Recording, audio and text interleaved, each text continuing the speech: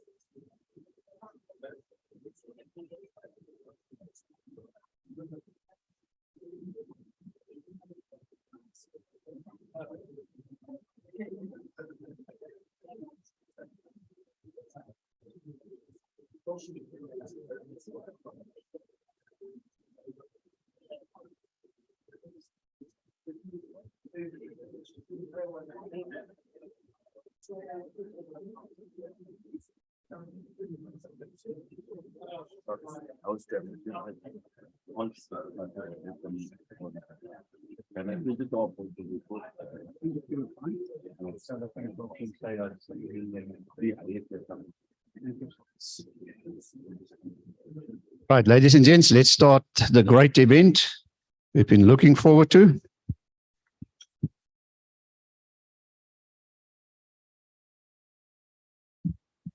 I know many colleagues will join in.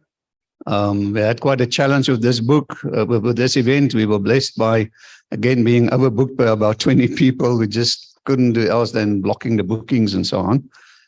So apologies for those who couldn't make it. But we know that a lot of people will follow on Zoom and on YouTube and so on.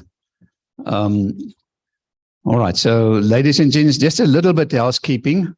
The restrooms, when you exit that door, you walk straight, you will see the sign there, toilets. So it's to the right and you will find the restrooms there. Note that everything that's happening in this room is being live streamed. So don't say anything that's not in the public domain. So there are people on Zoom and YouTube following, and afterwards for many years on YouTube, still this file will be live on YouTube, God willing. So yeah, so just bear that in mind. All right, so we're being proudly hosted today by University of Johannesburg's Department of Transport and Supply Chain Management. This is the formal Transport Month celebrations. And we're very thankful for Professor Jackie Walters and Professor Noreen Pisa to, be part of this and actually instrumental to this and the Transport Forum. And mentoring myself, also putting this program together. I'm very thankful for that. Now looking at our program there, let's quickly run through the program. I'm not going to read everything, obviously, but you can see Prof. Nolien, our host for the day, will just now do the formal welcome.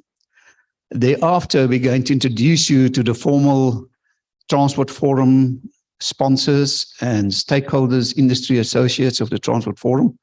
The communication desk you see there.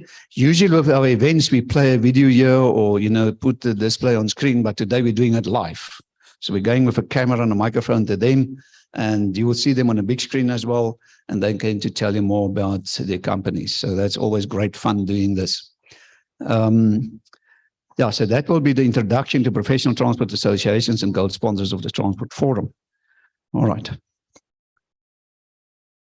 Then we'll start with the presentations.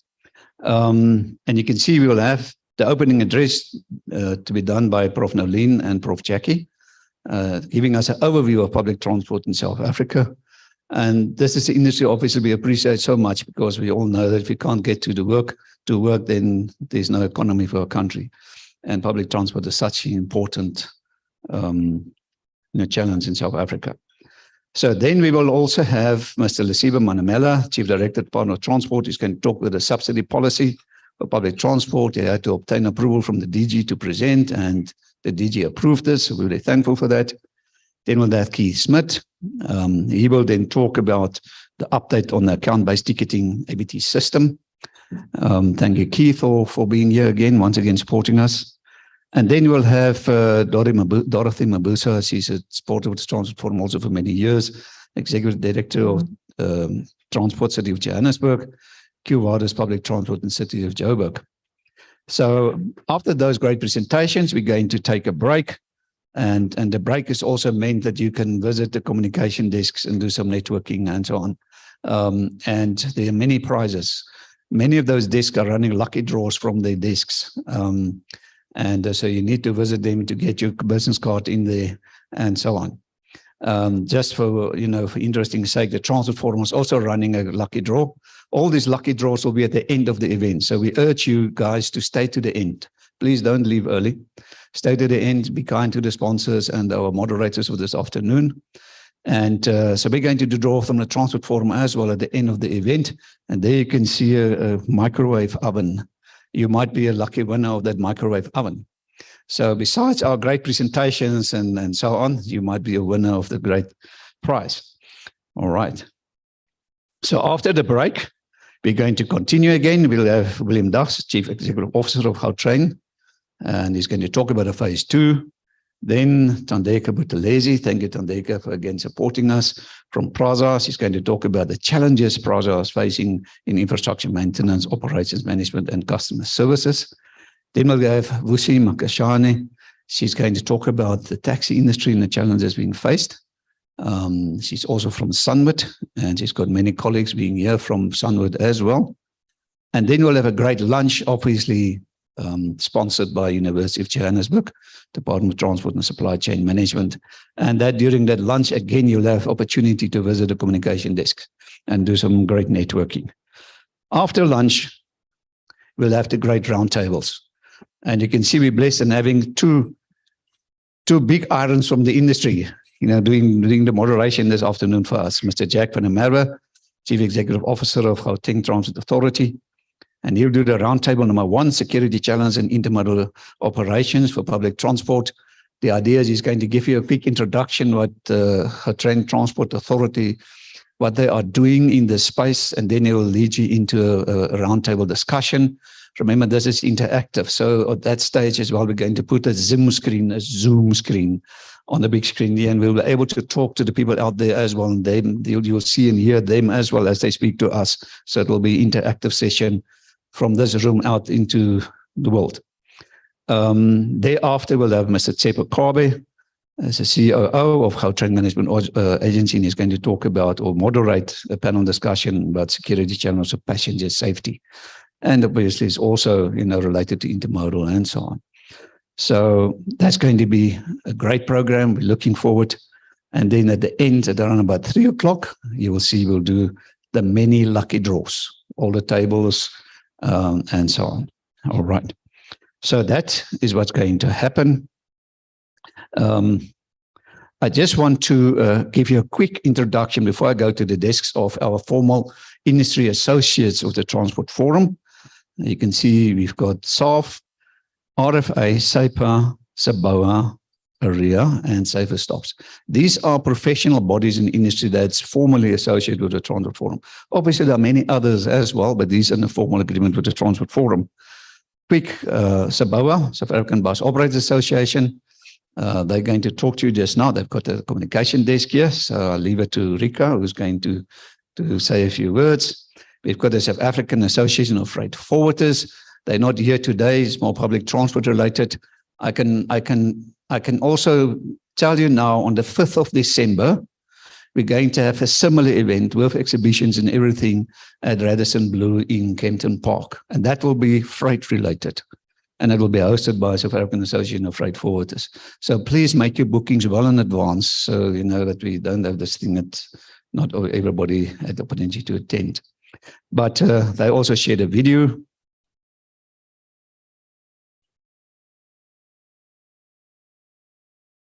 What does it take to compete on the world stage? To go head to head with the best of the best? Excellence, agility, resilience, the willingness to keep on evolving. It takes courageous leadership to be bold and chart the course, to connect the dots, bringing stakeholders together, to overcome the hurdles we all face, and to deliver best practice. It's about business at the click of a button, delivering at the speed of the internet, connecting people, products, and places, strengthening our supply chains, faster and more cost-effective than ever. Since 1921, we've given voice and vision to the freight forwarding industry, navigating the tides of international trade, evolving ever more sophisticated supply chains, bridging local and global markets to move our economy forward. Welcome to our world. The South African Association of Freight Forwarders, architects of transport for over a century.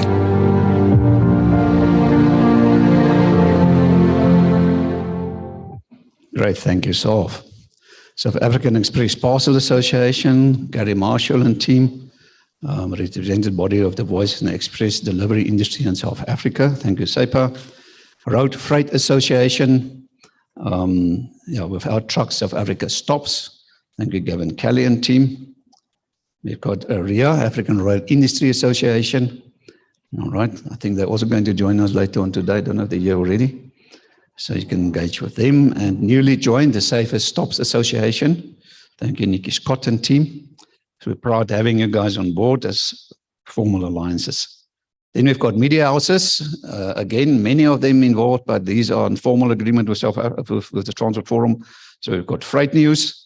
Freight News, it's news and features for export and import decision makers, all about logistics news. You need to subscribe to these magazines, guys. Otherwise, you're losing out big time. Railways Africa magazine. All right. And we've got engineering news for Crema Media. And they gave us a wrap of the news of the week.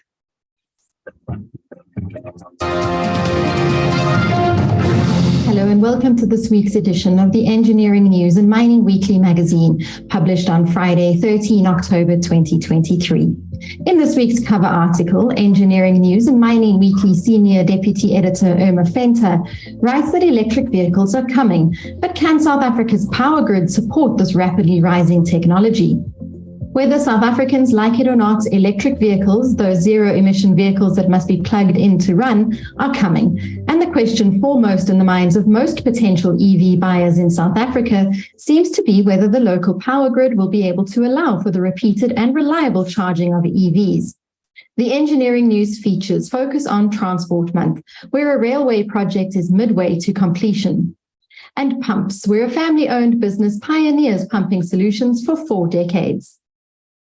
The Mining Weekly features focus on mining in West Africa, where a gold major highlights its regional commitments. And Motors drives a mechanical power transmission, where a local agitator order is a world first for a global drive engineer. This week's business leader is Andrew Middleton, the CEO and co-founder of solar subscription company Go Solar. And as this week's cartoon shows, a 10-year review of the National Development Plan, which was officially launched in August 2012, will unsurprisingly confirm that just about every target that the plan hoped to achieve will be missed. We hope you enjoyed this week's edition of Crema Media's Engineering News and Mining Weekly. Be sure to subscribe to the magazine that offers you in-depth news about developments in the real economy by emailing subscriptions@engineeringnews.co.za. Happy reading and see you next time.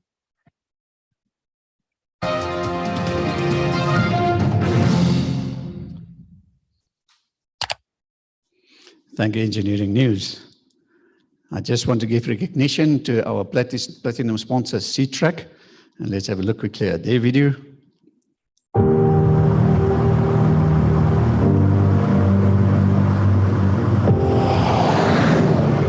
A lot has changed in the 4 decades that we've been keeping vehicles and business equipment safe and always visible.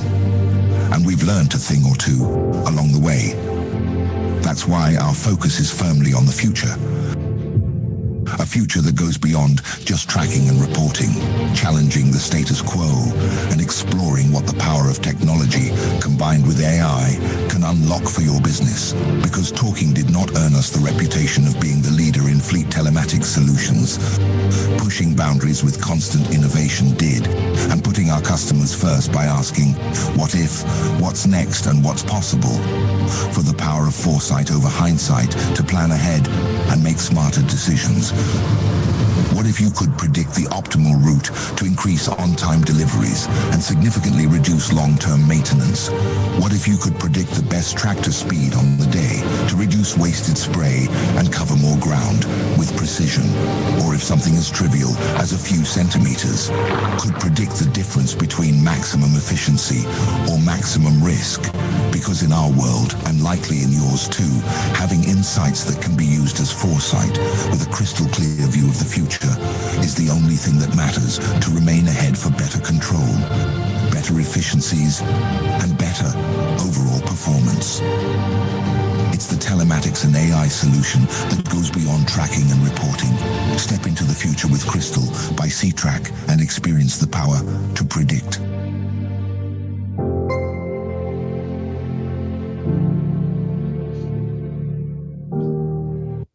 Thank you, C-Track. They will tell you a little bit more about themselves just now. Ladies and gents, our host for today is University of Johannesburg, and I'm inviting now Prof. Nolene Pisa to do the formal welcome for us. Thank you very much, Prof. Nolene.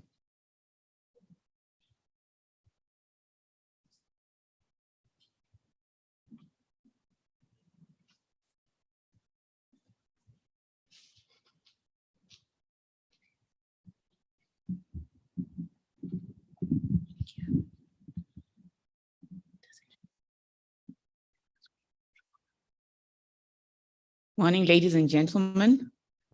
It's my pleasure to welcome you to this Transport Forum, specifically celebrating the Transport Month. We are all aware of the importance of transport. It's like preaching to the converted, but I decided to do a welcome with something that I always imagine, something I always wish for, a utopia that we want to imagine. So I asked ChatGTP to help me visualize what the transport system would be like in 2046 in South Africa. We will have a hyperloop between Johannesburg and Cape Town. It will take us less than an hour to travel between these two cities. Travelers will have the luxury of absorbing the beautiful scenery between these two cities as they travel at super fast speed between the fast cities. Imagine how economic growth and economic activity will be enhanced with such short travel times. Imagine how this connectivity will improve our day-to-day businesses. Meetings in Cape Town become a daily thing. Meetings in Durban are not such a big logistical nightmare or such a time-consuming activity. Our travelers have got the privilege of having an integrated transport system. Our mobile systems can be utilized to do multiple bookings, to integrate different modes of transport in a particular journey. Our transport policy objectives have now started to come into fruition, and we can see that AI has started to take advantage of the opportunities and has also been utilized to maximize the transport system for our users. Our fleets are quite environmentally efficient. We've got electric buses, autonomous shuttles, and these vehicles are equipped with advanced safety features, AI-driven optimization, real-time passenger information systems. Imagine such a reduction in safety incidences. Imagine the elimination of fatalities on our roads because we have much safer transport systems. Our mobility hubs are now smart hubs. they are safe, they are clean, they're integrated, but they prioritize the sustainability and convenience for our users. They also create a lot of business opportunities for the economy at large. Our buses are world-class. They have augmented reality on the screens. The screens are interactive. Our commuters can plan their next stop. They can effectively access information if there are delays on their journeys, etc., etc. There's also universal access. We prioritize comfort and inclusivity for all our travelers. Our disabled passengers have got ease of access, and all the different modes that are available make it easy for our travelers to maximize the public transport system. Ultimately, we are harnessing renewable energy. South Africa is blessed with a lot of wind and sun, and we are making the most of this to maximize our public transport system whilst minimizing the impact on the environment. We also have a lot of use of AI to optimize our public transport systems. And as I've said earlier, there's a lot of interaction between the information systems and effectiveness for use for public transport users. And lastly, there's a lot of collaboration between the private sector and the public sector. There's harmony in planning and in execution.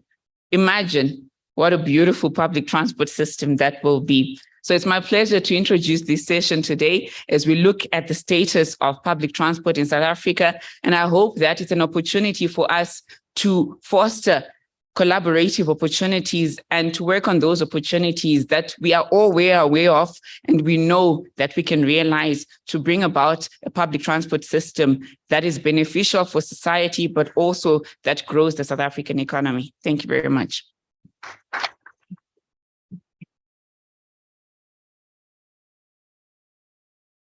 Thank you so much, Prof. What a great introduction.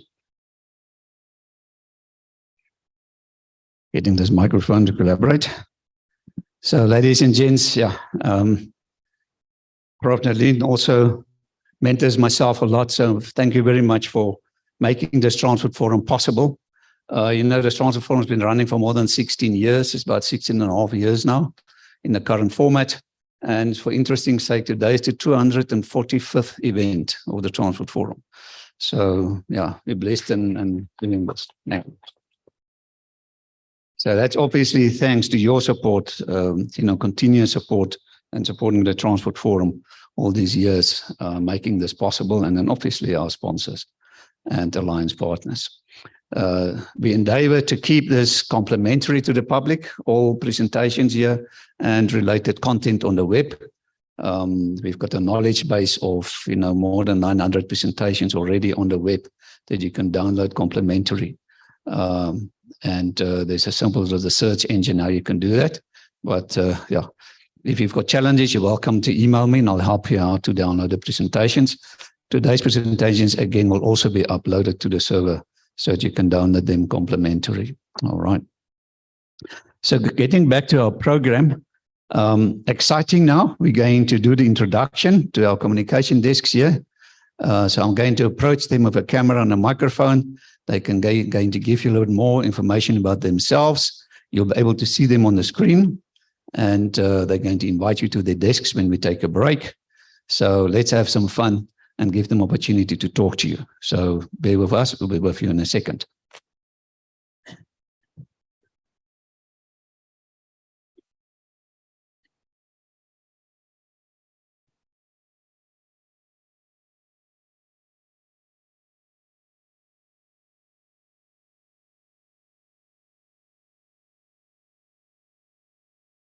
Here's 1, 2.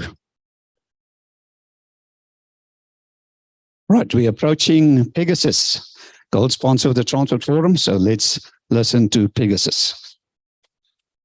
Thank you, Harry, and welcome everyone. And it's a pleasure to be here. I'm Ahmed Mullah from Pegasus. I'm a principal at Pegasus and working in the transport space for quite some time now, and really excited to be here. I also think the topics today are really exciting and interesting, given where we are in the transport sector at the moment. So just a bit about Pegasus. I'm sure hopefully most of you know about us as well, but we're a multidisciplinary strategic management consulting company. We work across multiple sectors, but specifically I'll talk about our transport sector that I'm involved in. And, we're quite embedded in the transport space, both in South Africa and Africa at the moment, doing some really exciting projects. And our services include, in essence, business and financial strategy work, transport planning, which I'm quite passionate about, transactional advisory type work, capital raising, policy development, institutional and governance work, and program management. And there's a whole broad range of other services that we offer. And we're working, both in the freight space. Public transport is, we're quite embedded in that space as well.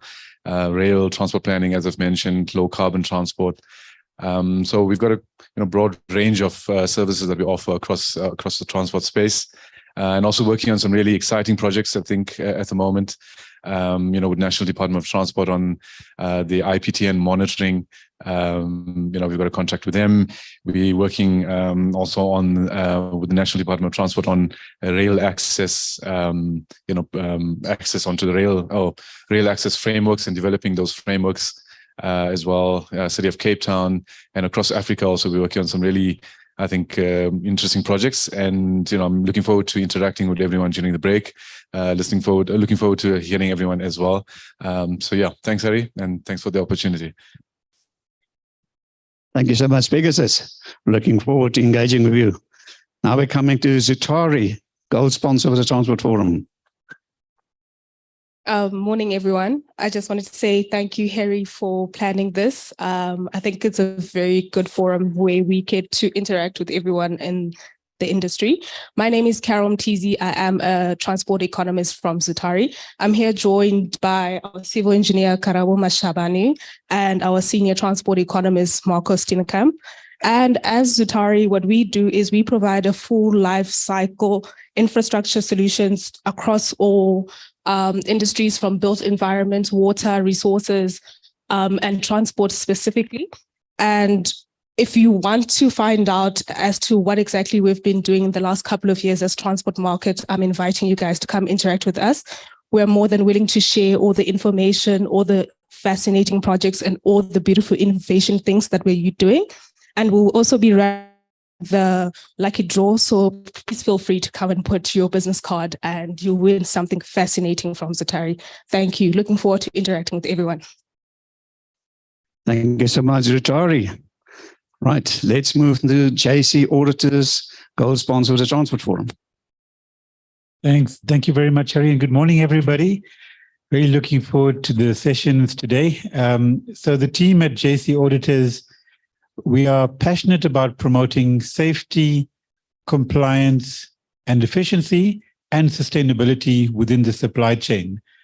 Most of you would know we are RTMS auditors, having been involved in the project since inception. And I was at the Fleetwatch meeting yesterday, and I was speaking about culture change. I think as transport stakeholders, we all need to understand the responsibility we have to change the culture of transport in the country. The road networks belong to all of us. If transporters and the supply chain are not safe, compliant, and efficient, it affects each one of us. So our team is passionate about making a difference in the transport sector, but we also do lots of other ISO certifications in various other sectors. And I'm very pleased to have my colleague Ndima with me today. She's the first Black woman RTMS auditor, and it's always a pleasure to have her with us. And looking forward to engaging with you today. We have some nice gifts, keychains, and we've got a year planner to give away and some nice tokens. So if you want to have a chat about risk, safety, compliance, or even if you want to talk about the rugby on Sunday, please stop by. Thank you. Indeed. Thank you very much, JC Auditors. Let's move to Standard Bank, gold sponsor. Thank you, Harry. To you, Jay, thanks to Dr. Nolene Peace and Jackie and the team for hosting us today. That is amazing. But the short version is that we are known as the Standards Bank. We are 161 years old. We were rated in Forbes as one of the top and best employers for 2023. We are operating in 17 countries. Africa is our home. We drive our growth, and we can fund anything. We can fund solar panels, trucks, trains, buses, bar-articulated buses. We're the only bank in the country, by the way, that finances bar-articulated buses. So those are those PBS, performance-based buses. So it's an interesting concept. But indeed, as part of being the Standards Bank, we also promote and drive best practice. We want to see safer vehicles, safer drivers, safer roads. And part of that is also be very involved with RTMS. And we're also very keen to promote some of the diploma in road transport. I think it's one of the best that there is. It incorporates aspects which are fantastic for anybody who wants to know the foundation of being a good transporter. Awesome. So great to see you there. I did it, by the way, and I think it's awesome. So I think the short version is my colleagues, I've got my colleagues Varushka and Marina from Standard Bank at the table, and we are very, very keen to engage you. We also have it's a homemade one. It's interesting. There's a lot of interesting things in part of the lucky draw. Come to our table, come chat to us. As I said, we can finance anything, anytime, anywhere, any place. We're the Standards Bank. Thank you, Harry. What a great bank. Let's give them a hand.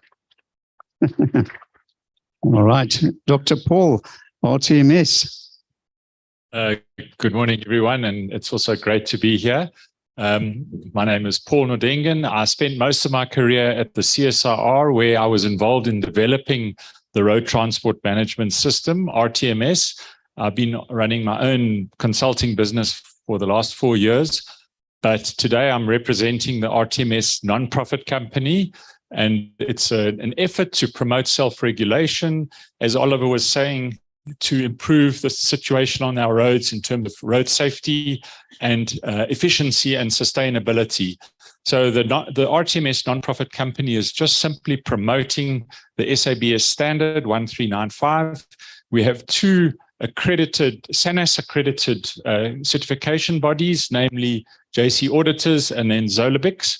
And we also have a passionate team who, as Kathy and Oliver said, are passionate about improving the situation on our roads. I was chatting to someone just now saying that South Africa has one of the highest road fatality rates in the world. And this is a major, major problem. It's all about taking responsibility, and it's a huge challenge. I think the RTMS, we now about 20,000 trucks and buses that are certified. It's a long, long way to go. And it's not a 5-year project. It's not a 10-year project.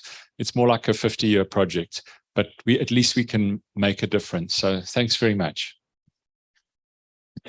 Thank you, Dr. Paul and RTMS. Let's move that side now to Santaku, joining us today. Santaku, thank you very much for being here.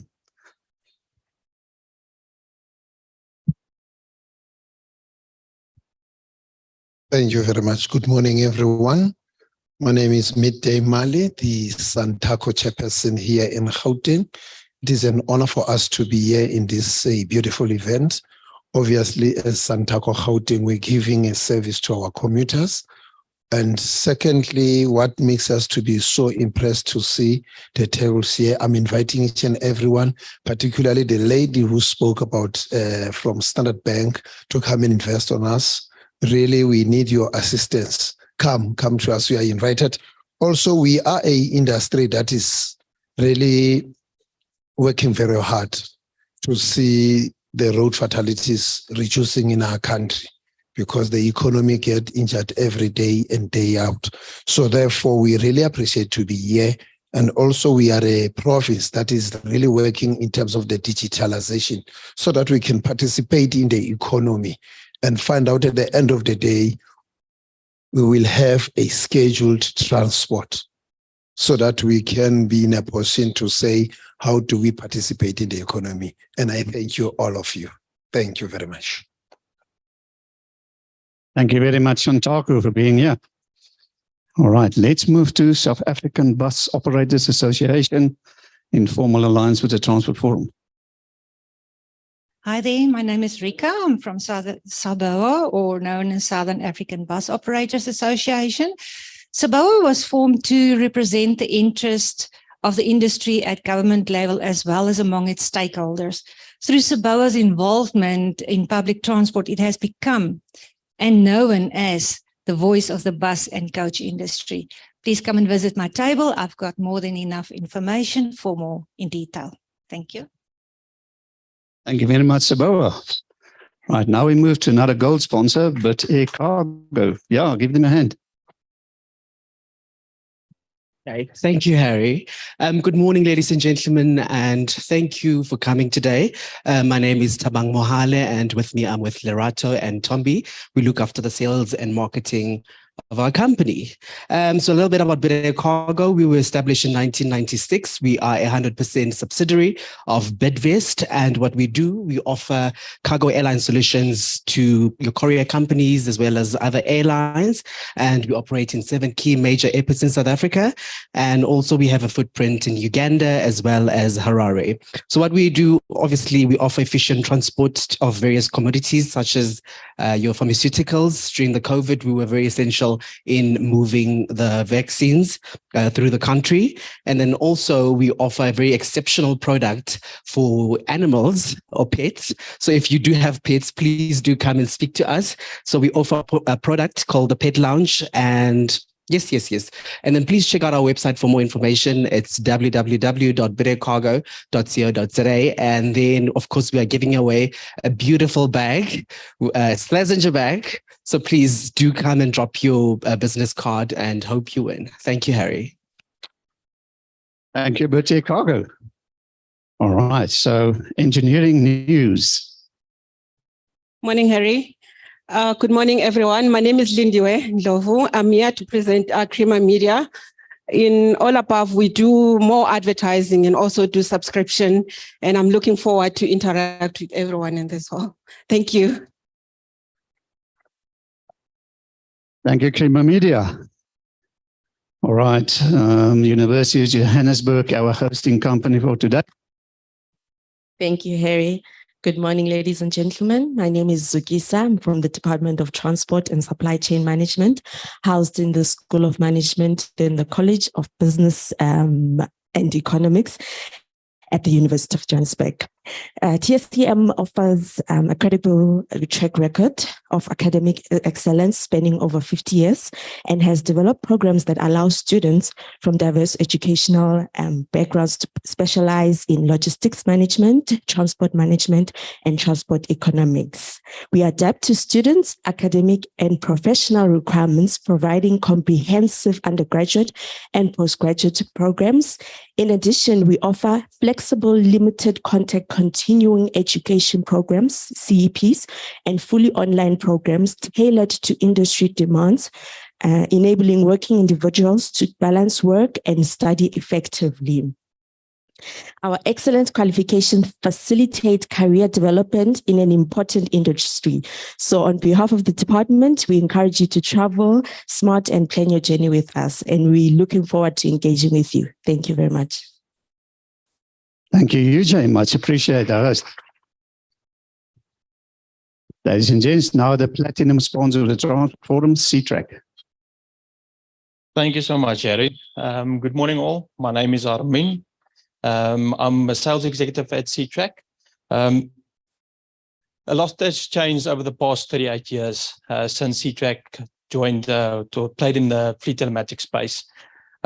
We are firmly focused on the future of C-Track, and we firmly focus on predicting the future. Okay. C-Track Crystal is where artificial intelligence meets data telematics. Okay. It enables our customers to predict the future, reduce risks, reduce cost, increase revenue, and improve asset management and improve operational control. We invite all of you to come to our stand and speak with me and Lerato, who's also a sales executive here at C-Track, to discuss a little bit more and the future of C-Track and where we're going with this platform. Thank you all. And for the guys that's joining on our social media platform, we invite you to visit our website at www.ctrack.com. Thank you so much, Harry. Thank you, C-Track. All right, Chartered Institute for Logistics and Transport. Thank you, Harry. My name is Maura, and I'm from the Chartered Institute of Logistics and Transport. We are a governing body for the transport logistics industry, and we cater to all the working people mostly. Please feel free to come to our stand, and if you're online, please go on to our LinkedIn page and our Facebook page. We're very active there. Thank you. Thank you, Silsa. All right, Kuba, another gold sponsor. Hi, good morning, everyone. Firstly, I'd like to thank Harry and the team for putting this fantastic event together, as usual. My name is Seren Gawanda. I'm a sales executive at Kuba, and Kuba specializes in automated fare collection systems, not just for South Africa, but globally as well. With all the discussions surrounding interoperability and integration, we have implemented many systems globally, and we look forward to engagements today regarding possible solutions. We will be having a lucky draw later on, so I welcome your business cards, and good luck to everyone, and thank you, Harry, again. Thank you, Kuba. Ladies and gents, let's give all the sponsors and associates a big hand.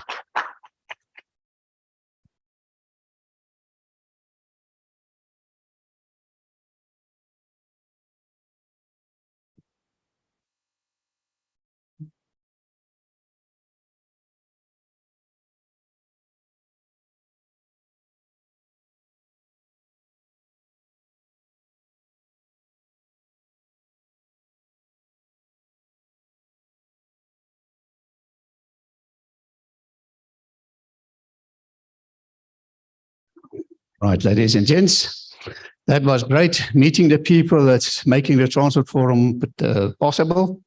And I'm quite sure you're going to enjoy engaging with them through the breaks. So now we're going to start with our presentations. We're talking about public transport, Vadis. That's the 12th of October, 2023. And we're going to have Prof. Nalin Pisa and Prof. Jackie Walters to do the keynote address. And they're going to talk about an overview of public transport in South Africa. Thank you very much, Prof.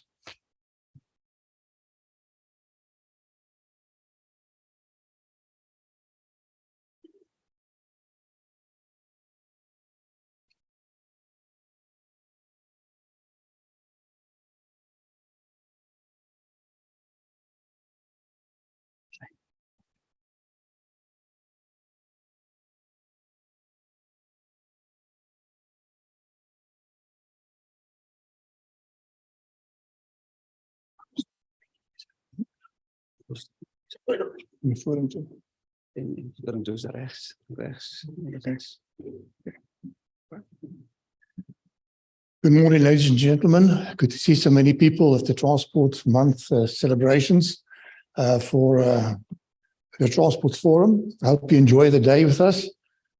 The presentation I'm about to share with you is really something that we did last year in Singapore, in Australia, in Sydney, Nalin and I, where we, on a regular basis, for an international audience, give an update of what's happening in public transport in South Africa. And this is the Threadbow Conference Series, competition, ownership, and land passenger transport that takes place every second year somewhere in the world.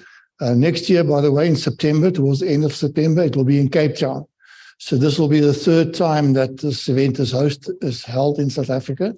Our department has hosted two of these events, and it will now be the University of Cape Town hosting the 2024 event. This was done for an international audience, so you may find some of the information,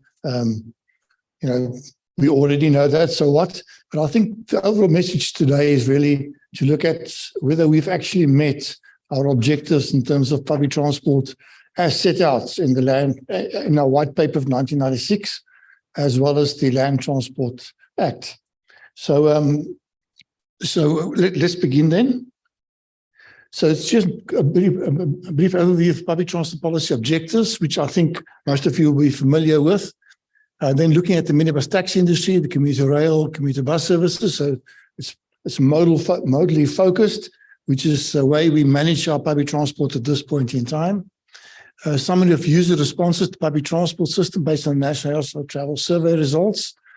And then some positive developments. So beginning, I think you'll see that the news is not in generally that good, but we have positive developments as well. And then some conclusions. I will be dealing with the first 4 bullets, and then Nalin will then deal with the remaining bullets and the way forward.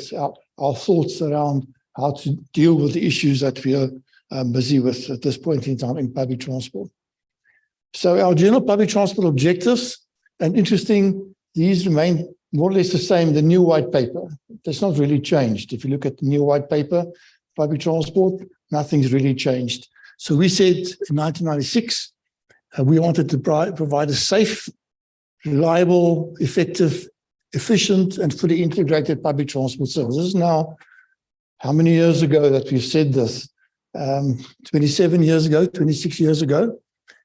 Fully integrated transport operations and infrastructure, which best meets the needs of freight and passenger customers in the system, at improving levels of service and cost in a fashion which supports government strategies for economic and social development, whilst being environmentally and economically sustainable. Very important objectives we had in 96 white paper, and we said we're looking at least 20 years to implement all of this at that stage when we started to develop the white paper.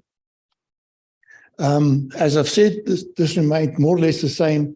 I think it's exactly the same as the revised white paper of 2021. If you look at the National Land Transport Act 2009, as far as public transport is concerned, I took a few of the items that's included in the Land Transport Act. It facilitates, we should facilitate the increased use of public transport. Safety of passengers, very important. Operators to tender competitively for contracts and rail concessions. And this is also included in the new rail policy, but mostly for freight rail, not really for passenger rail. I think as far as passenger rail is concerned, it's very disappointing to see our objectives as far as that's concerned in the new rail policy, because it's only for the areas that PRASA is not interested in that they'll consider concessions. Integrated approach to the provision of transport. And this integrated approach is a bit, I mean, look at it a bit wider. It's not only, the approach will mean financially, operationally, infrastructure-wise, and so on. So that's integrated approach for the provision of public transport, satisfying user needs. And we have included in this presentation the household travel survey, where 50,000 people were surveyed to see what people think about public transport in South Africa. So Nalin will be dealing with that to see what users are saying about the service. Ensuring the integration of public transport modes with due consideration of the needs of the users. Promote effective integrated transport planning. Planning authorities must prepare integrated transport plans, and provision of negotiated tendered commercial service contracts for bus services, and recapitalization of the minibus taxi industry. So those were really the high-level objectives. So maybe you can take the picture away. Despite the policy objectives in the white paper 27 years ago, and the provision of the NLTA today, I think it's generally accepted that the South African public transport system is underperforming and that user satisfaction is generally low, despite the fact that if you look at the bigger picture, we are spending around 40 billion rand per annum for infrastructure and operations for all the modes combined throughout the country, including municipalities and so on. Spending 40 billion rand per annum, and I'm not sure we're getting value for money as far as that's concerned. The previous Minister of Transport on the 9th of June 2022 stated the following: unfortunately, public transport in South Africa was already in a dire situation when the pandemic was declared. So this is even recognized by government that we have a big problem.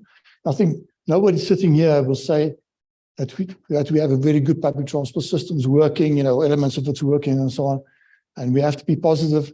It's hard to be positive when you spend so much money on the system and you don't see the proper results based on the objectives, the white paper and the NLTA in the system on the ground today. So this is really a critical review of the transport policy and strategy initiatives in South Africa for this period, 1996 to 2021. I must just say that there's a comprehensive paper that's been published based on this in the transport research and transport economics, where much more information is available than this presentation, because it's limited to 20 minutes. So if you look at the commuting trips, we have an 83% share of commuting trips in the taxi industry, which is really an informal industry. It's lightly regulated, and it's mainly 16-seater minibuses. If you look at the buses, 14.6% share of commuting trips, and we have quite a large element of subsidized commuter services here. Not only the municipal services, but also scholar services and the general commuting services funded by and through the public transport operations grant of the Department of Transport. Then we have the rail, 2.4% share of commuting trips, heavily subsidized as well. And we know what has happened to rail the last few years in the country, just within COVID and post-COVID. But even before that, you'll see in the figures and the graphs that the decline has been systemic over time. We have the declining use of rail in the country, commuter rail. So if you look at the three household travel surveys, 2003, 2013, and 2020, you'll see that the taxi industry has really made big inroads. 59% of commuting trips in 2003, 69%, 83%. And I think when we do the next survey in about 8 to 10 years' time, you'll probably have over 90% shareholding of the minibus taxi industry in public transport in South Africa.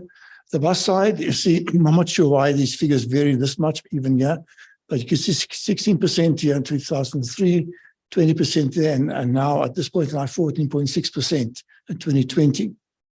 Rail has always been low. Not sure also why this varies this much in these surveys, but this is, I think, reality today. It's around 2.4% of commuting trips. So it's very important to bear this in mind. Okay, and also looking at the objectives that we've had for public transport in the country over time. So minibus taxi industry is classified as a paratransit mode. It's also unique. It's an independent industry on the social accounting matrices of the economy.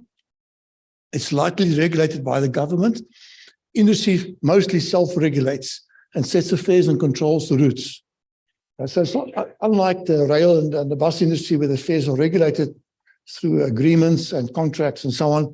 The fares here are set by the market in a big way, and the level of competition in the market itself, but also organized by the taxi industry itself. So a very dominant industry, but self-regulating and setting its fares and service levels and so on. Mainly comprises minibuses between 13 and 16 seats, and accounts for 83% of public journeys, mainly low-income households throughout the country. Industry accounts for approximately, an estimated, we don't know the exact numbers, 13 to 15 million commuter trips daily, and generates an annual revenue of about 50 billion, with turnover of around 80 billion.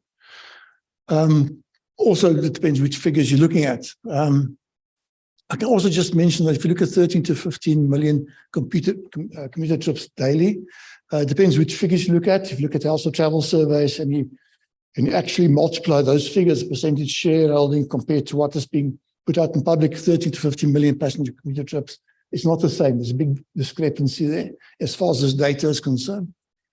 It's hyper competitive, resulting in oversupply of services in already saturated markets, and weak government management and issuance of operating licenses. And we know what the issues are around fraud, corruption, delays, and so on around these permits. Generally poor vehicle maintenance, significant percentage of illegal operations, reckless driving, intimidation, and infighting, and unavailability of services in off-peak periods.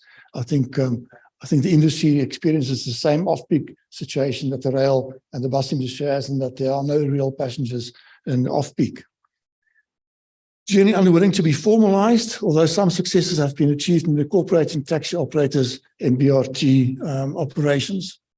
It's a cash-driven industry with little direct contribution to the South African tax base. I think this has been recognized by SARS where they say it's got 80 billion turnover, but the direct contribution of the industry towards taxes is very low, and mainly because it's a cash-driven industry. So if you look at the number of minibuses in the country, the estimates, 137,000 taxis. This is the formal estimate, but there are many other estimates that say it's around 250,000 taxis in the country. So we don't really know how many taxis there are in the country operating throughout the country. Look at commuter rail. PRASA manages this. It's got 2,280 kilometers of track and 585 rail stations, and operates in those main metropolitan areas that you see there. It has seen a continuous decline in passenger journeys, mainly due to service quality and safety issues on trains, platforms, and journeys to stations, and competition from the taxi industry. I think the intermodal competition, impact of intermodal competition was quite significant. I'm not sure how much that has been researched in the past, but I think the taxi industry had made a lot of inroads in the rail industry and the bus industry, obviously, but certainly also on the rail side. And an accelerated decline began around 2013-14 due to dwindling service offerings, and there are graphs published by PRASA, which I'll show you, supporting this, vandalism of rolling stock and stations, and theft and corruption at PRASA.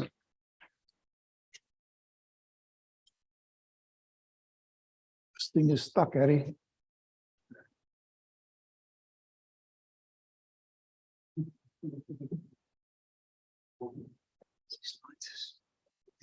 Still there for us. Okay. So must work it, yeah. Okay. So yes, the onset of COVID-19 exacerbated the passenger rail services woes during the following. The majority of PRASA private security contracts were deemed to be irregular. We know they were cancelled, and that was really the beginning of a very significant period of decline of rail service in the country. 2/3 of rail track overhead cables were stolen. Many stations were vandalized and ripped up for electric cables. Signaling equipment was vandalized, and electrical distribution boxes were stripped off their copper wire. It's also been investigated. Many of those investigations are ongoing relating to financial mismanagement, tender and appointment irregularities, and corruption. No service have been concessioned based on the White Paper of 1996. The new rail policy only permits this under very specific circumstances. I think it's going to be very difficult to motivate commuter rail concessioning based on the new rail policy. And the phased rehabilitation of the system and reintroduction of commuter rail service currently underway, and we'll talk about that. Nalin will actually highlight that. So if you look at this graph, it comes from the PRASA report in 2019. You'll see that the passenger trips will be this line down here. Trains operated, the red one, and trains on time will be this one down here. And then scheduled trains, the passenger trips, sorry, will be the histogram, and then the trains operated will be the red line, trains on time, the gray one, and then the scheduled trains down there. And you can see there's a very direct relationship between trains operated, trains on time, and scheduled trains, leading to the reduction in passenger trips up until 1920, and then COVID kicked in, obviously. So this is the picture from as far back as 2009, 2008. And look at the numbers that they were transporting, millions, 600 million passenger trips per annum. And in the heyday of rail, it was over 800 million passenger trips. Basically the same fleet, same line distances, same number of stations, 800 million trips. And today, I think it's around 30 million trips per year. And this was 800 million trips in the heyday in the 90s, mid-90s towards 2000. So it's definitely a serious decline. I mean, this graph will actually begin somewhere up there. Serious decline over time of the rail services. This figure is the P7162 report of Statistics South Africa. They update this every quarter, where you can see the passenger rail. This is from month 1, 2008, up until month 1, 2022.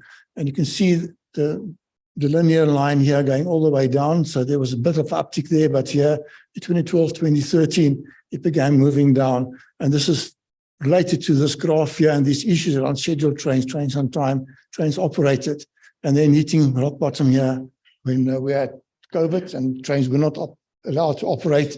And then from a very low base, a start of an uptick as far as passenger numbers are concerned.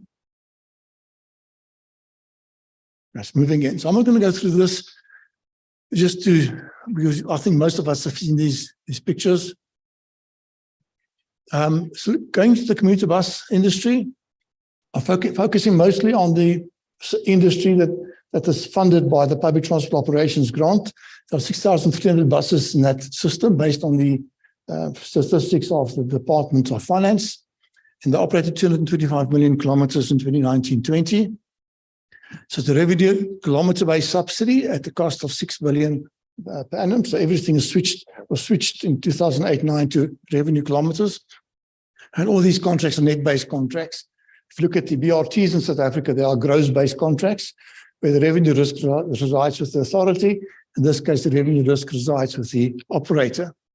Approximately 68% of the subsidy budget relates to interim contracts that were concluded with operators in 1997. This has changed lately. I'll talk about that in a minute.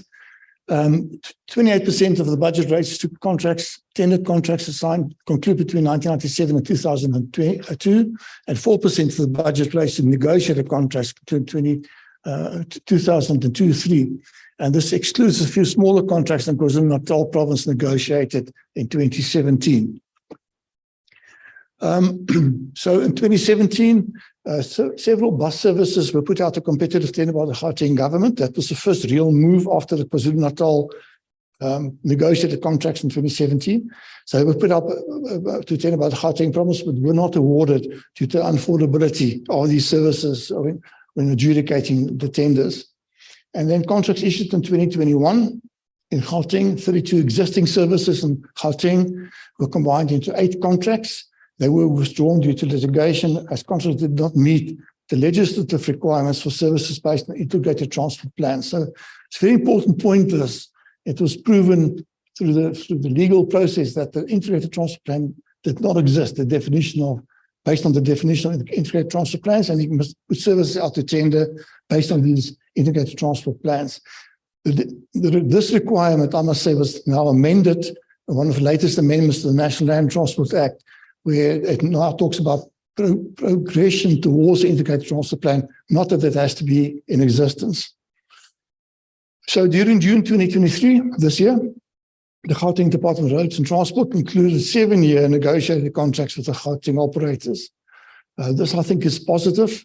Although there are many issues outstanding, I think it's positive development and that we are moving forward, at least moving forward, with understanding that many of the issues that led to the operators being reluctant to sign these contracts will be dealt with the next year or two.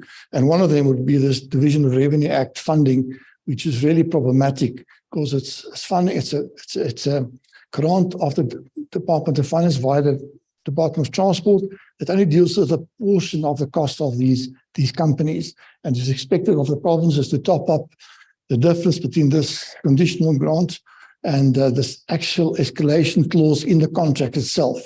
At the moment, that's not being done nowhere in the country. So, but in this case, I think the operators sign these contracts with understanding that this will be dealt with as we go forward. So these are 7-year contracts, basically on existing services for the next 7 years, basically based on existing services, and it's also net cost contracts. In other words, the revenue risk resides with the operator. There's been no significant implementation of the contracting system elsewhere in the commuter industry since 2002, and all operators on short-term contracts, originally month-to-month, and now 3-year contracts. So if you ever wonder why our bus sales are so low in this country, it's because of this. You can't expect an operator to buy buses and don't have a contract where you can actually recover some of those investments during the contract period to justify your investment. So this is, I think, a very important point to remember. And if you look at our bus fleet, average age is aging. And when you have a bus fleet that's aging, You have issues around maintenance, reliability, and you've seen what happened to rail with issues around maintenance, reliability, availability of rail. Your passengers start walking away from the service. And I think this is what we're also seeing in the commuter bus industry. But certainly, it's a positive step to have these contracts signed. So the industry is currently seriously underfunded and also undercapitalized. We did an exercise, I'm also involved in the industry itself on a limited basis at this point in time.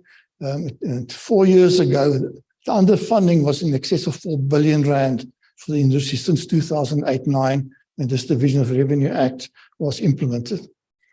So we have also made progress with BRT services, but there are serious questions about the value for money proposition due to low urban densities and the cost of these services and systems compared to conventional bus services, but we seem to persist as far as that's concerned. But we have made progress as far as that's concerned. Nalin, it's your sorry, just one more graph. Now, what I did, I updated information, passenger rail commuter bus trips over time from January 2008 to January 2023. And you can see the commuter rail, the previous slide, you can see the uptick is there. It's around 5 million passengers being transported at the moment. That's the graph there, and this is per month. And you can see the bus industry was in slight upward trend line, and then COVID, and you can see it's not yet recovered. This now recovering, but not yet recovered to the levels of passengers that we would have expected if you would put a line through there. So there's still about a 20% gap between what they're transporting currently and what they should be transporting. And then you can see the crossover here. In 2016, you see the bus industry actually carried more passengers than the rail, and you can see this big gap at this point in time. Just one point I want to make is that, we have to invest in rail, and rail is very important. But in many systems throughout the world, the bus is the dominant system. In London, in England, for instance, it's the dominant system, despite all of their rail services. So there's nothing wrong in promoting bus services and getting the bus industry to grow, to be more flexible and reinvest in the bus industry compared to other industries. So I'd like to see, going forward, that the government also focuses on the bus industry's renewal, not only on the rail, where we're spending billions at this point in time to renew rail in the country itself, but also the bus industry, and then obviously the taxi industry, to get the significant portion of the taxi industry to move in towards formalized public transport, commuter bus in the commuter bus side. Thanks, Nadine.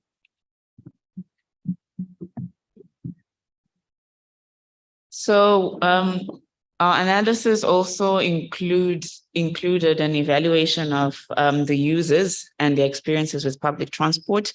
And this is a summary from the National Household Travel Survey of 2020. And we can see that most of the respondents indicated that public transport services were not available. If you look at the top line there, on the top line there, the train was not available, the bus was not available, and taxis. So that is the biggest transport challenge, that the transport services are not comprehensive geographically to service the households or the population as would be needed. Some indicated there were no transport problems. Probably these are car users, but obviously issues around infrastructure, the conditions of the road was an issue. And obviously we are aware with the prevalence of potholes increasing, that's going to be a big issue. Transport availability at specific times was an issue, specifically for buses and taxis. And Prof alluded to that earlier, that specifically during off-peak periods, we don't have taxi services. The household also perceived public transport to be quite expensive, specifically related to the taxis and the buses. And then reckless driving was an issue. And then other general issues were crime, overloading, rude drivers, congestion. So this was the general sentiment of the consumers or the users of public transport, which is contrary to the policy objectives to provide satisfactory public transport services. So it's not all doom and gloom. There have been some positive developments. However, we've seen that there has been recapitalization of the commuter rail system, and we have locally produced train sets that are being introduced into the network, and some priority corridors and stations and pairways are going to be rebuilt and refurbished, and I'll give a bit of detail of that a bit later on. And as at the third quarter of 2022-2023, 130 new train sets had been delivered, with a number of rail lines being reopened. And as we are aware, with the vandalism and the disruptions in the stations and the rail tracks, I think the new train production is exceeding the available capacity of tracks. So I think that has delayed that improvement in the rail service provision, but there is some development around that.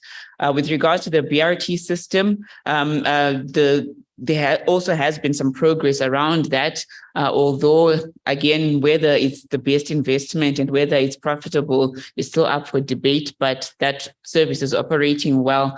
As Prof has mentioned, there have been contracts, 7-year contracts that were awarded end of last year. So that gives a bit of certainty to operations and hopefully improves the provision of bus services.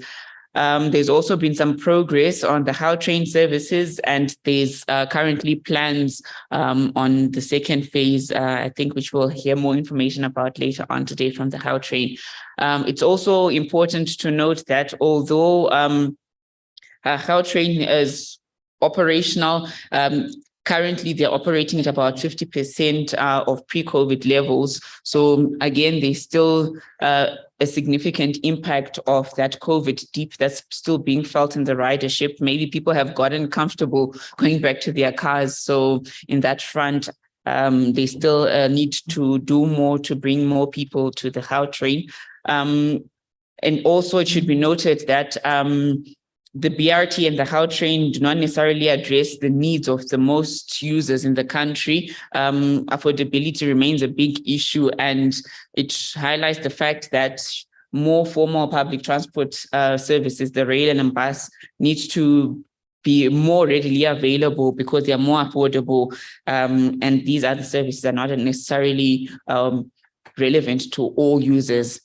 So the lines that have been opened, we can see that in Gauteng, since January 2022, the EMU is the new blue and black trains. They've been operating since January 2022, and most of those lines have reopened. Similarly, in Cape Town, they have reopened since March 2022, and then same as KwaZulu-Natal. So we have a combination of the old trains and the new trains, and that's some progress in terms of passenger rail services. With regards to the reopening of the other remaining lines, we see a lot of the plans taking place from the first quarter of 2023, 2024, which is phased all the way until the last quarter in Gauteng. And similarly in the Western Cape, we see that those plans are scheduled in the third quarter of 2024 and the different prioritizations. So there are plans underway, and operations are geared towards reopening these lines. And then with regards to station upgrades, we can see that there's also plans in the 2023-24 financial year for the priority in Durban, the Bridge City refurbishment, then followed by the Durban Kelso, Crossmoor, etc. And then similarly, modernization, the modernization plan. These are the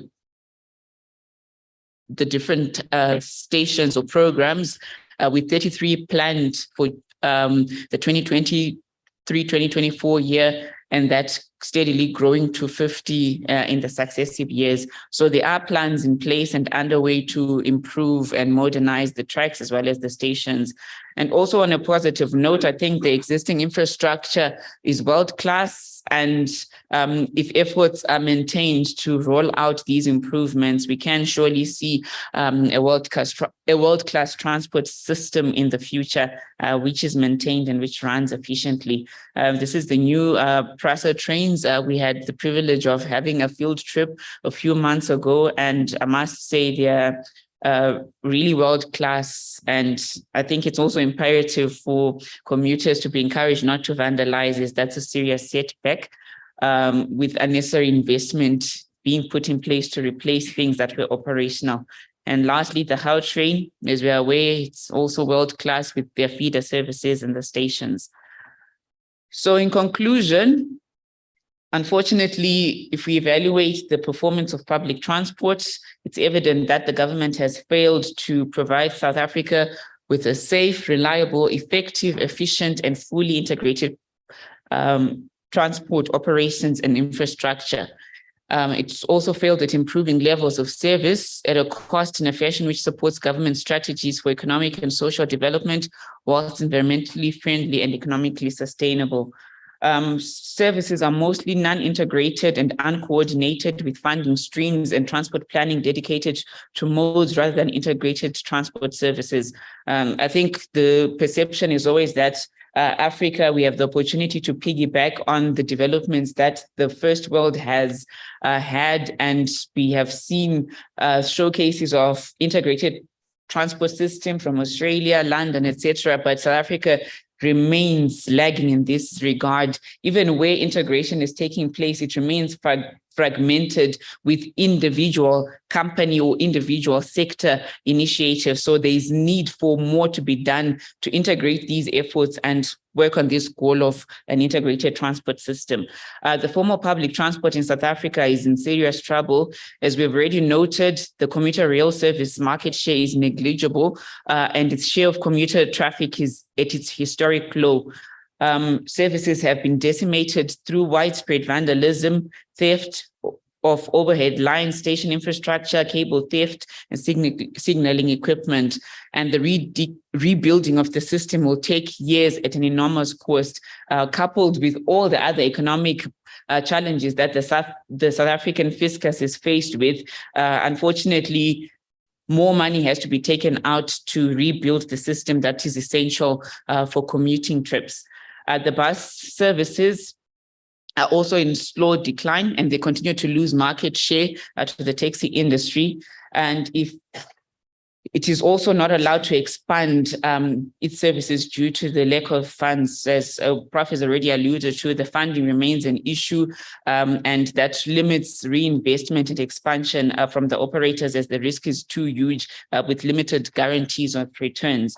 The current funding regime is slowly throttling the industry, with the result that the fleet has aged substantially as investments in new buses decline, and most of the industry are still on the interim contracts signed in 1997, despite the renewed contracts signed last year, which is a very small proportion of the whole industry. The informal minibus taxi industry has grown its market share from about 63% in 2003 to about 80%, and these gentlemen have alluded that it's more than 83% currently. So there's significant growth in that industry, but commuters find it unaffordable, and this already drains the minimal household income that they have, which places further stress on households. So this industry is the backbone of the public transport system in South Africa, and it continues to make inroads into the formal industry. If the annual growth continues at the current pace, the country will soon be entirely dependent on informal taxi industry for the conveyance of its workforce. And we've seen that the experiences of the users also demonstrate an equally dismal performance. As we've seen in the last 3 household travel surveys, the households have emphasized that they are dissatisfied with the quality of services, particularly safety, security, and availability and affordability of services. The way forward, unfortunately, the government has to own up to the fact that the traditional formal public transport industry in South Africa is failing and is not achieving the policy and strategy objectives. Public transport planning and funding has been and remains highly fragmented. And why is this the case more than 27 years after the white paper has been published? So more needs to be done to streamline the funding and to make sure that efforts and initiatives actually bear fruit and the operators and the different levels of government are held accountable. Government needs to understand why it seems incapable of implementing its public transport policy strategies and objectives, and also to adjust accordingly. The introduction of the transport authorities at the metros is very important, and this is going to be vital to address the matters of proper jurisdiction, and these transport authorities need to be given the proper authority to plan, manage, and fund public transport services. Without that devolution of power, we'll continue to see this fragmented system and little improvements in the public transport system. Also, the capacity to manage complex transport public systems must be developed. Without leadership and the right skills and competencies, will keep on going in circles. So there need to be programs in place to create that capacity and to also have succession plans to build that capacity to ensure continuity beyond that capacity in that point in time. There also needs to be adequate funding made available to fund public transport systems. There also needs to be a renewal in efforts to address the decline in patronage for both commuter bus and rail, specifically for the passenger rail services, and I've also mentioned the How Train, also on a broader scope for environmental consideration and reduce the carbon contribution of use of public cars. The country should not be reliant on informal, difficult to control minibus taxi industry for the traveling needs of its public. The collapse of the commuter rail system in South Africa is a direct result of a lapse in security management, corruption, and poor management at PRASA, for example. The recapitalization of the commuter rail system with new rolling stock and rehabilitation of vandalized lines, signaling systems, overhead lines, and stations will have no meaningful effect if these matters are not fundamentally addressed. We'll keep on having the same problem and having to reinvest in the same infrastructure and same capital. So there needs to be proper management and accountability of these funds and these systems. And lastly, the commuter bus industry, which is mostly entirely privately owned, must be given policy and funding certainty. The government cannot expect an industry to invest in new buses, new technology and infrastructure if it is relegated on short-term contracts, funding uncertainty, and no new contracts for more than 20 years. Thank you very much. That is the end of our presentation.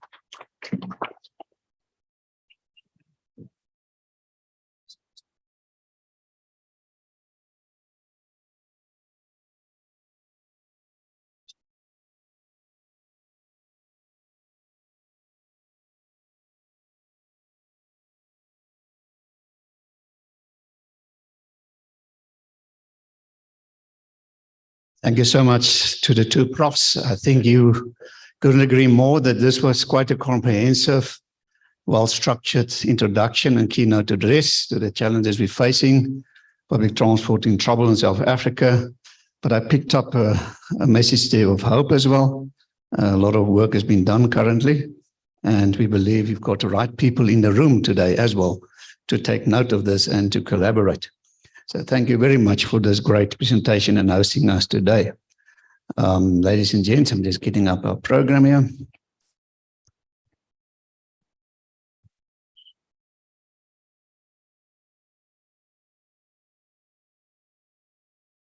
All right, so now we're going to continue with our presentations. We've got the next presenter is Mr. Lesiba Manamela. He's the Chief Director, Department of Transport, and he's going to talk about the subsidy policy for public transport. Thank you very much, Lesiba. I really appreciate it. We're just going to get his presentation uploaded. Thank you.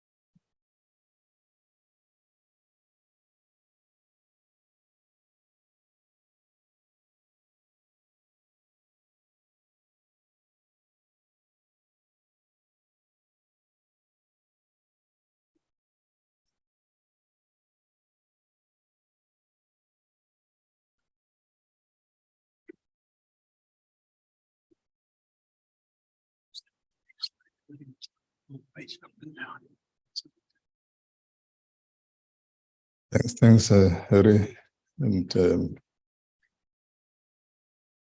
morning to everyone. After the presentation, I've become nervous. And they say public transport is failing, government. But I think it's a reality check. That's why the presentation I'm going to do is about focusing more on the subsidy policy that we are in the process of developing. That is the outline of the presentation. Maybe as a start,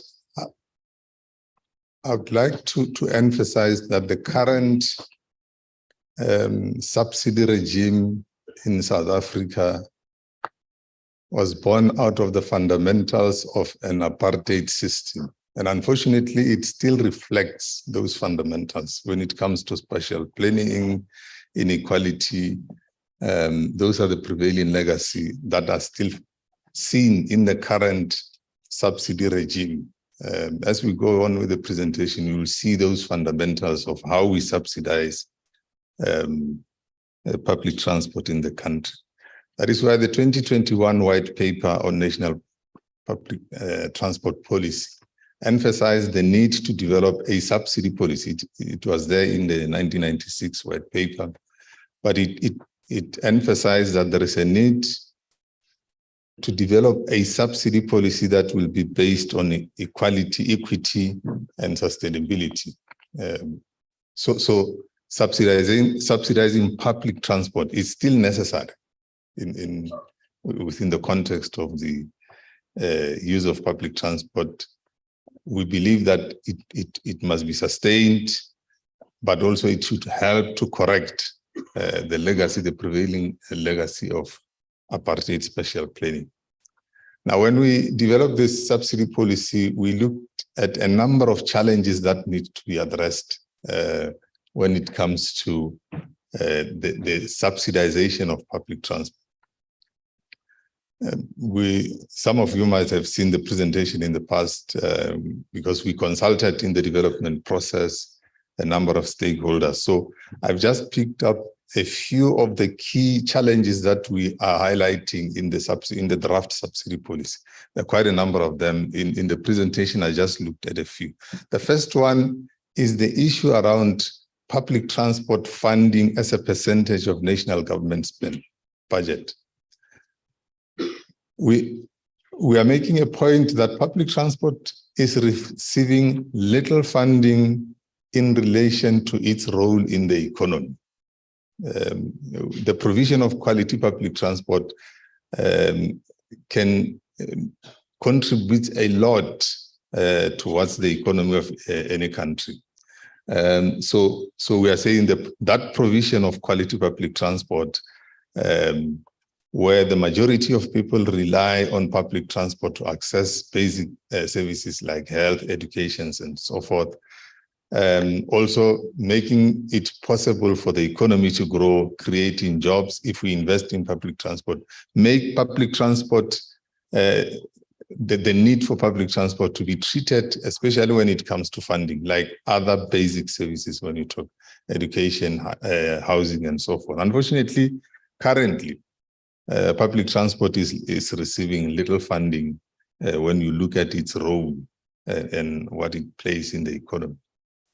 That is the first challenge that we have identified in the document. The other challenge that we are identifying is when you look at the spread, the geographical concentration of subsidy currently.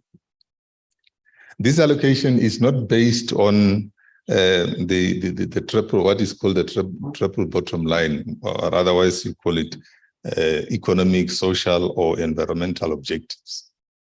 This is the legacy that I'm talking about of apartheid. The red dots, that's where we are spending more of our current subsidy when you look at the bus side. And that's basically our metros. And it is because of the history where a subsidy was paid on the bus side to bring people into the cities for work and so forth. Rail, the same. It's purely in the metros where the infrastructure is there. And when you look at those red dots, that is where the current operational subsidy that we are spending in the country is spent. Now, as I'm saying, this spread does not reflect the needs. It reflects the history that we are coming from. In the development process, we looked at other options. What would happen, for example, if you focus social development becomes the focus for subsidization? The picture will be the top left, where funding will then move to your rural areas or semi-urban. If you focus economic, the status quo remains largely. When you say, let's subsidize based on economic development, the red dots shows that your subsidy will remain in your metros or your mining towns and so forth. If you focus on environmental, the focus, if it is there, environmental objectives, then it moves to areas that are currently not subsidized. But if you take all those issues, social, economic, and environmental, and then you weigh them equally, the picture is the bottom left, where subsidy will now move away from where it is currently concentrated. But these are the choices that we are putting in. We have not made any decision to say this is the final. The draft is proposing a kind of a formula that we must use going forward to allocate subsidy based on those number of scenarios that we have just mentioned. The other challenge is the planning part. Public transport funding is done in isolation of other built environment initiatives. Public transport is an integral part of a functioning built environment, but most grants that are directly or indirectly linked to public transport are in isolation, are administered in isolation of public transport. We have a number of these built environment grants. You can talk about, for example, the municipal infrastructure grant. We have got the public transport network grant. In 2018, when we looked at the quantum of the different grants that we have, roads maintenance grant, they were coming to around 70 billion. Now we are saying if there was a coordination of this built environment grant, much would have come out of that, those grants to improve the funding for public transport. There's a need for us. For example, you look at rail. We are saying rail is still one of the most inaccessible mode of transport because when we're looking at the human settlement programs in most sprawl cities, human settlement programs like the housings are built away, not nearer to your rail stations in most townships and so forth. So we are saying if these programs are coordinated, there might be efficiency in how we use spending of public transport funding. The other challenge is I think Prof, the previous presentation touched on those issues. The skewness currently where, despite, for example, rail in South Africa being touted as the one that should be the backbone of transport, and there's an increased investment in rail, in higher capacity road public transport. But the picture now, and this is historical, I think the previous presentation has touched on that. There's still a lot of people who are using lower capacity vehicles instead of these high capacity vehicles, and it's historical. This picture just shows that the majority is coming out of the 2010 Stats SA Income and Expenditure Survey. Majority of people are still using taxis. And the spending is around 16% of the household budget being spent on road-based public transport, and 82% of their budget spent on private vehicles. So the majority of households' expenditure in South Africa is still being spent on private rather than public transport. The objectives.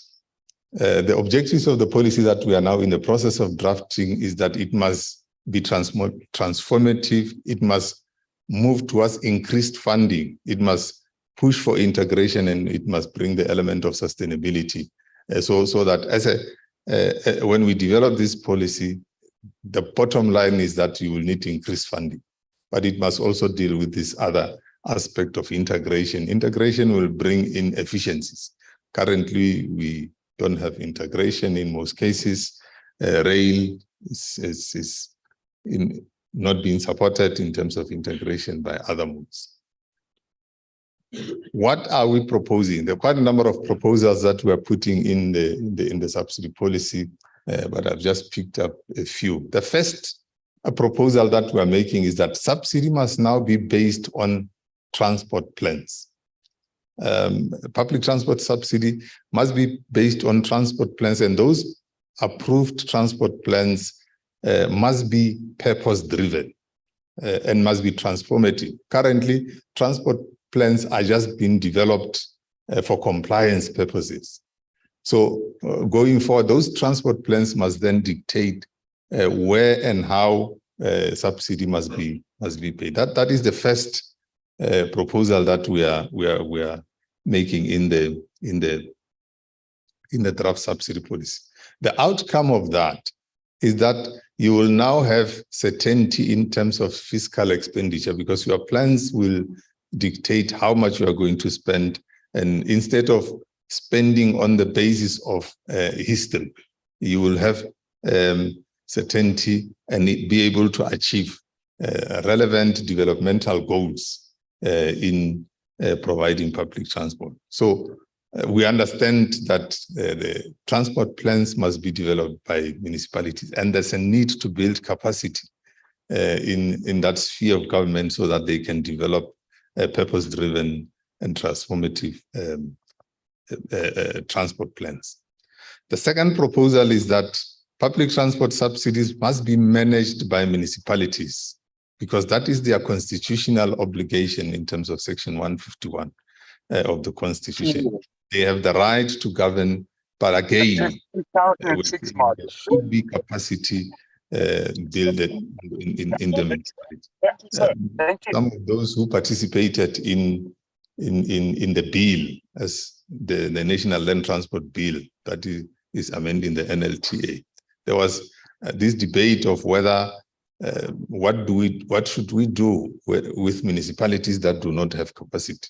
The result of the debate is that the bill is back in cabinet, and the decision is that we should build capacity, should train municipalities, because it is their responsibility, is their function as a sphere of government to receive these functions of managing and administering public transport.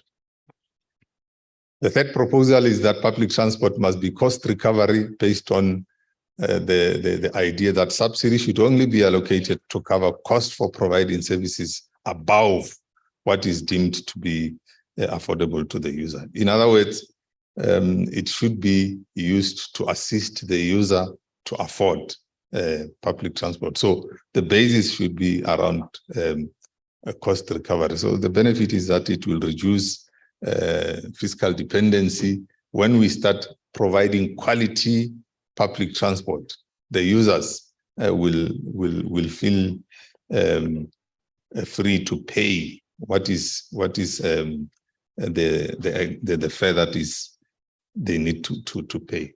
The other proposal is that public transport subsidy must be user targeted. The operational subsidy in particular, we're using it should be user targeted to target the poor household, because that is the intention, that it should assist those that can't afford to be able to afford. People should not be spending more than 10% of their income on transport. To achieve that objective, we're saying public transport must be user targeted. The other proposal is that we should move away from the mode-specific funding subsidy. Subsidy currently is for buses and rail. And that's why there's current talk around taxi subsidy. We are proposing that we should move away from bus, rail, and taxi subsidy, because subsidy is for the users of public transport, whatever mode they use. So there's a proposal in there to say subsidy must also be the subsidy public transport operator must start using technology so that we are able to achieve this. Modes of transport or provide the quality of public transport that we need when they integrate. So the current regime that is mode specific must be changed, and integrated transport plans must assist us to say this is where subsidy must be paid, irrespective of the mode that the users use.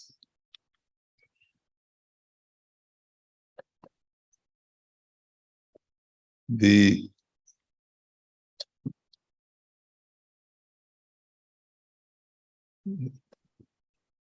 don't see. There's a slide that let me see.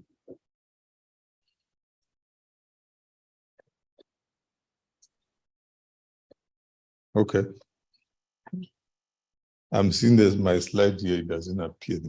But we are proposing 3 enablers, the pillars of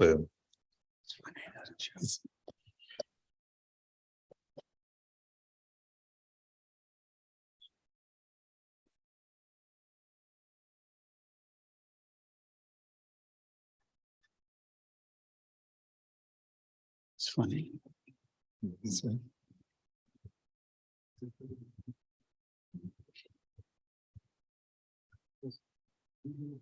I can talk.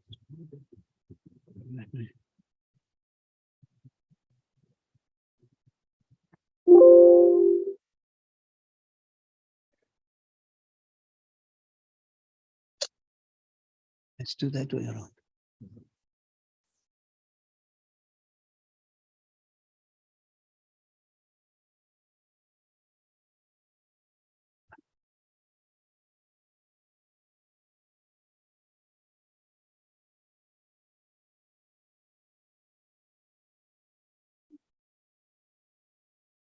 Certain bug in the software. Maybe don't like that. Yeah. This is almost my last slide. The proposal, we are proposing 3 enablers. Then the first one I've already touched on is that subsidy must now be based on integrated transport plan. So that will create stability. Our proposal is that these plans must be generated for a 5-year horizon for operational subsidies and for 10 years for capital subsidies. And they must be subjected for annual reviews. So that is the proposal. The second proposal is that there should be increased funding. I think the previous presentation spoke about the need to increase funding for public transport.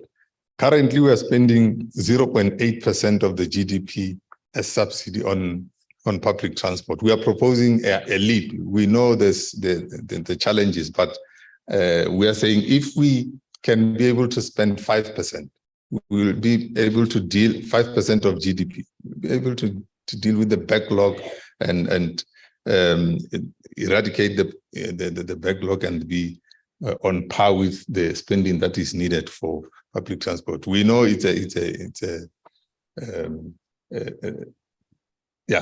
not a dream, but based on the current fiscal challenge, that is the proposal that we're saying we can ramp up to reach that percentage.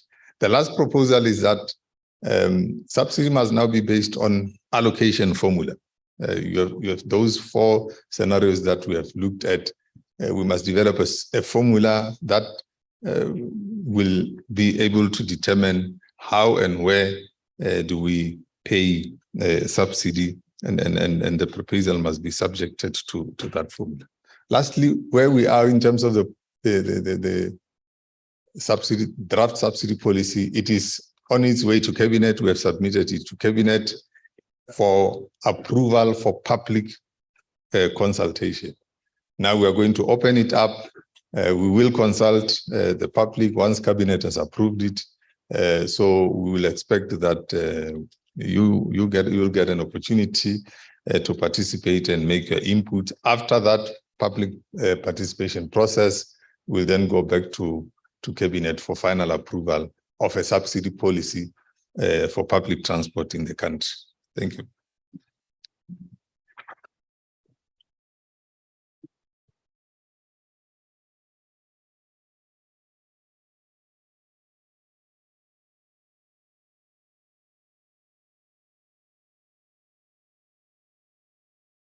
Thank you so much, Lesiba. Yeah, that makes one realize that public transport is such a diverse industry, and integration is the key, and you can't do anything proper if there's not a proper framework. So thank you, Lesiba, for sharing this with us. We really appreciate this.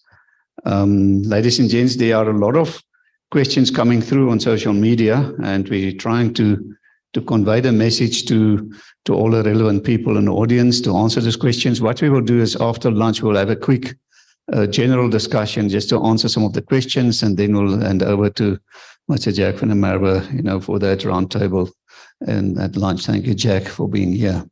So the guys on social media, we will look at your questions a little bit later on after lunch quickly.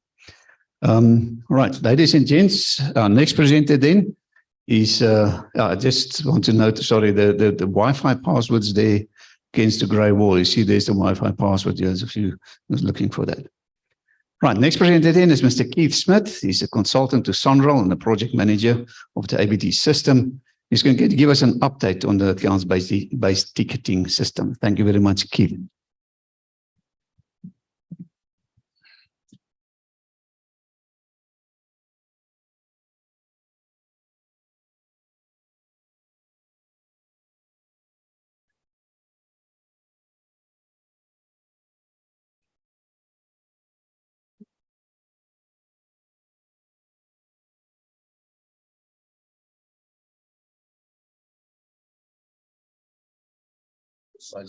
Oh, well, yeah, thank you.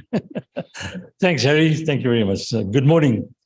It's a little difficult to go from the absolute euphoric high of the Professor's 2046 vision down to the doom and gloom of Professor Jackie's current situation. But I'm hoping that we can all be really positive about the future. Harry, you mentioned this morning that we shouldn't mention anything that's not in the public domain because of the fact that it's on Zoom and Teams. So that sort of cuts my presentation down by 10 minutes. So the account-based ticketing system or solution has been is fairly new in the context of some of the presentations this morning. It's brand new in terms of concept, or not concept, but in terms of implementation, and the standards and specifications being utilized. So what I'm here to give you is, and I'm hoping that most of you have been introduced to the concept of ABT. We've been giving presentations and workshops and information sessions quite liberally, and quite a few in recent times. So if there's anybody here who is not aware of exactly what the concept is and what the system is proposing, then I'll just give you a quick update. I certainly cannot, in the time available, give you the complete solution or the complete concept, but I certainly will be able to just give us just some form of understanding of what it is that we're looking for. Sorry, Harry, is it this? Doesn't want to.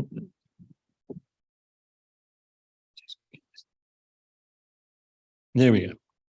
Thank you very much. Right, so if we did have a little workshop this morning with everybody here, and we decided on a public transport vision, I'm quite sure that some of this vision, of some of the aspects of the vision, would include to avoid deploying phased acceptance infrastructure which is not interoperable. We should embrace open standards and leverage off economies of scale. We certainly must, as I said earlier, avoid non-interoperable, closed or proprietary electronic fare collection schemes. And if we can get all stakeholders to cooperate, we could possibly get this fantastic vision of an integrated public transport network of services. Considering the National Department of Transport's objectives, together with the current challenges which have been highlighted, we know that many operators, in fact, just about 80% we heard this morning, are reliant on cash acceptance. The ABT solution was conceived as a prepaid fare collection solution that includes all modes and services of public transport. The concept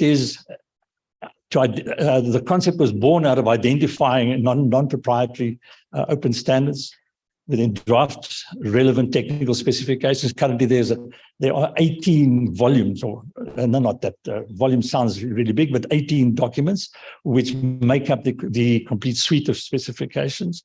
We have been facilitating interaction and cooperation between all stakeholders as far as possible. Anybody who wants to come and speak to the ABT project team, we're available on a constant basis, either for Teams, Zoom, or physical meetings, or just email interaction or WhatsApp interaction.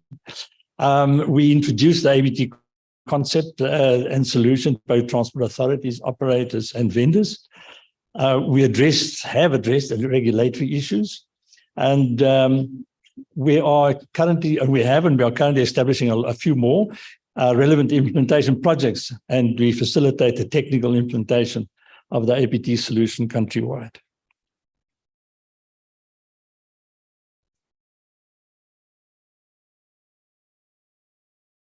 There, your system is frozen.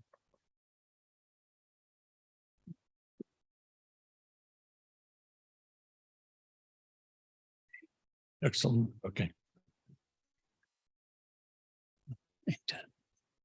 No one?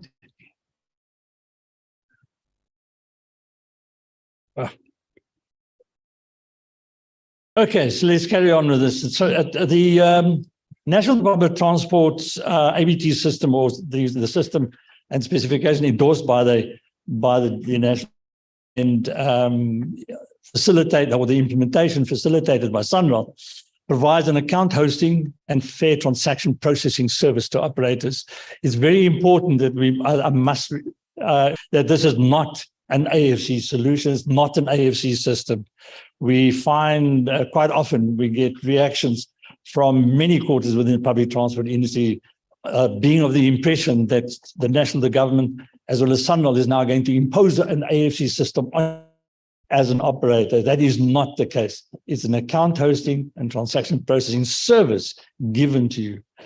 All transactions are validated and processed at the operator's AFC system and the back office. And the final fare transaction is submitted to the TCAs for processing as a claim on the prepaid account. If you want an analogy of that, it's exactly what you do with EMV transactions, which you accept at the moment. You as an operator, you calculate what the fare should be, you give the discount where you want to, you do whatever it is, and the final fare transaction is you want to charge this person, you submit to your acquiring bank, and the acquiring bank pays you. The concept here is exactly the same. The right to travel is managed by the prepaid balance available, and the fare meter is a unique identifier that is linked to the commuter's prepaid account. It's an account hosting and transaction processing service with the added feature of carrying the balance on the card, which is open to spend, allowing for operation in areas with no network connectivity. It's a cost-effective solution and greater degree of convenience for passengers than closed loop and cash-based ticketing systems. And I think if we just have a look at some of the presentations this morning, we certainly need to be cognizant of the fact that we have users and commuters, which should be the most important stakeholder in the solution. I believe we really need to be a lot more customer-centric in our public transport offerings. Sunroll has a sophisticated back office system to manage prepaid mobility accounts. It's a government asset and already paid for. The system consists of account hosting and transaction processing functionality. At the TCH, it has the capacity to process millions of transactions per day. The system functionality has been extended to include the implementation of an account-based ticketing system. Implementation of the APT solution will enable interoperability of fare media between all PTOs across all modes of services. And I'm going to explain that in a moment. Sunroll will only, yet again, I'm going to impress upon us, will only provide the APT back office as part of the TCS. The PTO remains responsible for the provisioning, management, updating of all other fare collection, infrastructure, systems, functionality, procurement, implementation, and operation of the AFC system, and anything else that you need to offer. You're not forced in any form or fashion to modify or make bespoke any of your requirements in terms of AFCU, whether it's fare policy, fare structures, how you charge fares, or whether you don't. Whether you want to give discounts, that's entirely up to you. It's the final fare that is submitted for processing. Just to give you a little more background of how it works, commuters are required to deposit funds into mobility accounts held at the TCH to prepay expected usage. It's not as onerous as that sounds. I'll explain in a moment. The commuter has a prepaid mobility account at the TCH. The fare collection transaction is a claim on the prepaid balance held at the TCH. The cardholder is anonymous, but can elect to register a personalized account if they so wish. The way this works is that when a fare media issuer orders cards and they are manufactured by a card supplier, a file is with all the primary account numbers, the PANs of each card manufactured is submitted to the TCH and loaded on the back office. The first time that card is utilized for a top-up, the card is activated automatically and it works. And the holder of that card is totally anonymous.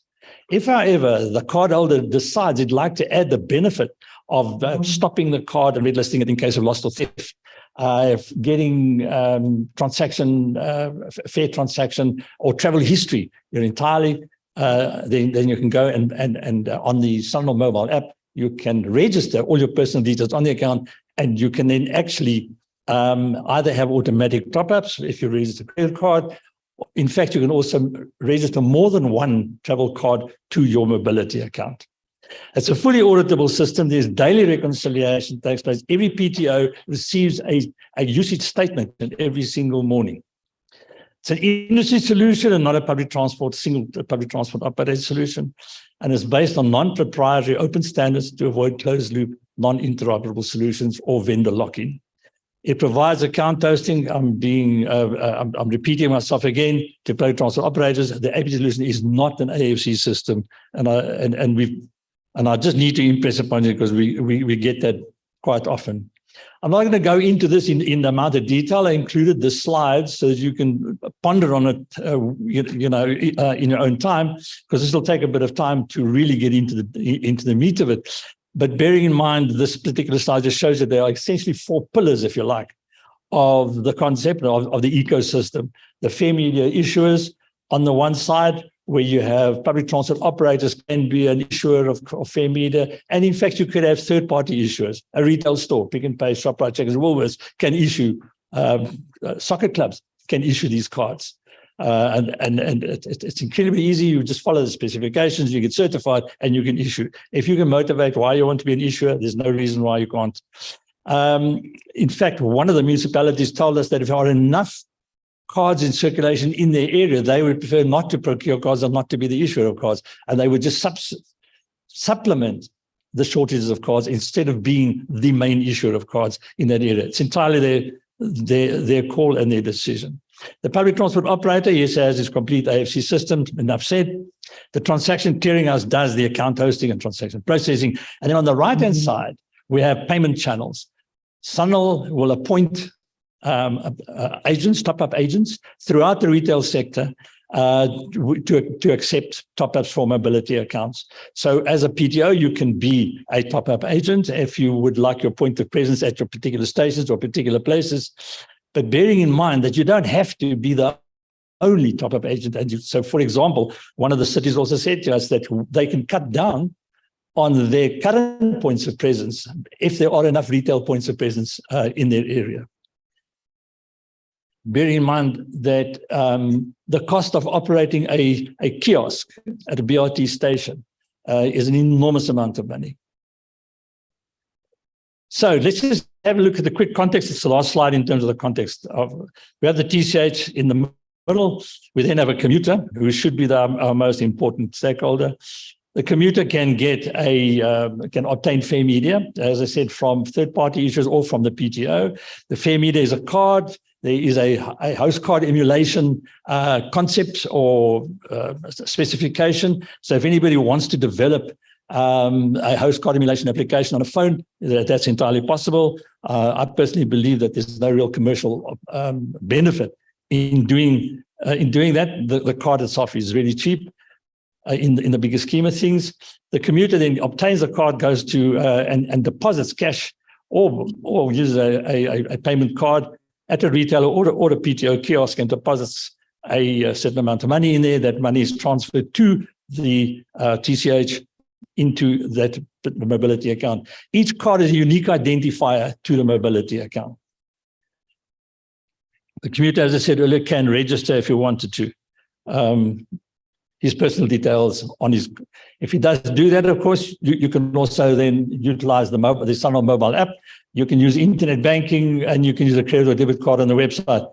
And you can, from your own bank, you can actually use an EFT, and you can transfer money into a mobility account.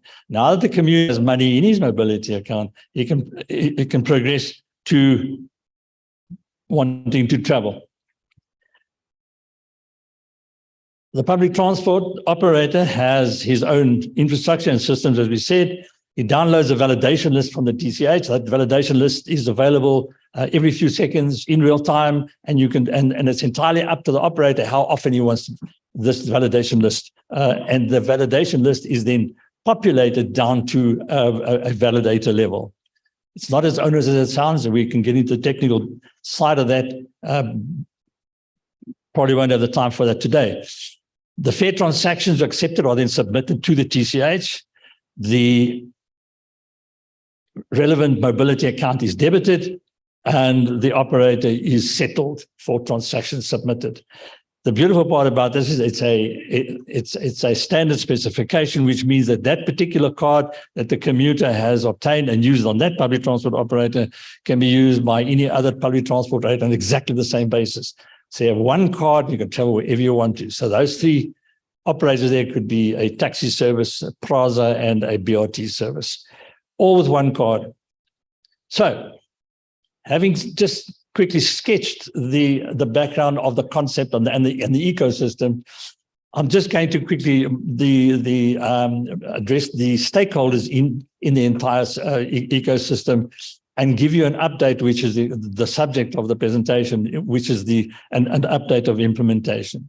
The Department of Transport is responsible as a policymaking body for the regulation, for the AMC regulations, and as we know, the regulations to be amended to include acceptance of ABT-based on-site bus specifications.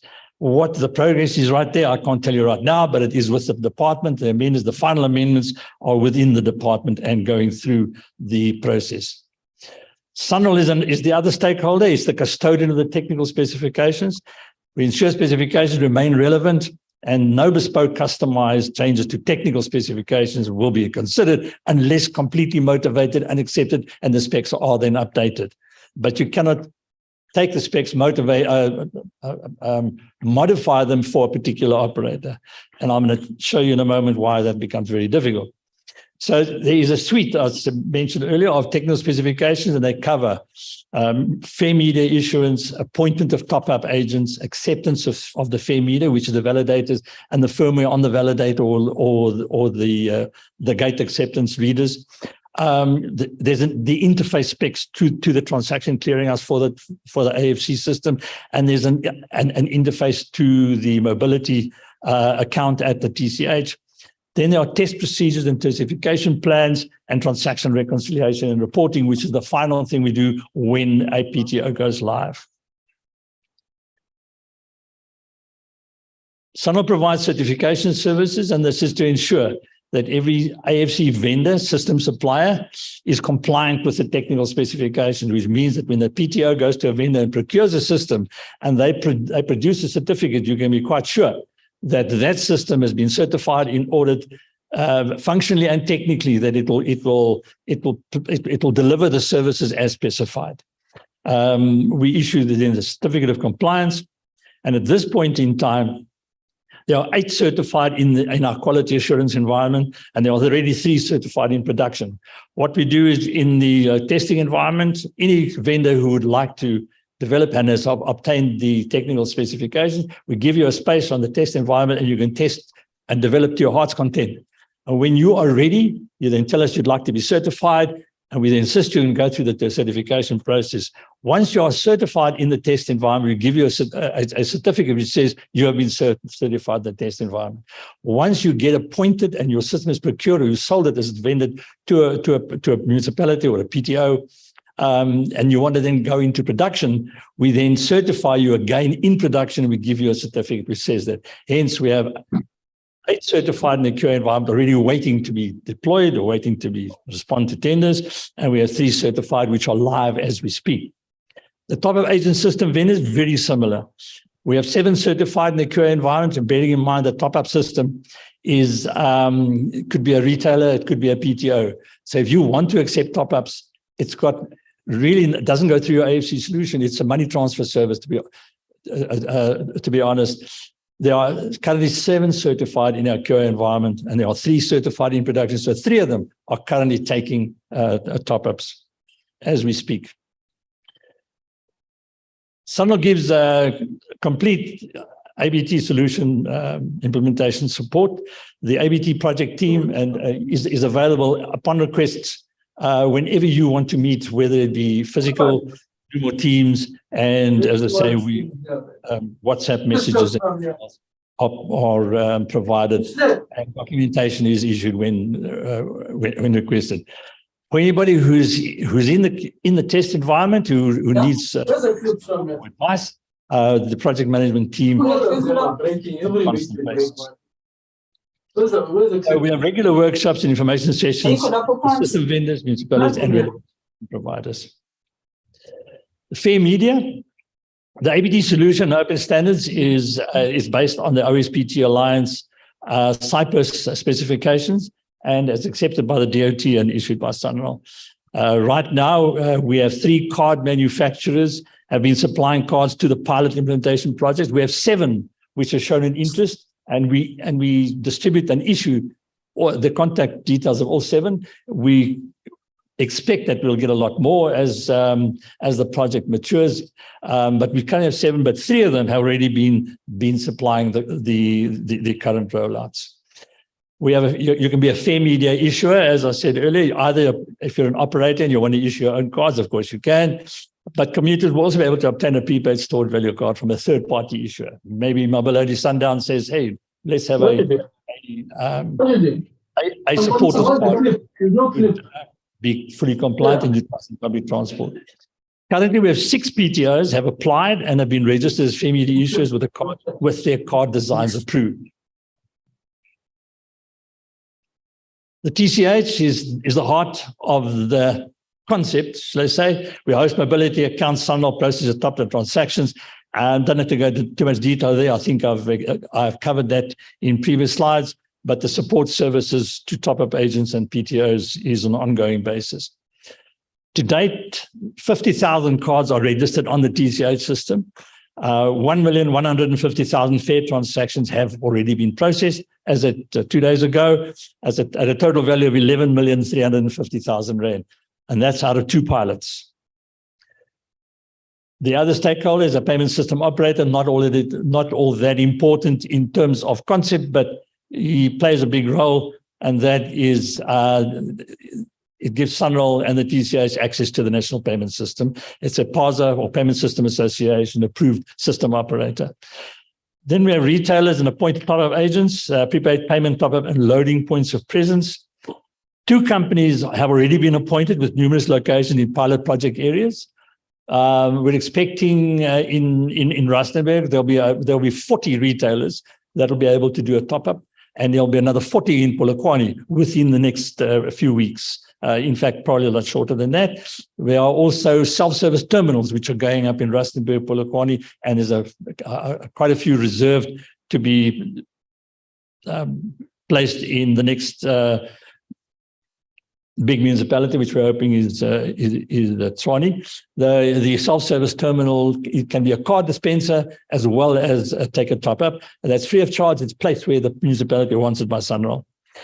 There's an open tender which is currently being finalized in order to appoint top-up agents throughout the country, and that will be issued in the near future, where in fact we've already had indications from people who would be interested to tender as payment system or transaction integrators, payment transaction integrators, aggregators in South Africa. We could end up with about 200,000 points of presence in the country that could take a top-up. Technology suppliers, AFC Solution and Fair Validators, it's another other stakeholder, of course. If you're an AFC system provider, or you're somebody who can do the top-up system terminals, we have 33 system vendors have applied and received the suite of technical specifications so far. So we issue them on the basis of application. At some point in time, perhaps we should, I think Sunroll should perhaps consider making them available, freely available on a website. But currently, they're available on application. And we have issued them to 33 system vendors so far. Public transport operators, it's the key to the solution. They plan to implement public transport service in support of government's ideal of a user-driven, fully integrated public transport service. And I think this morning we also mentioned that perhaps we should be a little more customer-centric or user-driven. The APT solution has been implemented and is operational at 2 municipalities right now. Another 4 ABT projects have been launched and are at various stages of planning, development, and implementation. We're hoping that we'll have within the next coming week or 2, we'll have another 3, 2 municipalities, and hopefully a minibus taxi rollout. In conclusion, the current phase implementations of Rustenburg Municipality and the Polokwane Municipality are doing exceptionally well. They are, in fact, I would recommend that if you have the inclination to take a ride to Rustenburg and as a reference site, it works exceptionally well. A number of municipalities are in various stages of planning and system upgrades. I can't give you the list but there are quite a few. We have engagements with municipalities and PTOs on a constant basis. We give them assistance wherever they need it. We also assist with the drafting of project implementation plans. So we give you an end-to-end project plan as a framework to look at. We give technical assistance. What I missed there was that we also give assistance with the preparation of tender documents in order to make sure that you're asking for an ABT compliant solution within your tender. And finally, the ABT project team is available to assist constantly. Thank you very much.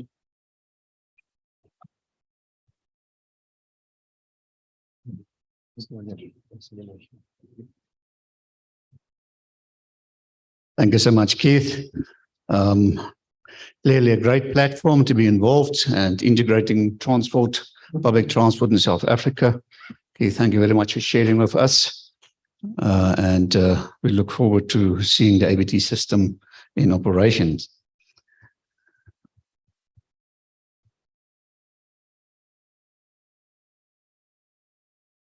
Right, ladies and gents, getting to our program again.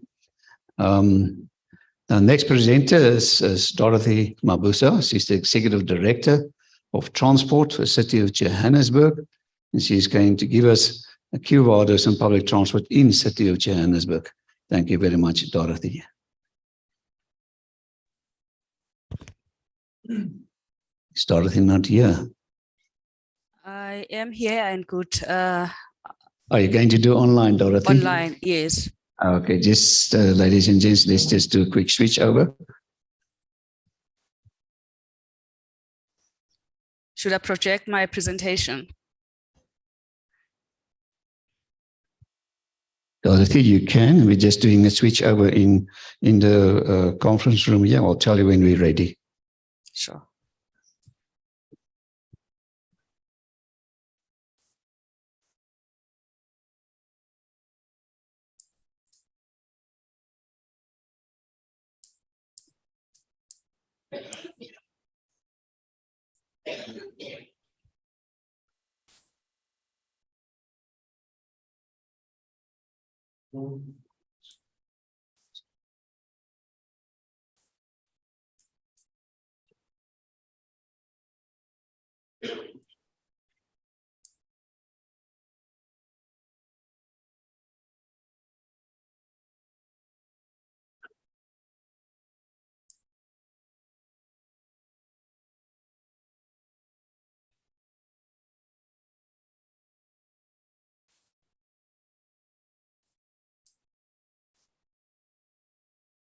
Oh.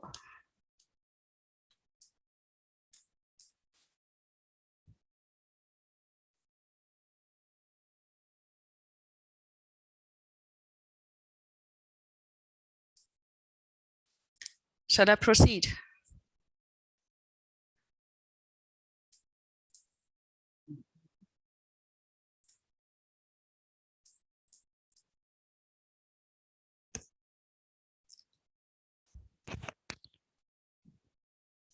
Shall I proceed?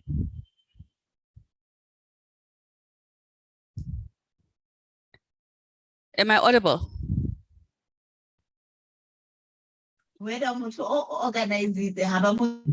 Yes, you are. You are audible. Sure, thank you. I'm trying to put it on a slideshow. I don't know if this is fine.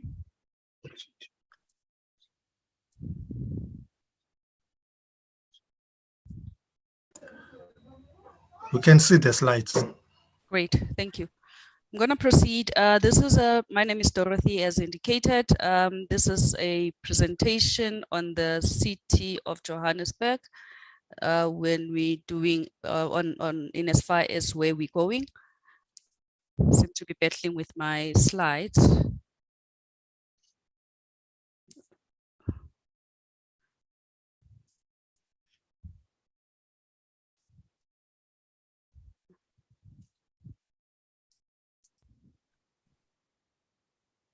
Sure. Right, apologies for that. Dorothy, you should be able to share your screen now. I am sharing. Is it not sharing? Let me see.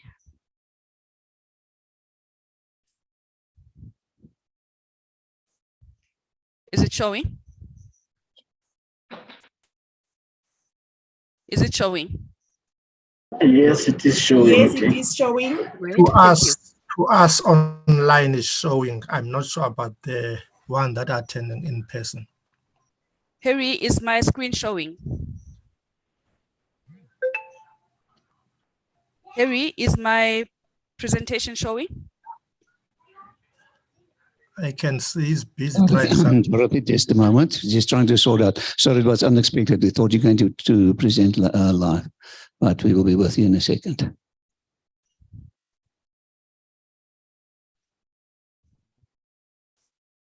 Right.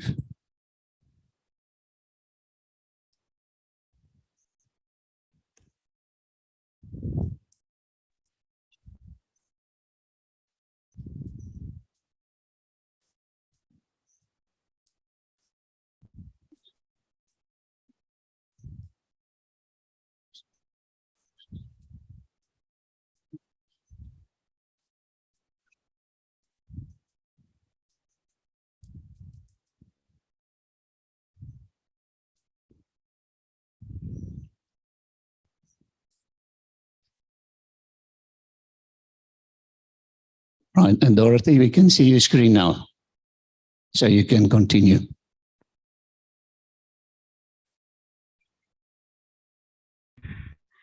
Thank you, Harry. Just to give you a brief overview of the City of Johannesburg's transport arrangement, we're growing at a rate of 3%, and obviously these numbers are going to change with the release of the statistics yesterday or day before yesterday. Our congestion levels requires about 68% more travel time in peak, with our services being rendered at 12 kilometers per hour speeds. And our traffic growth has mostly been in the low capacity vehicles, such as our private cars. The split is quite clear on the right hand side of the slide, where in the proportion of trips on foot, bicycle, and public transport are clearly depicted there on, with Metro bus, our bus services being, showing a 2% split, Rea Vaya 2%, and the bulk of traveling being made on private vehicles, which is the 60%. Train takes a proportion of about 1%.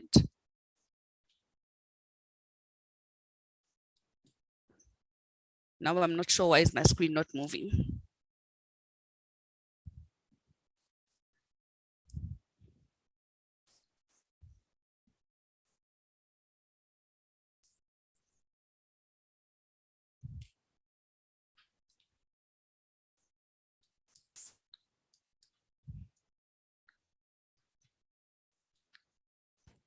No, Harry, my screen is not okay. Sorry. So the rate of spatial transformation within Gauteng, this gives us a broad overview of, in as far as planning, how our townships align the proportion of intra-zonal and the destination and origin trips from home to work or work to home, respectively within the urban core, the suburban and township arrangement. We are mainly governed within a legislative framework, the NLTA, National Development Plan, the National Public Transport Strategy, the Growth and Development Strategy of the City 2040, and the Spatial Development Frameworks. And our mandate is to provide strategic direction, policy, and planning in respect of transport, transport promotions, and non-motorized transport, and obviously within a framework of being innovative when providing the strategic direction and the provision of public transport.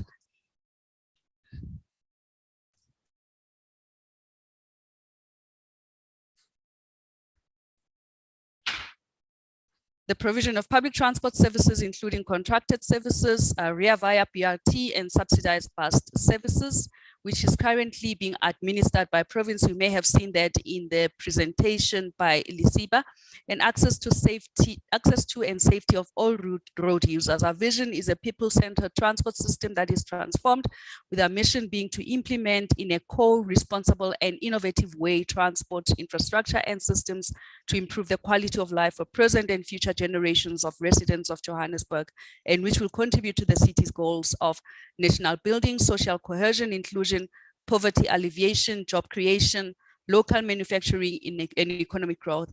These are mainly reliant and aligned to the different respective SDGs, SDG 5, SDG 7, 8, 9, 10, 11, and 13.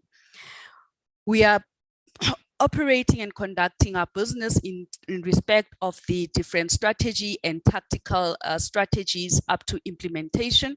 Our policy and strategy are clearly defined within the context of the IDP, our integrated transport plans, and all other relevant plans.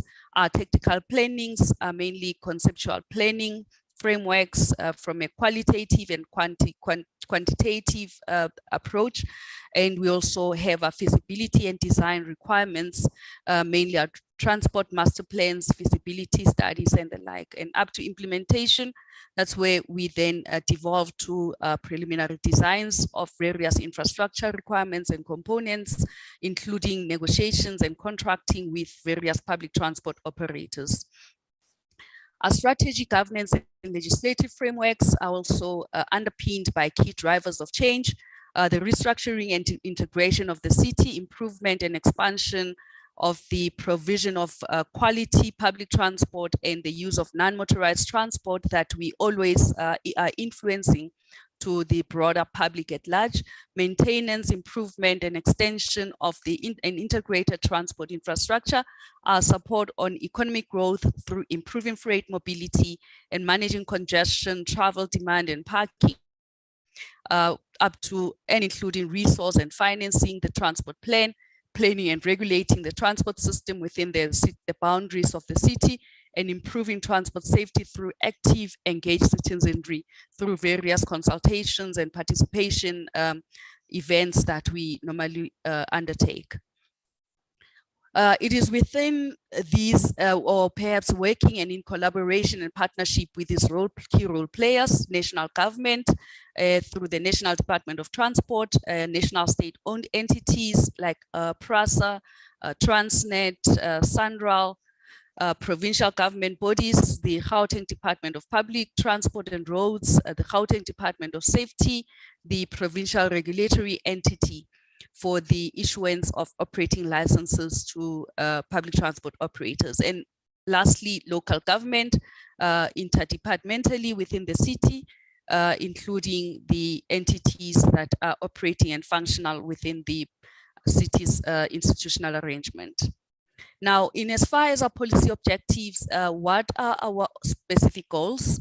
We intending to move from an urban sprawl and housing that is far away from jobs to a compact city that is livable, where everyone can work, learn, and play in mixed-use nodes and integrated nodes. We also want to move from a car-orientated, cycle and walking and friendly city to an inclusive, sustainable public transport, walking and cycling orientated city.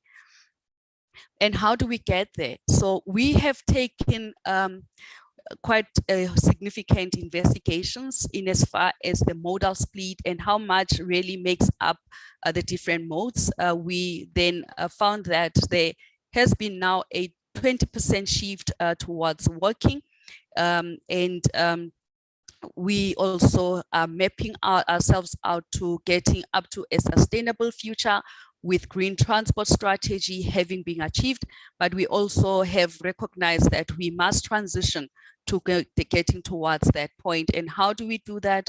We can work together with private sector, we can have partnerships, we can collaborate with everybody else, including institutions or academic institutions, as to getting towards a balanced mode mix within the transport system. We have also seen quite a whole lot of slow reforms in as far as public transport is concerned. I think the first presentation by Professor was somehow, touching base on where we are and where perhaps in the future we can be. Now, from a less sustainable infrastructure of public transport to a more sustainable, whereby pedestrians and cyclists are being prioritized. We have identified key planning interventions that we can put in place, and that is moving with the times and embracing technology advancements and technology digital transformation by also influencing travel decisions, unlocking the city with respect to traffic management, recovering all the high costs of free parking within the context of regulated parking spaces. Bicycle, everybody else on cycling, having the freedom to cycle on our roads, with obviously the necessary infrastructure being provided thereof, and walkable network across the city with a public transport by choice that is also influenced by travel demands. Public transport by choice, a safe and dignified transport system for passengers, and the use of respective facilities. Sustainability principles within the context of the integrated public transport are more aligned to the UN 2030 benchmark. I'm not going to go through this specific slide, but we are currently, or we have quantified a total backlog of about 500 billion rands, so as to enable an IPTN performance that is compliant with these UN benchmarkings. And how do we manage congestion and travel demand and going forward? This is what we are aspiring to get to. This is our vision.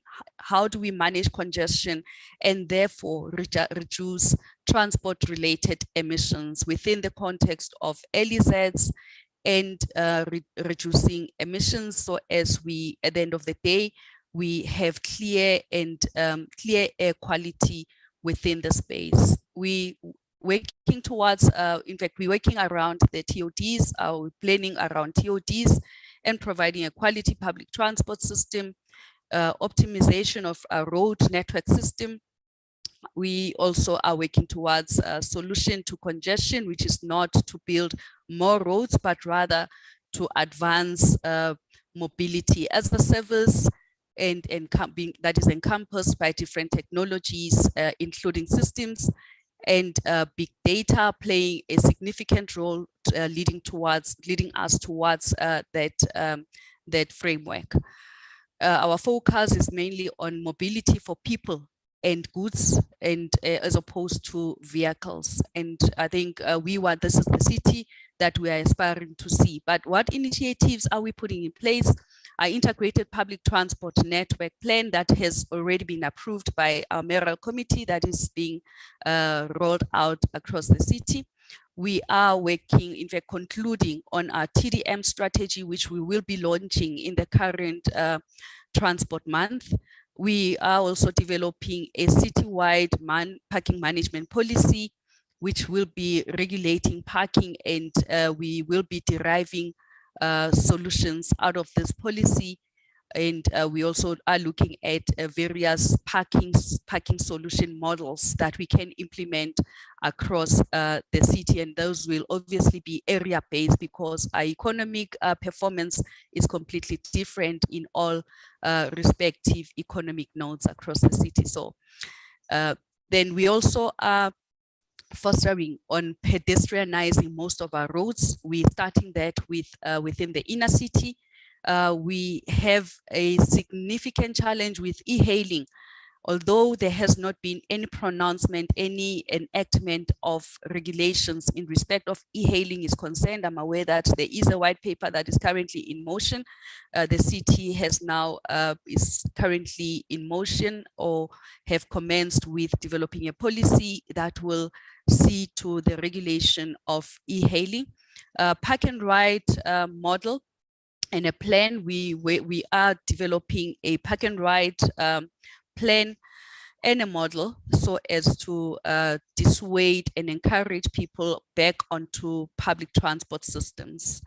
Inner city transport master plan, as I've indicated, our inner city is where we have major challenge, because everybody else commuting into the inner city. It is attracting quite a lot of patronage, it's attracting quite a lot of vehicular movement, and our focal point is the inner city. So park and ride facilities will also alleviate and assist a great deal with transport management. Our feeder system, we don't have a concise feeder system design.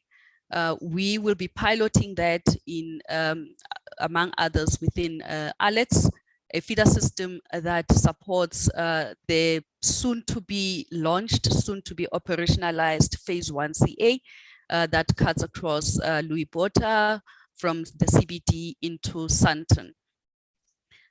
We have also adopted an integrated corridor management model, wherein we will be focusing and monitoring on demand vis-a-vis capacity from a transport economics perspective, a balance within the elasticity curve. And we also are driving education and awareness programs across the broader spectrum. And in order for us to implement our objectives of managing making public transport, walking and cycling the mode of choice, we have identified specific thrusts that can enable us to achieve such, which is our infrastructural changes within the Ria Vaya BRT, providing cycle lanes, public transport lanes that are mainly dedicated to public transport, wider sidewalks to enable pedestrian movement. and mobility, ease of mobility, public transport facility, our interchanges, ranks, stations, and stops, mainly our connectivity points and transfer points. And operational challenges or changes within the Ria Vaya bus services, Metro bus restructuring. We know that our Metro bus, which is a city-owned entity, has been struggling. And we have developed a turnaround strategy to get Metro bus back on track. Park and rides, I've spoken to the park and rides as one element of operational changes, and bike share schemes, which we will be mobilizing different communities across the city. We cannot only do that, or we cannot do that without a behavioral change. Eco-mobility festival has been one element and component that has assisted us to engage and ensure community or citizenry participation within our plans, and how much can behavioral change be effected, and also changing the culture within respective communities. Freedom rides, ride sharing, corporate travel plans, these are also being inculcated in our TDM strategy and open streets. The city has approved an integrated public transport network plan with 12 corridors, 4 of which are rail-based. Rail has been identified within these corridors as the backbone, and 8 road-based corridors within our spatial development framework. This will be phased within the long-term period that aligns with our growth development strategy of 2040. We have already implemented 2 BRT corridors with the Louis Botha Alex Santon corridor that will be operationalized in the current financial year. Our next step after the high-level planning are detailed catchment plans that ensures integration of all modes, including non-motorized transport. We also have an intention. So we've also included within the context of our IPTN the subsidized contracts, and we are also hopeful that PRASA, their modernization program, will also assist a great deal and will also guide the future of contracts from the south. And this is now mainly our Region G, which includes Orange Farm and Citibank. Going forward after phase 1CA, the phase 1CA is the previous phase that I've spoken to, the Louis Botha phase. We have now already planned for phase 1CB towards Ivory Park to Sandton, Joburg CBD. The intention hereof is to connect with the city of Ekurhuleni. Let me just give an indication of where our connectivity point will be. Where my cursor is, that is at Ivory Park, the T6, that's where the trunk will be connecting with Ekurhuleni. Hopefully Ekurhuleni will be ready at the time. We have also a complementary route that will be connecting into Midrand next to the Waterfall Mall, and back to the trunk, and with connecting with phase 1CA and all other phases at Watt Street interchange, and to Sandton, and or splitting to Sandton and the CBD alike.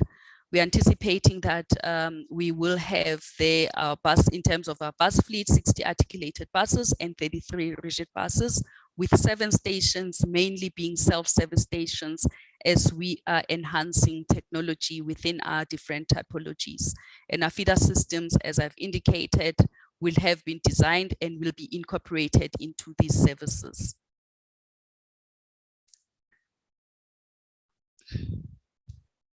Dorothy, just take note of time.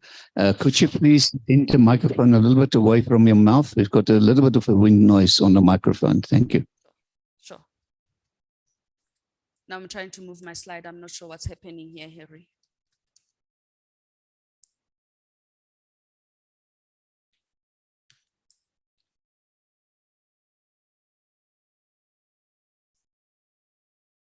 Oh, my slide is not moving. Sorry. Now back onto the operations management. I'm not going to dwell that much on the basis of time, but this is just to give a background on how far we are in as far as operations are concerned. We do have challenges in respect of our roads. There's encroachment, there's traffic congestion, there's violation of bylaws, but we have also ensured that we mitigate that in as far as the fitment of cameras are concerned, to cap lane encroachment, restraint of trade, monitoring of on taxis that are not supposed to be operating along the lanes. I've also covered the Metro bus as one of our provincially subsidized bus systems. I have indicated to a turnaround strategy. Now, we also have plans to take over subsidized bus service contracts. Our mayoral committee has already approved a roadmap to do so.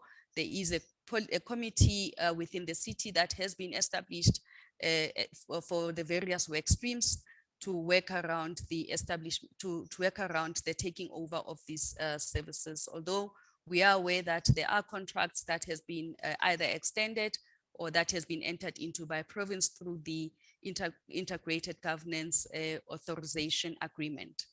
And as far as our minibus taxi operations are concerned, there are more than 32 short distance taxi associations and at least 1,013 different that are operating in at least 1,013 different routes and over 600 starting points. We also have long distance minibus taxis operating to more than 100 destinations.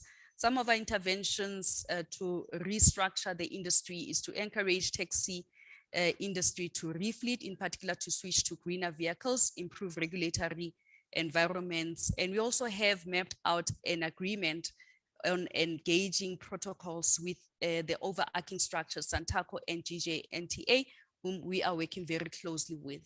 This is just the basis of our status or state of minibus operations in the city. Quite a host of challenges that we have, which we will be resolving through these key interventions. This is an intervention within the inner city, but this will be replicated through other areas as well. Sustainable green transport, infrastructure, multi-layer facilities. We are moving towards the 21st century in as far as our designs are concerned. This is the recent incident, Bree Street, which has now given us an opportunity to start implementing our catalytic projects that were identified in our transport master plan. The Albertina Sisulu corridor there, the commissioner, is currently the BRT system that is will accommodate phase 1CA. The Lilian Goi Rahima Musa, that's where the incident had occurred. And this is where we have now an opportunity to start implementing a public transport corridor as envisaged in the transport master plan that has been adopted. This is just a slide. This is just an indication or typologies or examples that were presented in the master plan for the various streets. Now, for us to resolve the inner city, where are we going? I've just depicted an architect's impression of the different facilities that we have now designed. The one and only NMT, which is the facility at the bottom, will now be expanded by another 3 stories. It's a completely new facility. We have our facilities will now be implemented or constructed within the theme smart, green and inclusive public transport facilities, wherein ablution facilities will be made available, wash bays, and preferably dry wash systems will also be made available or provided for. There will be a platform for digital elements or components so as to enhance automation within these facilities. And there will also be, our designs include the provision of green transport infrastructure, mainly the charging stations for electric and hydrocell vehicles. This is one of the facilities, the GT, the Johannesburg International Transport Interchange, whose floor area is measures of more than 47,000, with 158 taxi ranking and taxi holding spaces amounting to 648 units, bus ranking 20, mainly cross-border buses.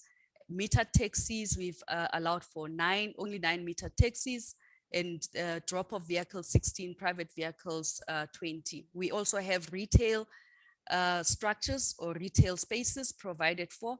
informal and that constitutes of both informal and formal. There's also office spaces.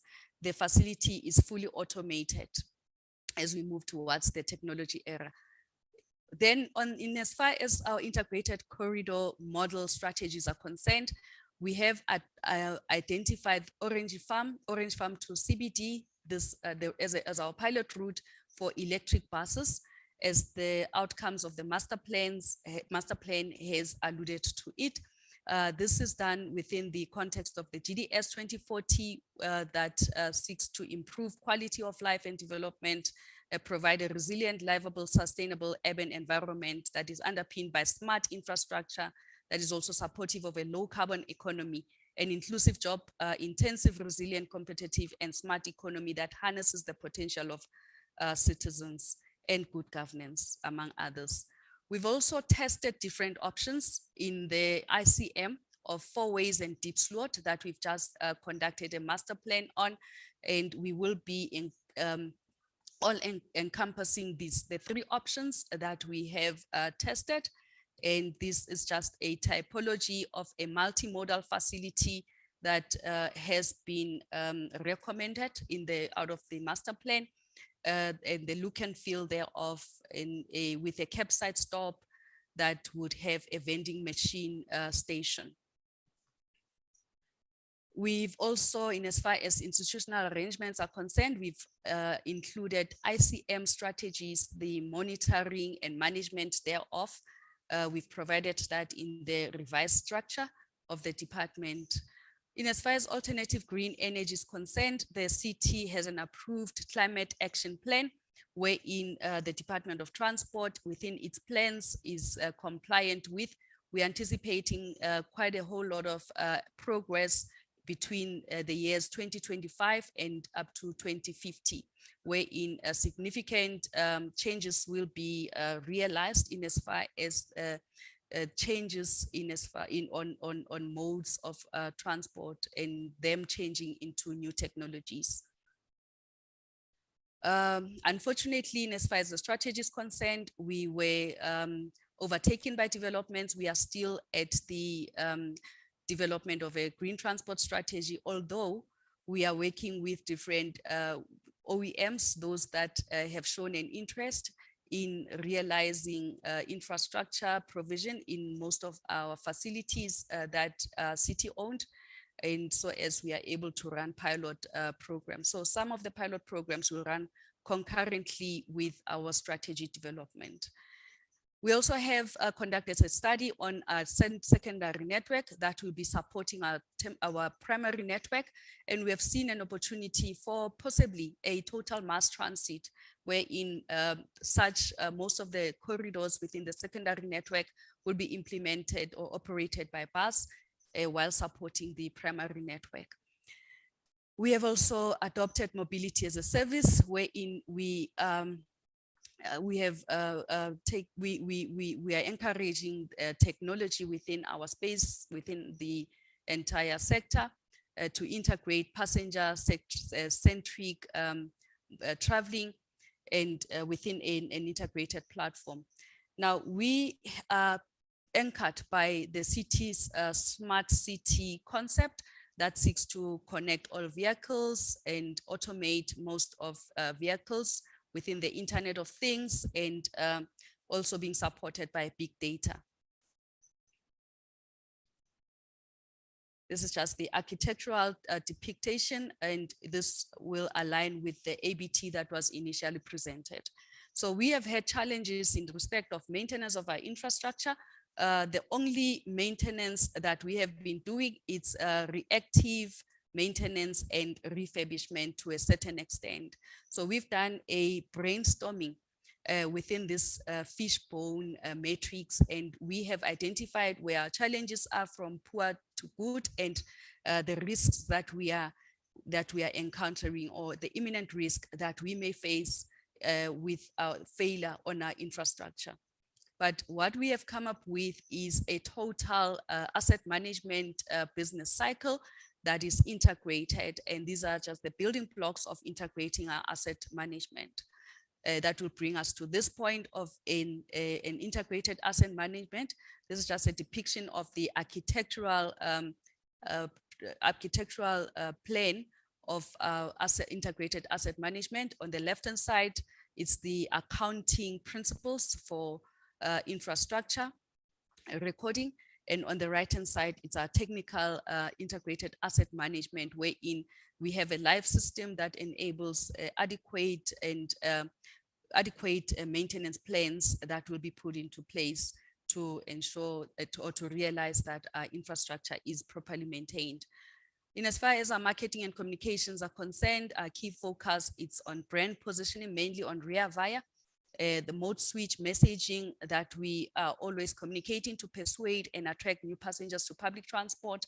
And all these messages align with our plans and programs that we are implementing, the provision of passenger information on service propositions, and the continuous promotion of value proposition, which is a safe, affordable, accessible, efficient, and reliable public transport. We are hopeful that having implemented most of the programs that we have planned for, we will get to a point of a quality public transport system. Incident management, we are building up on customer care centers for the reporting of incidents across the broader public transport system.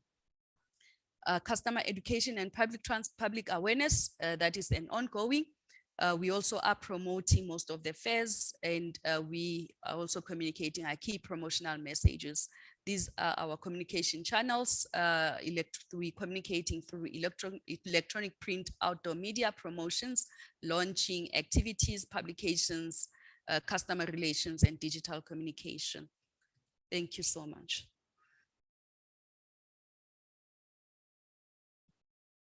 Thank you, Harry. This brief presentation.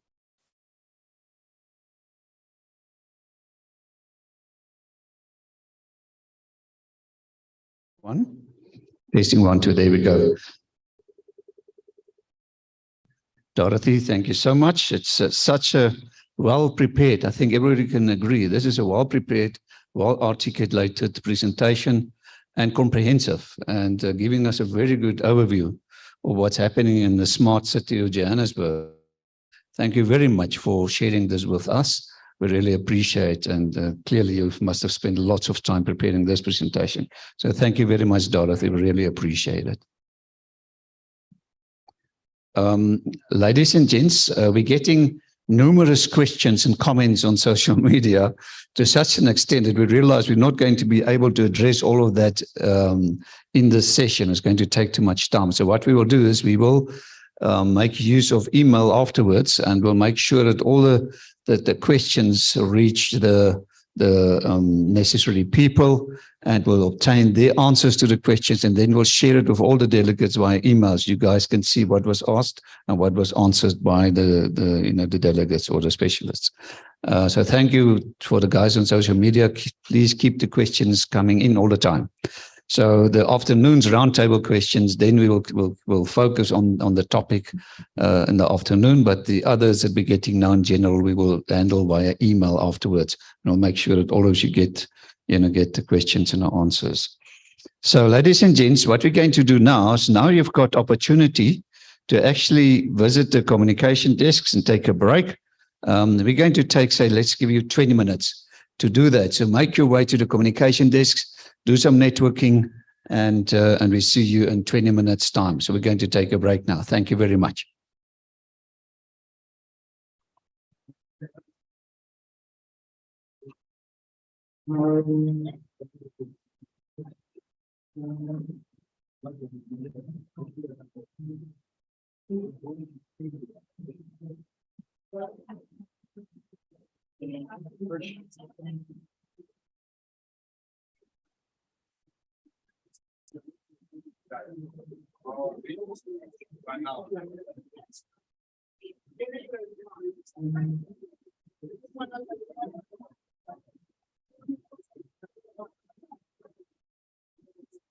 Hi.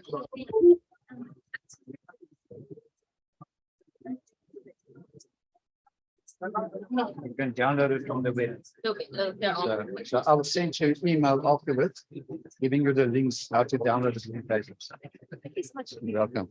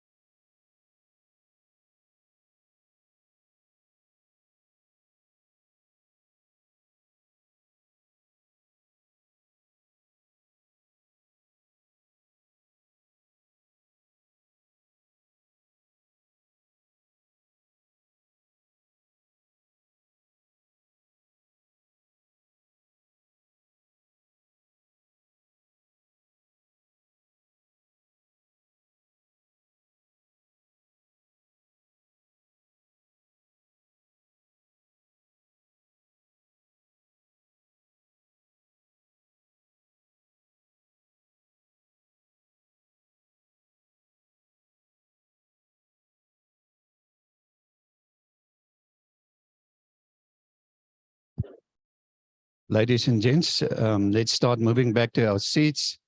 We're going to have more opportunity later on to visit the desks.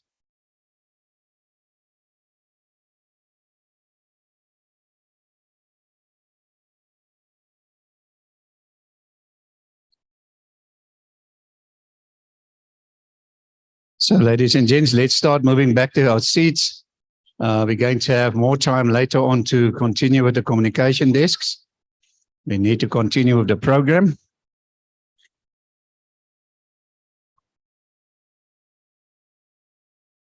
I know it's a very difficult one to get the networking now stopped, but yeah.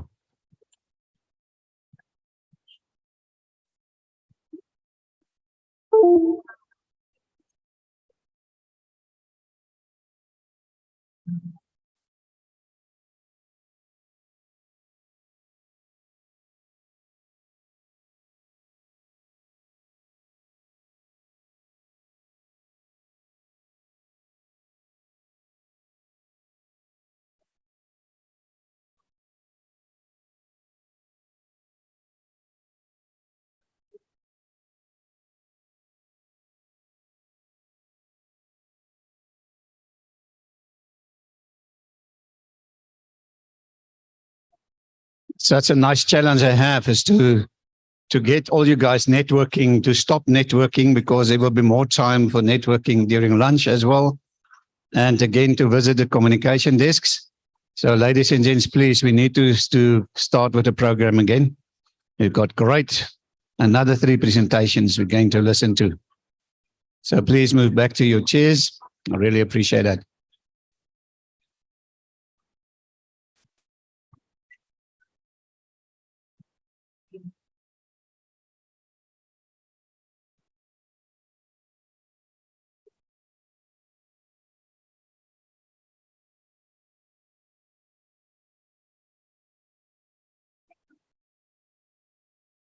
Ladies and gents, please take up your seats.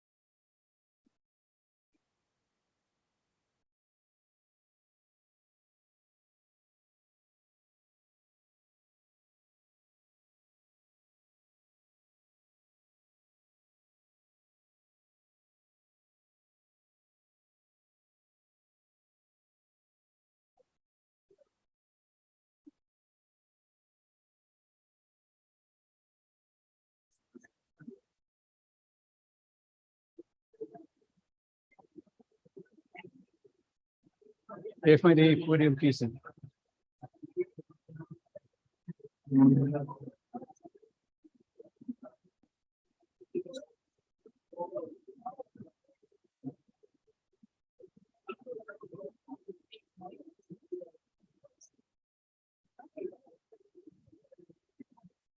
All right, ladies and gents, we're going to commence with the program again. It's still the month of transport celebrations. And we're still talking public transport, Vadis. And I'm going to force you back to your seats because we need to start. We're well behind time. Our next presenter, and please come to your seats, ladies and gents. Can we have silence, please? Thank you. As I said, there will be ample time to network more during lunch. Our next presenter then is Mr. William Dachs. He's the Chief Executive Officer of Gautrain Management Agency. He's going to talk about Gautrain Phase 2. Thank you, William.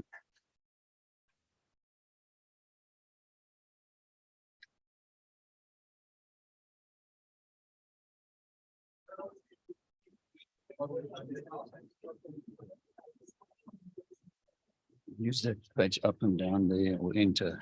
Okay, let's do that. Good. Harry, thank you very much. I said to Harry, I think that the tea must have been very good and the exhibitions must have been even better. But I said if I start speaking, people might come back. So thank you for rejoining us. As Harry has introduced me, my name is William Dax. I recognize a lot of people in the room. I'm glad to be back in this transport forum community. And I think we can drop formalities and just say warm greetings from the GMA. I am not going to talk about Gautrain Phase 2. In fact, I don't even know what Gautrain Phase 2 means. So I thought what I'd talk about is to share with you. So let me just explain that.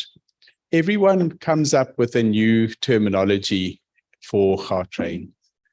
So we have the current Gautrain, and then we have extensions and expansions and phases and all sorts of other things. So when I saw that the item was Phase 2, I said that was Harry giving me carte blanche to talk about anything that I want to talk about.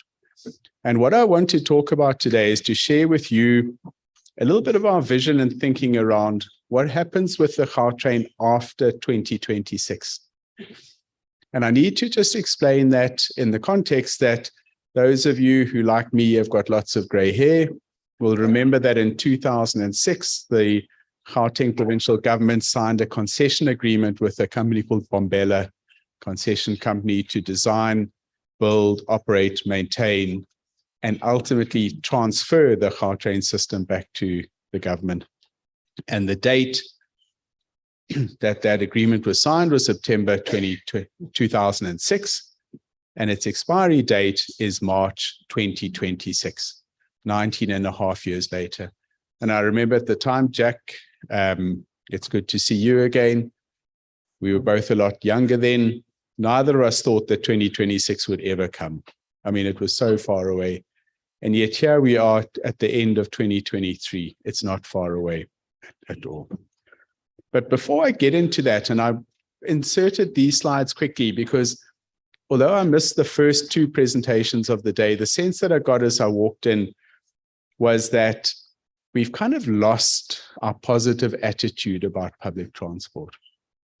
And the burden and the challenges that we face are overcoming us. So I put this slide in here to say that if we get public transport right, the benefits are enormous. They are massive. And I've listed them there.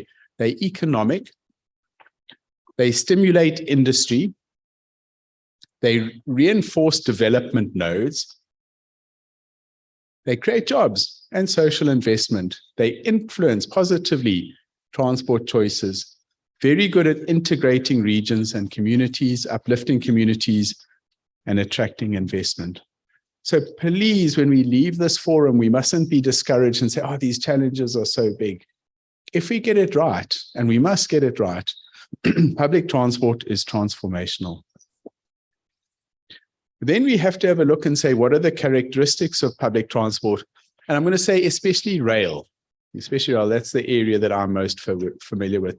And again, if we get it right, it's highly efficient at moving people if planned, designed, and implemented properly, but it's very capital intensive. Rail lines aren't cheap, and they come with high operating costs. And in South Africa or developing world, in particular, often there's a limited ability or willingness to pay for users. So there's a kind of a counterbalance. Yes, if we get rail right, can be a mass mover, but we've got to invest large amounts of capital to make it work.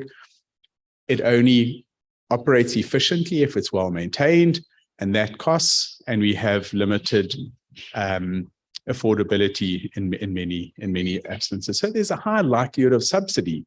And that's why I think the gentleman has left from the Department of Transport. Very interesting to hear the talks about subsidy elements there.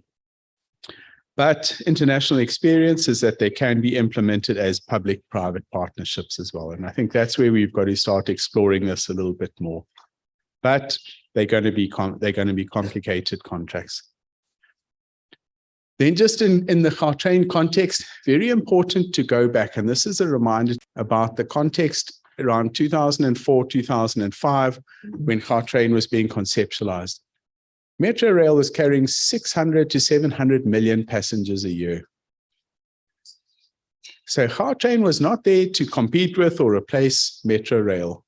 It was to say, in addition to a Metro Rail service, we are going to have a rapid rail link that connects the economic nodes, the current economic nodes in Gauteng. These were the objectives. I think there's 10 of them. Most of them are around economic impact. Of course, there are a few around public transport and the promotion thereof. But really, Gautrain was conceptualized as an economic intervention in a province where the economy was changing from an industrial and a mining commodities-based economy to a service-based one. And the political leadership at the time realized that if there wasn't a change in the way that the province was structured and the transport system was structured, we would not be competitive against other regions in this country and other cities in this world. So that was the frame for Gautrain, and it's very important to remember that. Just some of the what we do at the moment. We've got an 80-kilometer system running just under 7,000 trains per month. Got 125 feed and distribution Gautrain buses. We've got 9 routes operated by, we call them the MIDI bus feed and distribution services. And that's owned and operated by minibus taxi associations. And I see we have the Santaco leadership, which I'd like to recognize here. Thank you for your support and your cooperation. We have a lot of parking bays. We run everything as efficiently as we possibly can. We try to avoid fare evasion, try to avoid security and keep our passengers safe. Stats to date, this till end of August. If you add those numbers up, probably close to 185 million passenger trips done on trains, buses, and midi buses with 100% safety record.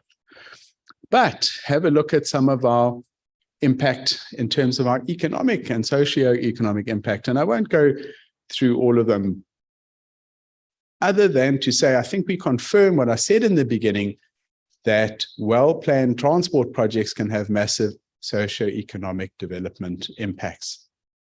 And the number of jobs we support is around 12,000 jobs every year in this province. I think many billions of rands have flown into SMMEs, local companies, and I think that our measurement of what we achieve shows that a lot of the objectives that we set ourselves have indeed been met. We did a similar thing in terms of economic impact. The economic impact ratio positive is around R2.60 for every rand invested in the Gautrain, which I think is a good indicator that that investment in economic terms did give value for money. Noting, of course, and I think Dorothy touched on this in her presentation around Joburg, the challenges that we face around population growth, urban congestion continue. I'm old enough to remember Stats SA figures from 20-something years ago. The population of this country has nearly doubled. We're up at 62 million people now. And it's nearly doubled since I first started following Stats SA, probably in the mid-90s. So our population is going to continue to grow. Our urban population is going to continue to grow. So these factors do become very, very important. And of course, it would be remiss of me not to talk about the impact, positive impact of public transport on the environment. The unsustainable growth in private car usage from an environmental and a congestion point of view have got to be keeping us all awake at night. So what is it that when we get to 2026, we want to change about the Gautrain? So the first thing I want to say is that I think we have very sterile stations. They're very safe. They're very boring. Okay. When you look around the stations, though, most of the stations, private sectors come and started investing and building around them. So the question is, why is that outside the stations? Could not stations not be part of those developments? And I think this is where our thinking goes towards transforming spaces, creating a pillars of excellence, better provision of other services to citizens, and I'll come to that in a moment, continuing to restructure the urban landform and creating inspirational places where our stations become responsive to the needs of the communities that they're located in. So we've come up, and those of you who know me know I hate architectural renderings, but forgive me in this one, I think they really are attractive ones. This is some of the things of what our stations can start looking like if we get this right. Then we have a look and we say, can we have, instead of stations, can we have Gautrain precincts where we can have government services, social services, businesses, residential, and retail. And I think that this is a very important point, because if I come back to kind of the objectives that public transport should be meeting, it can't do it in isolation from other businesses and other types of business and activity. And I think the mindset of the past was just that transport is just a way of moving people. Gautrain shows that that's not the case, that there will be private sector investment around nodes, transport nodes, and this is the concept of the TODs. But we do not have legislation in this country that acknowledges or supports this. One of the things which we have to do, if we're serious about these, is we have to change and amend the Gauteng Transport Infrastructure Act so that we can be more, I don't want to say in control, but we can manage better land use around stations. And that then also talks to partnerships with municipalities and metros.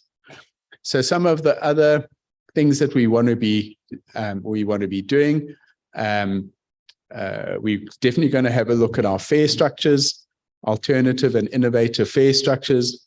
One of the design elements of the Gautrain was that we would always be more expensive than alternative public transport and cheaper than a private car. And I think as a policy, that was probably the right thing, but it's a little bit too inflexible. So I'd love the ability to be setting fares based on origin and destinations or times of travel and be much more dynamic in our pricing model. Bringing people closer to various activities, expanding the government services. There you'll see our DLTC at Midrand. We want to expand that and grow that from small beginnings, hopefully, to station precincts. I'm going to skip over this one. This largely also talks to the way that we can have precincts providing services. Integration is a key element. It always comes up in discussion.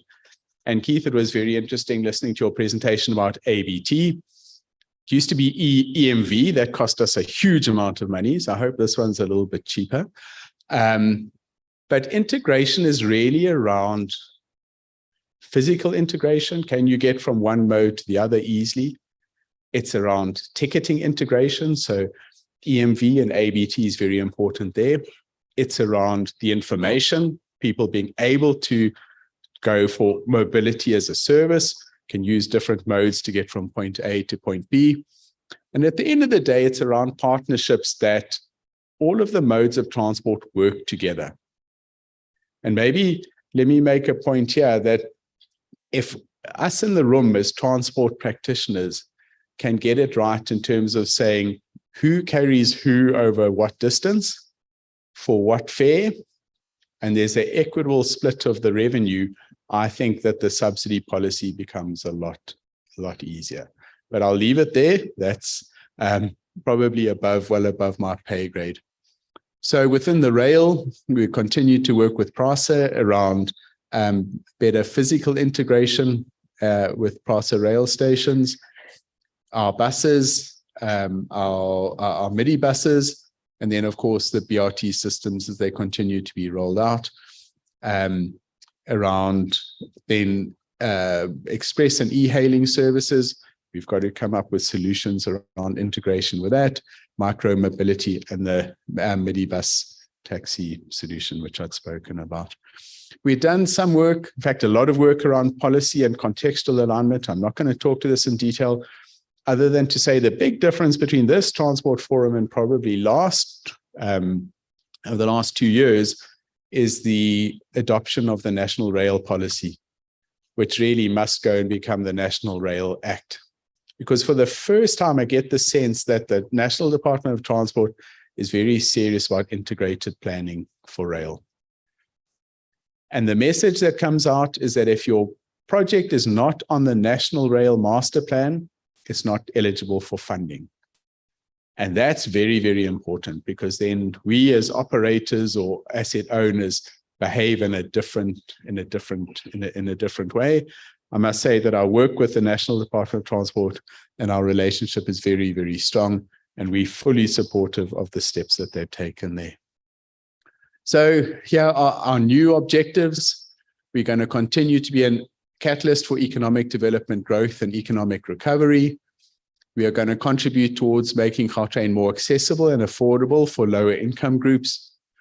We're going to increase localization and supplier development objectives for rail-related job creation, skilling of young people, subcontracting works to SMMEs, etc., etc. We're going to continue to work on integration objectives, backed and in line with the 25-year Gauteng Integrated Transport Master Plan. Continue to promote the image and use of public transport and traffic congestion alleviation, promotion of tourism, and environmental sustainability. We're planning, for example, post-2026 to have renewable energy solutions on our stations.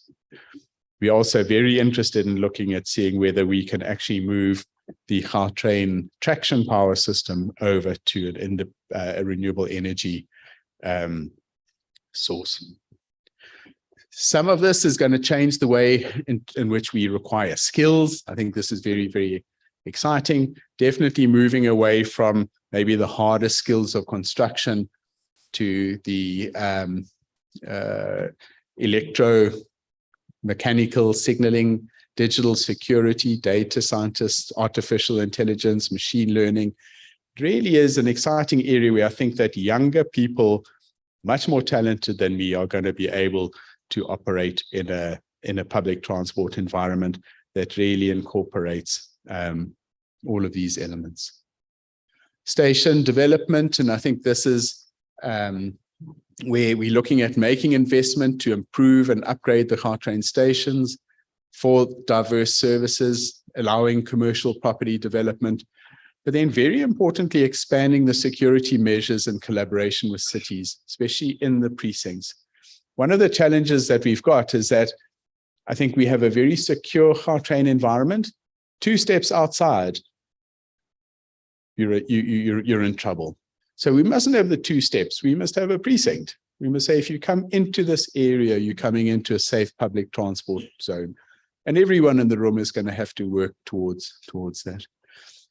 Relocated and expanded kiss and ride, including e-hailing. It will be a feature of the stations, and extended park and ride systems as well. And I've spoken about alternate power supply at stations. So what does this delivery partnership mean? Well, we're going to need investment in the system. So we're in the stage at the moment. We've got our treasury approvals. We're just getting our final EXCO approvals to go out to market. We're going to be requiring investment. We're going to need people to come in and invest in the system along the lines that I've spoken about. We're going to need innovators to come and partner with us around technological innovation to improve our service offerings. We're still going to look to transfer risk to a private party partner based on value for money. And then, of course, very much around the long-term service quality and sustainability. The Gautrain success, I think, is built on a reliable, safe, and efficient transport system, and we're not going to give up compromise on that. By doing so, we'll be able to maximize economic development and value creation. We'll work on financial sustainability, and this is where it's great. Come post 2026, those of us who've ever paid off a house or a car, well, I've never paid off a house, but I've paid off a car, the Gautrain system will be paid off. All of that investment will be done. So then we can look at a future of financial sustainability that's different to where we are now. And then, of course, last but not least, that environmental sustainability, and be really part of an ecosystem of public transport that is much, much greener than it currently is at the moment. I'll stop there. Thank you all very much.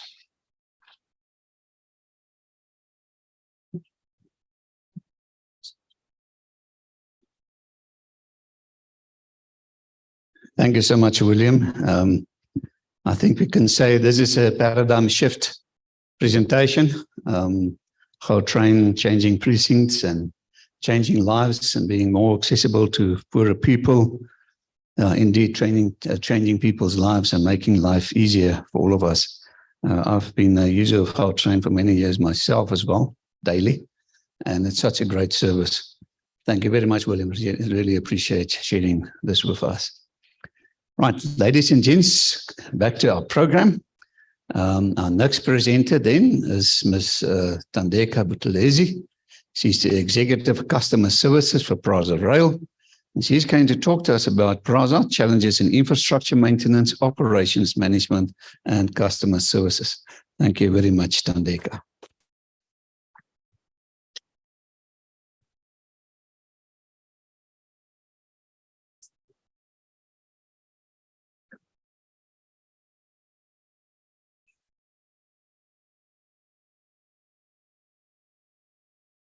Is that presentation? No.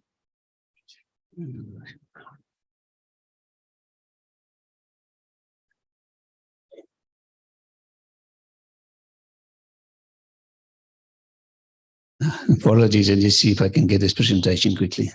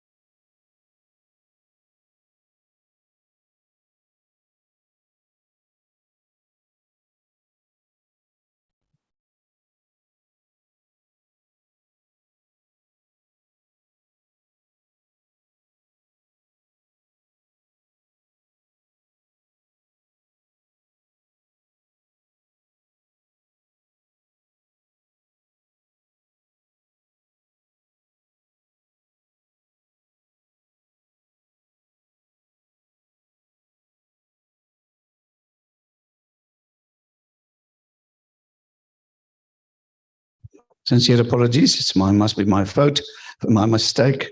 So Fusi, is Fusi here already? Yes. So what we're going to do is we're going to swap the presentations around so that I can sort out Thandeka's presentation. So we're first going to Fusi Makashani, taxi owner and deputy chair lady of Gauteng Sanwet office. She's going to talk about management of operations in the taxi industry, challenges and successes. Thank you very much, Fusi.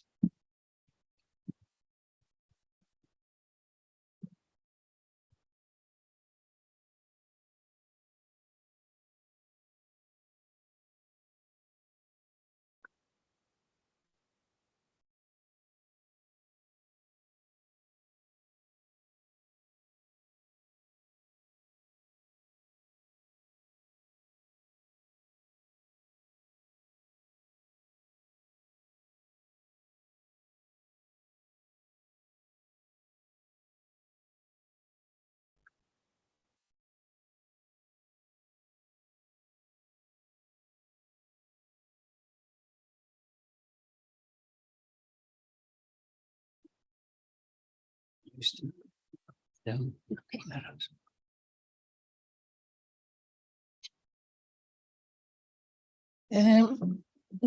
day, ladies and gentlemen. As it's already been said that my name is Fusima Hassani, a deputy chair lady of SENWIT. SENWIT, it's South African Networking for Women in Transport.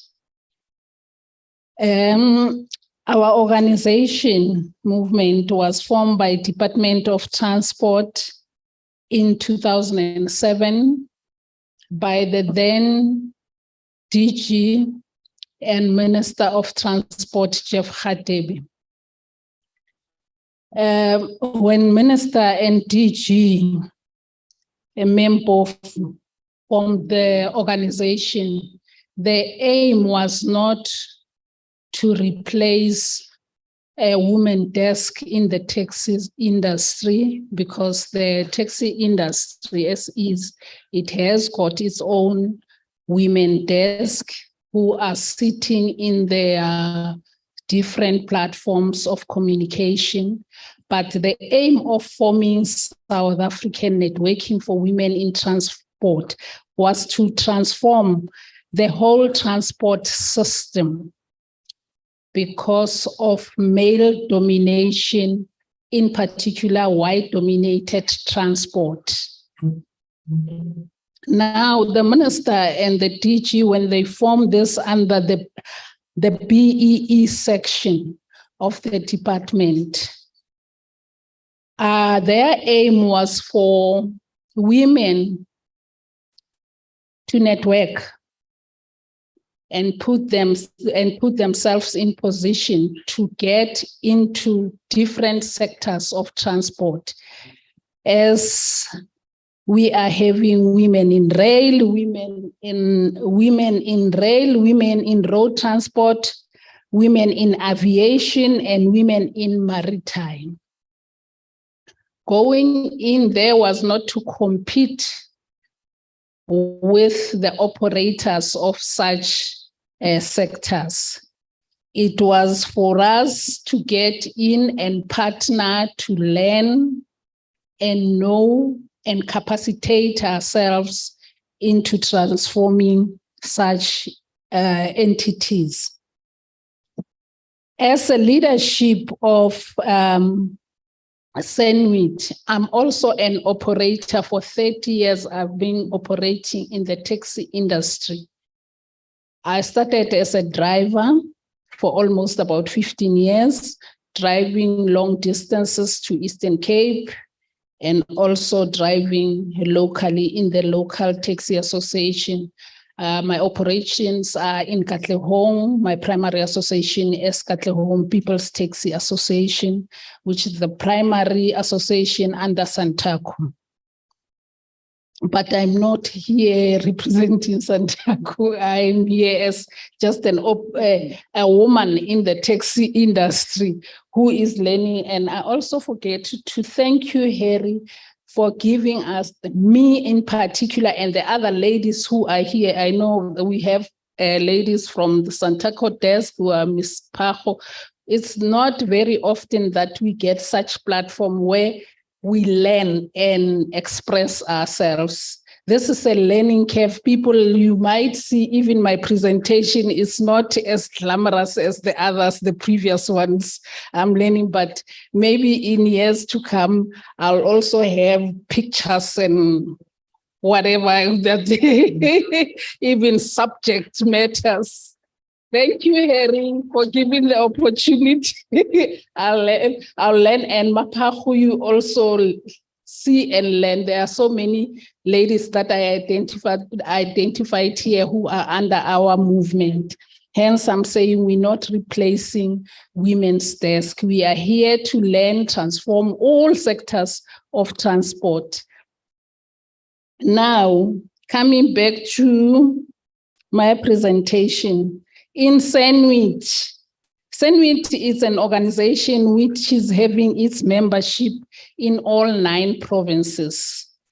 On the 17th and 18th of August, that is 2 months back, we went with the minister for a national AGM, whereby we saw that the minister saw that SENWIT is not as active as it was formed because we are not getting into the mainstream as we were supposed to. And we went back to the drawing board to check what were the challenges.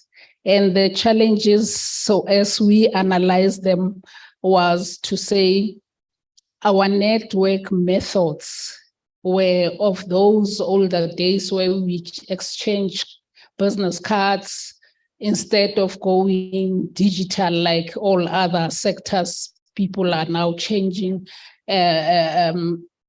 communication through digital. So now, currently, we are implementing the resolution which were taken in August when we went for the AGM. There is a company which is appointed to come in all the provinces to present SENWIT constitution and unpack it so that it suits the current status of transport operations.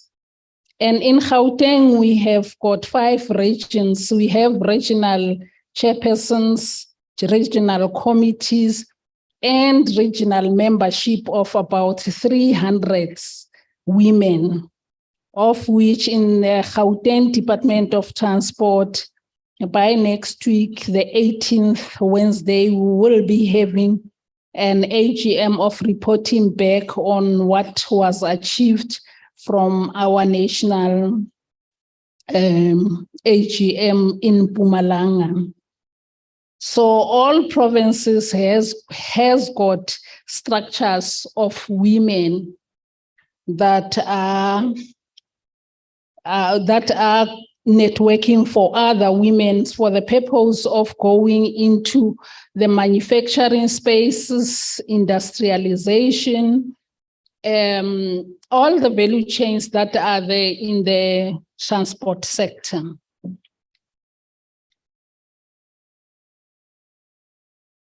We also proud to say we were able to penetrate even into the taxi industry for them to transform and allow us as women to give us a platform to sit with them in the boardrooms where they're negotiating and talking to different levels of government. And nationally, we have women who are sitting from the taxi industry side, who are sitting in the boardroom decision-making positions, talking about policies and regulations. So there are no more hostility of a man in the taxi industry who thought that women should only come in when their husbands are no more.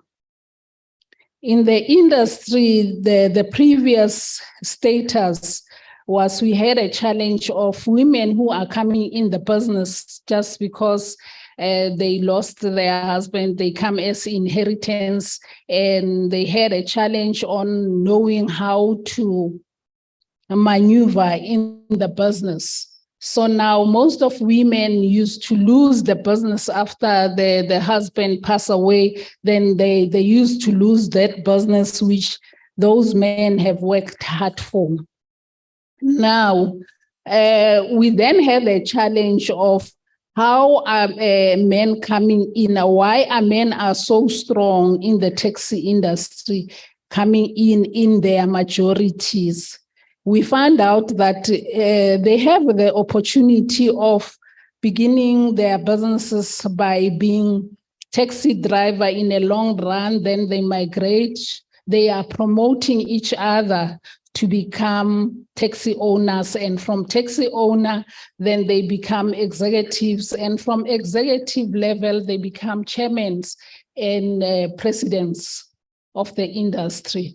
So now as we saw that there is that challenge, we ask ourselves as women in the transport on how can we penetrate and also be able to equal the strength men have? It is then that we saw that we should also have our own value chain platform that we can bring women in, because of the strength that we saw from women who are participants in the taxi industry space. So we then thought of women who are sewing the taxi seats. We were taking them as women who are just coming into our space. As we are operators, we thought maybe they are not coming in as equal as we are. So now when we saw that there is that manufacturing part of manufacturing part of sewing the taxi seats, covers, and selling food at the taxi rank, we then went to quite few association with pilot project beginning at Zonke Zizwe, whereby we asked the association to give us a space where we can make offices where women can sew there, and we take them from there after certain years when they are working there to promote them, to bring them in the industry space, in the operational space.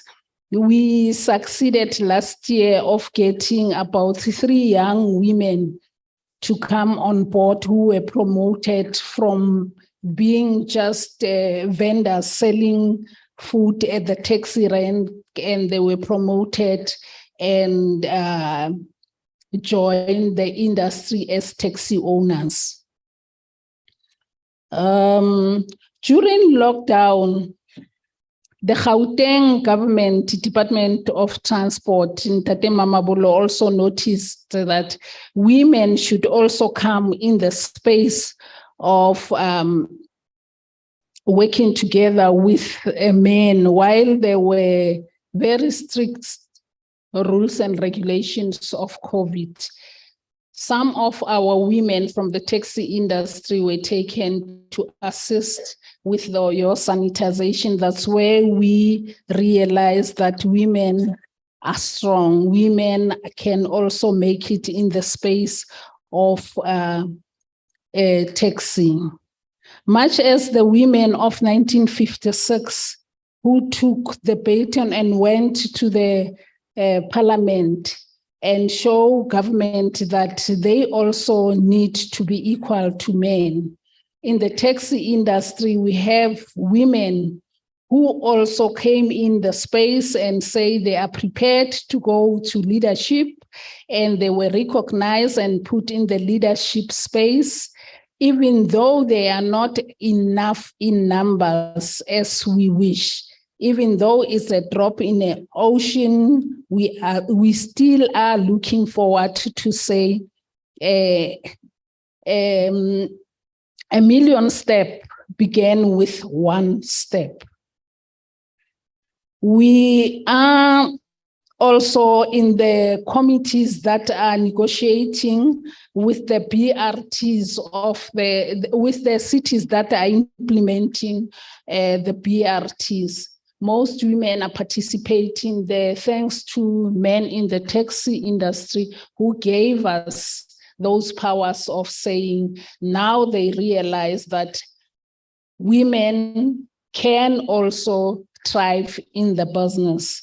We also challenging other modes of transport like your Gautrain, your PRASA, as they were speaking, municipalities, to consider that when they call their meetings or when they call their communication stakeholders, they should insist on 50-50 women representation, not only as curtain raisers or as coming there as petition. Just they should come there with their brains and knowledge and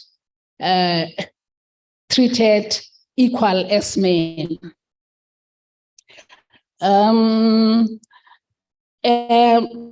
In some of the business practitioners who are here, we are willing as meet, and the aim of us to be formed was to form partnership relations and joint ventures in some instances with the big companies like yours. Hence, our main aim is to negotiate for women's businesses, even those who are not clued on what they are, how to go into those businesses. We humbly request those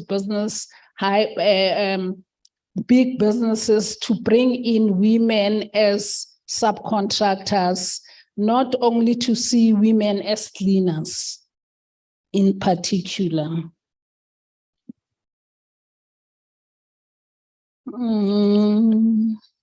I think wathinta abafazi wathinta imbokodo. Phambili ngeseunity phambili. I think that's the end of my presentation.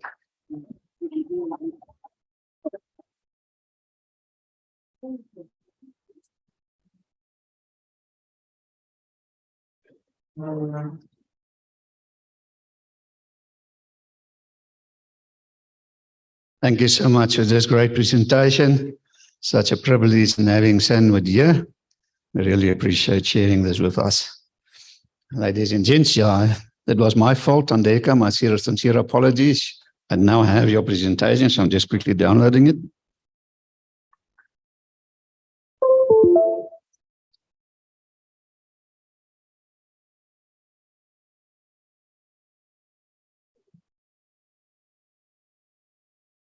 So no pun intended, but I want to ask you a question. What's a good example of a flying mammal? Think about it. What's a good example of a flying mammal?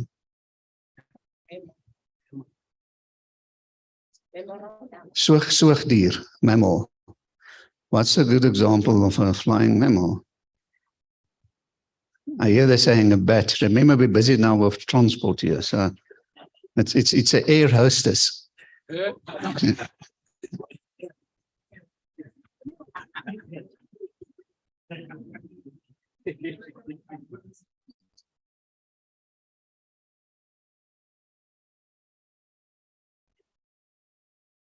I said no pun intended, so I'm covered.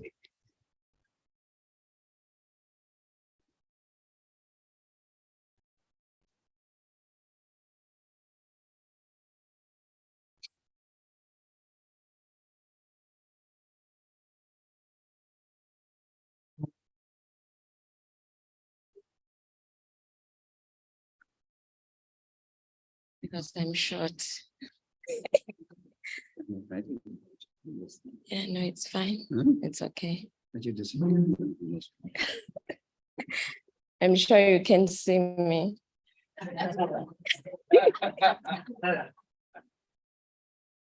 Maybe this side available to that side, so maybe like that. Yeah.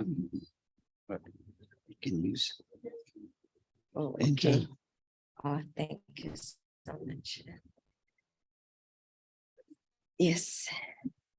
Okay, good afternoon, ladies and gentlemen. Thank you very much, Harry, for the opportunity, as well as the team that organized this session. They really help us, to share information and learn from each other. And it's good to be back to the Transport Forum as well. I used to attend, but I thought, it's no longer there after COVID. So, yeah, maybe just as an opening, I liked also when, William, you were actually saying it looks like we're losing, the positivity in terms of public transport.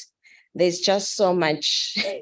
In the morning, I was sort of depressed when I heard the UJ presentation. I was like, wow, Prasa. there is so much that we are doing as PRASA, which we can share with, people who are interested. I think as South Africans, one other thing that I would like us to learn is that when we see a rat, let's not burn the house down. Let's look for the rats and kill the rats and not destroy what we have built over the years. We have seen some of these SOEs destroyed and people's careers also destroyed. So let's carry the positive message for our country as well as our companies. There is so much. We are a country with so much potential. We go to these international forums, we do presentations, people are like, wow, is this South Africa that is actually doing all these things? We even win awards, because people are like, there is so much that is happening. So let's carry the positive message wherever we go and be good ambassadors for our country. This is the only country we have. There is nothing else that we have. So here I'm going to share with you. Unfortunately, my topic is limited to just infrastructure maintenance, operations, and customer services.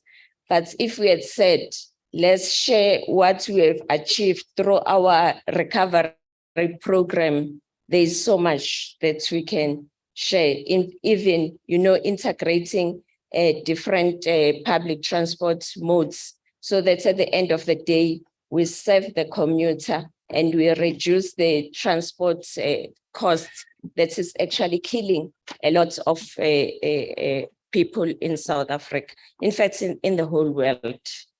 So, okay, my presentation is not a long one, it's very short. I know I'm standing between lunch and you now, so I'll try to be just straight to the point. So is the introduction, who are we as PRASA? For those who don't know PRASA, I know sometimes people, when they talk about rail, others, they don't know the difference between PRASA and Transnet. They think we are one organization, whereas we are different organization. Transnet is freight, we are passengers. And then look at what are our challenges that we are currently facing, not even talking about before COVID, although COVID found us. In fact, there was also another presentation that said, that quoted the minister who said, COVID found us already on our knees. So it just finished us, because we're already limping even before COVID. And what is our plan of action? Because there is so much that we are doing to try and recover rail. And then the conclusion. So this is a busy slide, but it's actually capturing who are we. So PRASA, before there was SARCC, there was Transnet, Metro Rail was there, Shosholoza Mail was there, and Autopex were there. So, but then decided to integrate, and then we formed PRASA. So PRASA was formed in 2009. All those assets, Metro Rail, Shosholoza Mail, and Autopex, SARCC, we all came together and formed PRASA. So what governs us is the Legal Succession Act of 1989 as amended in 2008. So if you're talking about what is our mandate, why do we exist as PRASA? So we've got two mandates. There's a primary mandate that is to provide the rail commuter services within and to and from the Republic of South Africa in the public interest. And then we have got the secondary mandates. The secondary mandate is the exploitation of the assets that we have received to also generate revenue. So we've got a division within PRASA, which is PRASA, that are actually looking at the exploitation of the assets so that we generate a revenue. So our mandate as well is that we must provide safe, reliable, comfortable, and affordable service. So everything that we do as PRASA, we are governed by that mandate. So, okay, our operations, you can see where we operate. The long one, they will show you where the long distance operates, whether it's rail or the buses. We've got rail, which is mainline passenger services. We also have got the buses, which is Autopex. We're under Autopex, we've got the brands, City to City and Translux. So those are the routes, the main ones. Autopex now even goes to Mozambique. So we even do cross-border services. And then Metro Rail, which is commuter services. We operate in different provinces. So you can see Eastern Cape, we are in East London, we've got one line there, and Gqeberha, we've got another line there. Gauteng, we've got a number of lines there that we operate, but for this financial year, we've prioritized this. Like I know in social media, people will also show, you know, how vandalized our stations are or our network is. So for this year, we have prioritized some lines because we realized that we're opening a number of lines and failing to provide services as per customer demands. So we said, let's focus now where we've opened the line. For instance, here we've opened Mabopane to Pretoria, but the service there is still limited. You find that we're still running in the morning and also running in the afternoon. So, but the problem is that we are implementing the signaling system. So we have not increased the capacity of, you know, the trains that we can run on that line. So we're busy with those projects. So we've said, let's focus on one line, deliver all the, you know, services that we need to deliver on that line before we can move to another line, so that we are able to increase capacity and also move numbers, because we are a mass mover. And then KZN, we do operate Mashu, we operate Mashu via Bridge City, we also operate Umlazi, we also operate Kato Ridge as well. Western Cape, we've got a number of lines also that we are operating there. We're still struggling in terms of connections, because you'll find that we operate and then, you know, customers are dropped where, you know, in places where they've not yet reached their final destination. So we're also looking at connections. How can we assist customers so that they complete the journeys? So that's where we operate. So we are in South Africa.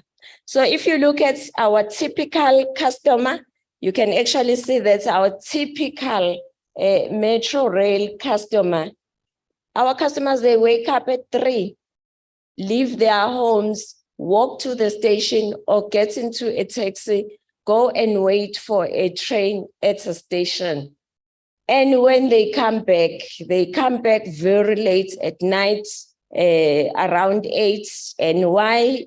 You'll find that in most cases, you'll find that services have been delaying, or we are also running a limited service. So you can see as PRASA, if we can just increase the frequencies, there is so much improvement that we can give to South Africans. Because if I know that if I'm at the station at 6, I will be at Park Station at 7, you will leave home a bit later and be able to even look after your kids and not be forced to use, you know, other modes where you'll be forced to use a taxi and spending even more.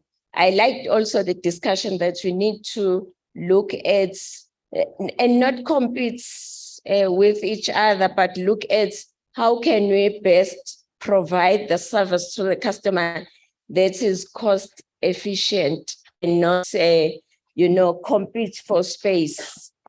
For us as rail, our customers in the main, from home to the station, are usually using taxis, and then they take a train to, so there is a lot. If you want to go to Sandton, you take a taxi from home to Naledi, you take a train to Park Station, you take Gautrain.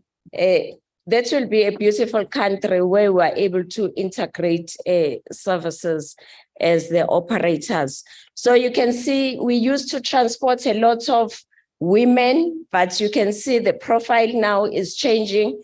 We've got more men now, and it's saying something to us that if we are losing women in a system, even scholars, you'll see that scholars were transporting less now. It means people are feeling less safe, in the environment. So it's a concern to us who are looking at those things and how we can correct it. Occupation, we used to transport more than 80% of people who are working. And this, it's also a reflection of our country. You know, we have got a high rate of unemployment. Cost of traveling is very high. People are very concerned about the cost of travel. Others, they even decide to walk. We've got a lot of customers who prefer walking rather than to use a taxi or a train. And it's not because they want to do that, it's because they cannot afford. So, and then also we've got, just snapshots. Also the ages, what is also of concern to us. We used to transport a lot of between the 20-year-olds and the 39-year-olds. But now we've moved to 35 to 39. What is that saying to us? That's the youth. Where is the youth? And also people who are looking for unemployment, who are transporting less. It's saying people, they've lost hope to even go and look for jobs. So this slides, it's actually telling us a lot of things that we can learn and also prepare for the future. Or if we have got campaigns, marketing campaigns, we can look at bringing those people back. So even the average cost of travel, it used to be, with the last survey, it was about 500. Now it has increased to about 701. So, okay, as PRASA, what we did, we looked at our customer value chain. So we've moved from customer service to managing the customer experience. That is, we don't just think about the customer when they arrive at the station, but we think about customers when they are still sitting at home and thinking about their travel, that we must be there as PRASA. Whether, we've got social platforms, internet, the call center. We are also going to be soon be launching our One PRASA number. That number, you will use it for any other service that belongs to PRASA. It will be for all the brands. So once you are still sitting at home and planning your trip, what are the things that, as PRASA, we must provide so that you are also, when you are thinking about taxi, Gautrain, PRASA is also there. Flying, all the modes are there, and you can look at what's the best solution for your trip. So as PRASA, we have mapped out that customer value chain, looking at from home, what are the things that we need to do? How can we, the platforms that we can use to share information? On your way to the station, how can we inform you if services are not on time? There are disruptions. When you arrive at the station, what are the services that you can get at the station? What type of information can you get there? En route until you reach And it doesn't end when you reach your final destination, your station. We also think at a station when you arrive there, are there taxes? Is there another mode that you can use to complete your journey? So as PRASA, we also think about all those things, and marketing and comms and customer services is there all the way to support the customer needs. So as PRASA, what is it that we are trying to do? Our end goal is to create a customer-centric environment that is across the organization. Employees, when you're talking to our employees, all of us are thinking customer, and our services are not influenced by what our engineers can give us or what we are capable of as an organization, but we should look at what are the customer requirements. So the customer is at the heart of everything that we are doing as PRASA. Service excellence, that's the quality of service that you are providing. Our professionalism, when you meet us at stations, whether you're customer services, you are a driver, you are security, the way also we interact with the customers, whether face-to-face or online, build customer-focused teams, our teams also to know that, all the time that there is a customer that we are serving. A customer is the boss, it's paying our salaries. Regain brand credibility and trust, which is something that in a way we have lost as well. Brand credibility and trust. If you're talking PRASA, this brand is such a beautiful brand. You can see even our trains now, the new trains that we have, you can see the stations that are modernized, our modernization program, very proud of our brand. So, but we need to also regain the trust from our customers. And then lastly, but not the least, achieve set revenue targets. So we've been struggling for some time. Previous speakers were also talking about PRASA moving about 500 million customers. That's what, we're at our peak, we're moving. We're even collecting, at the peak, we collected as Metro Rail and MLPS, 1.9 billion. But you'll be surprised today that, in fact, for this year, our target is about 30 million because we are still rebuilding 30 million passenger trips, and our revenue target moving from 1.9 billion to what's the target now is just below 200 million. So you can see that we are operating about 10% of our business compared to where we were, previously. So this is just a SWOT analysis in terms of our infrastructure. I won't go through it, but just in the main, what is there? In terms of our infrastructure, you can see that our stations are open. You go through lines, you'll find that even our new trains, when they are moving, the system is just open. Theft and vandalism is a serious problem. It's not a PRASA problem, it's a country problem. Everybody is just experiencing a lot of theft and vandalism. We've got just a culture of just destroying, our assets. So that is a sabotage of the system. It doesn't matter which one. Eskom is experiencing the same. Transnet is also experiencing the same.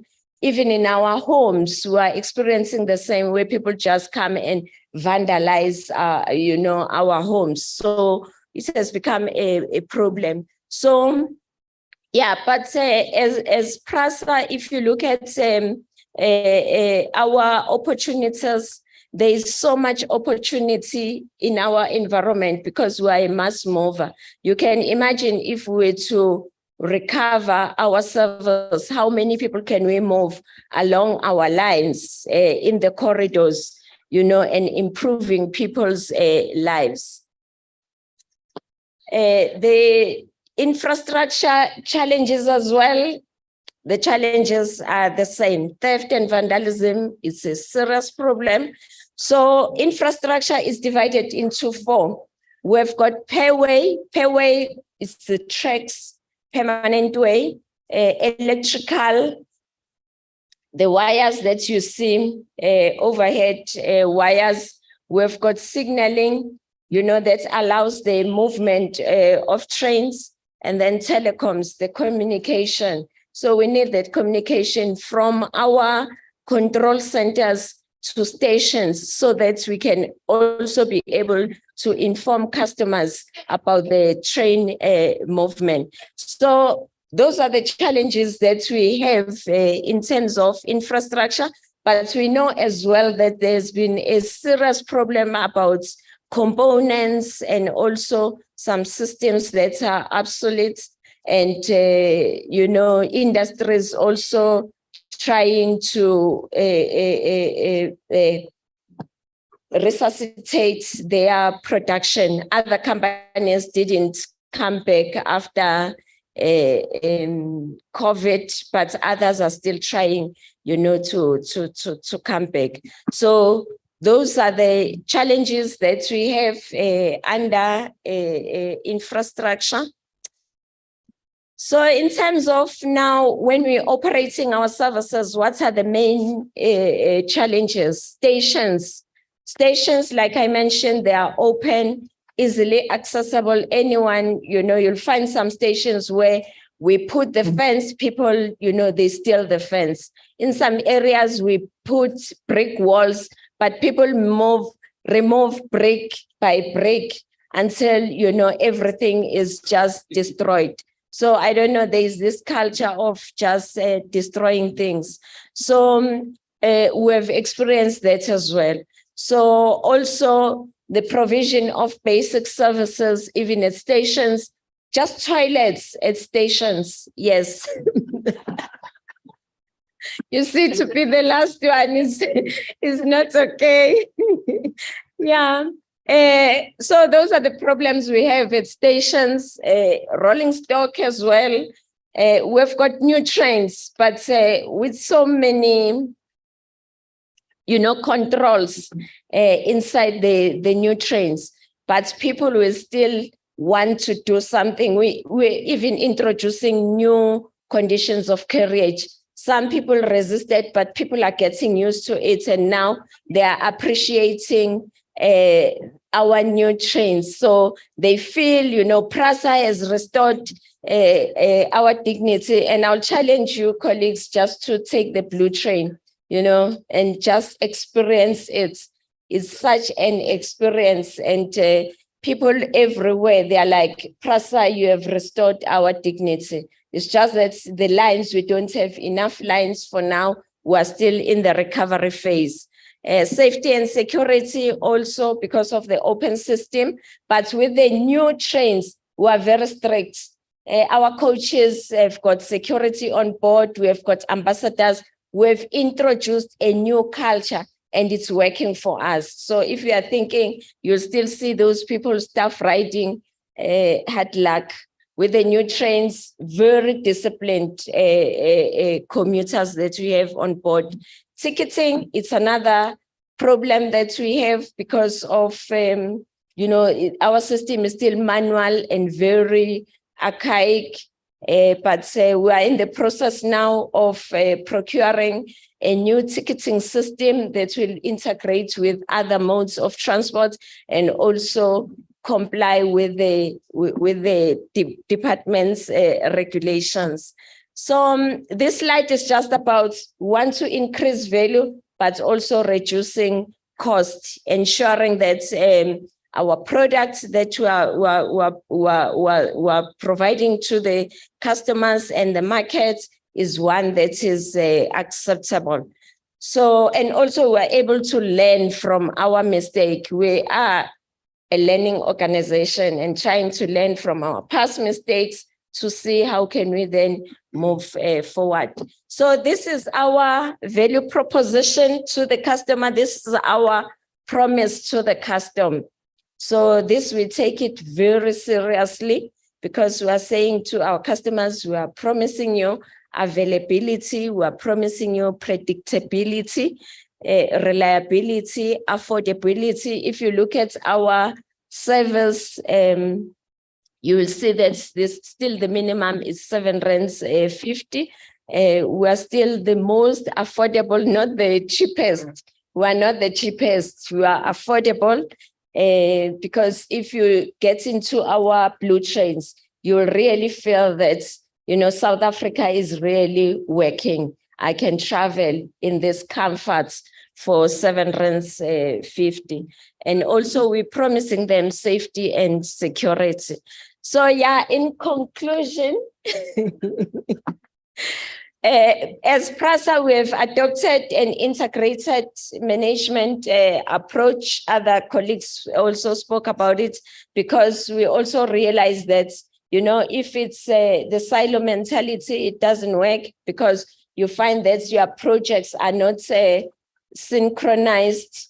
And then also one will be fixing something, but it's not talking to the other one, and you are not able to provide the whole package to the customers. So we've said, let's focus, let's claim station by station, line by line, and then we'll be able to then complete the corridor. So that's what we are doing. So the lines that you have claimed or recovered, we are trying to increase capacity there and also provide what is acceptable to customers. So yeah, with the cost, and also, yeah, also the rail is a mass mover, and I'm sure all of us would like to see most people, you know, using rail. Is also environmentally friendly and low carbon emissions. So yeah, thank you very much.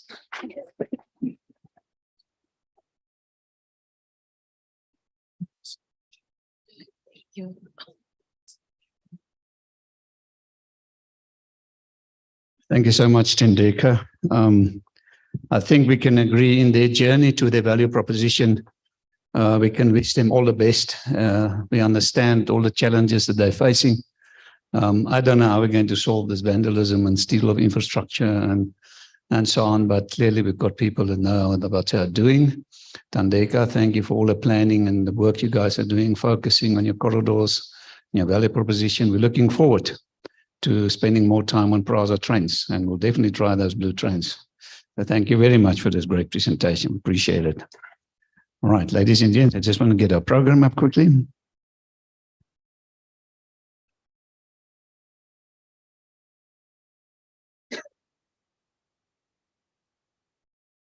All right, so what's going to happen now is we're going to have lunch and visiting the exhibitions.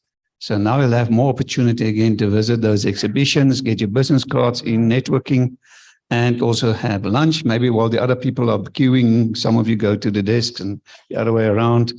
And then after lunch, we've got an exciting program. We've got 2 round tables. The first one is regarding security challenges in intermodal operations, public transport. We're going to have Mr. Jack van der Merwe, the Chief Executive Officer of the Gauteng Transport Authority, who's going to moderate for us. So how that's going to work is Jack will be here at the front. He will facilitate the discussion, obviously going to set the stage for the discussion. And then we're going to do the switch again to the Zoom screen on the screen here in front, so we can see all our colleagues out there on Zoom. And Jack is going to facilitate the discussion regarding this, because we all know that security challenges, you know, security is a big problem in our world today. So that will be the first round table. Thereafter, thank you, Mr. Tsepo Kobe. I see he's also here with us. He's going to facilitate in the second round table, security changes for passenger safety. So that will be the same procedure we will follow then with Tsepo moderating that panel discussion or the round table for us. So thank you very much. We're going to take a 45 minutes break for lunch and your final chance to get to those exhibitions. So enjoy the lunch. Thank you very much.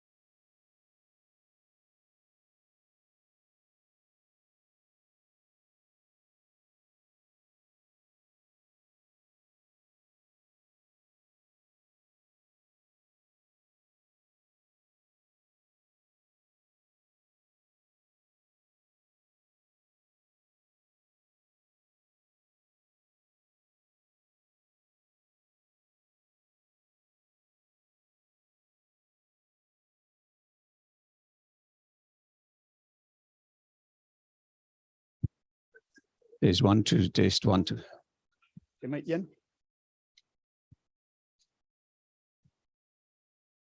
Ladies and gents, you can start moving back to your seats. We're going to start in about 5 minutes' time. So, yeah, thank you very much.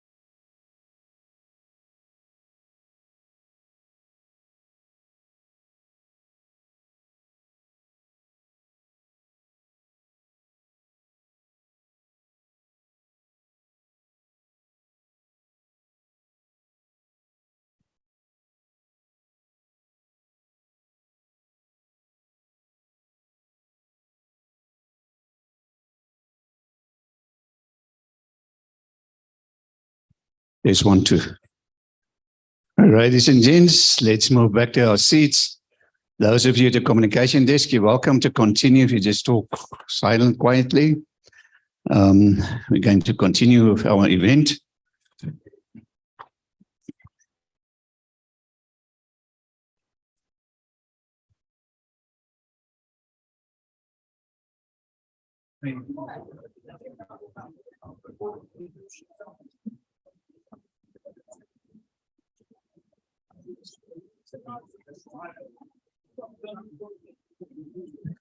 Thank you, Rashina. Ladies and gents, you can see, yes, Rashina standing with a glass bowl. She's going to send it around. Put in your business cards there. That's for the lucky draw for the Transport Forum for the microwave oven. And I think Kathy from Senate, they're also joining into this draw, in this draw. So make sure your business card's in there. If you haven't got a business card, then you can take this card, you remove the paper from the plastic and put the paper in. All right.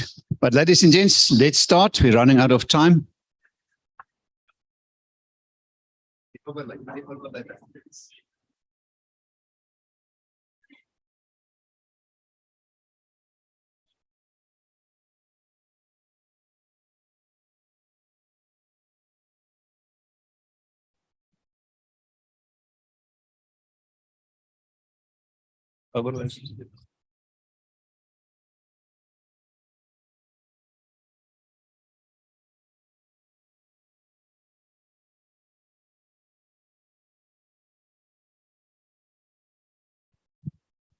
Right, ladies and gents, what we're going to do now, we're going to have a roundtable discussion.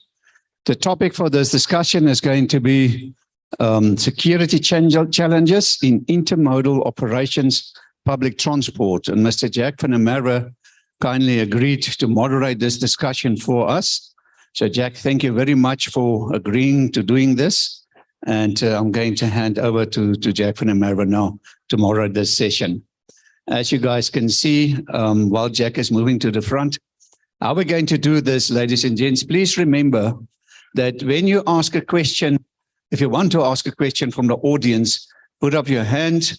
We will approach you with the camera and a microphone.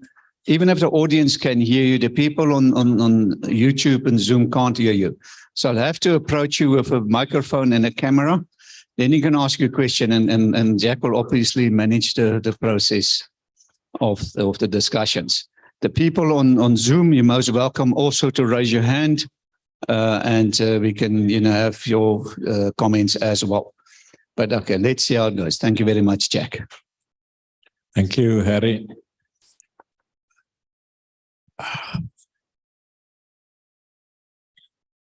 Good afternoon, colleagues. This is quite a heavy topic to talk about.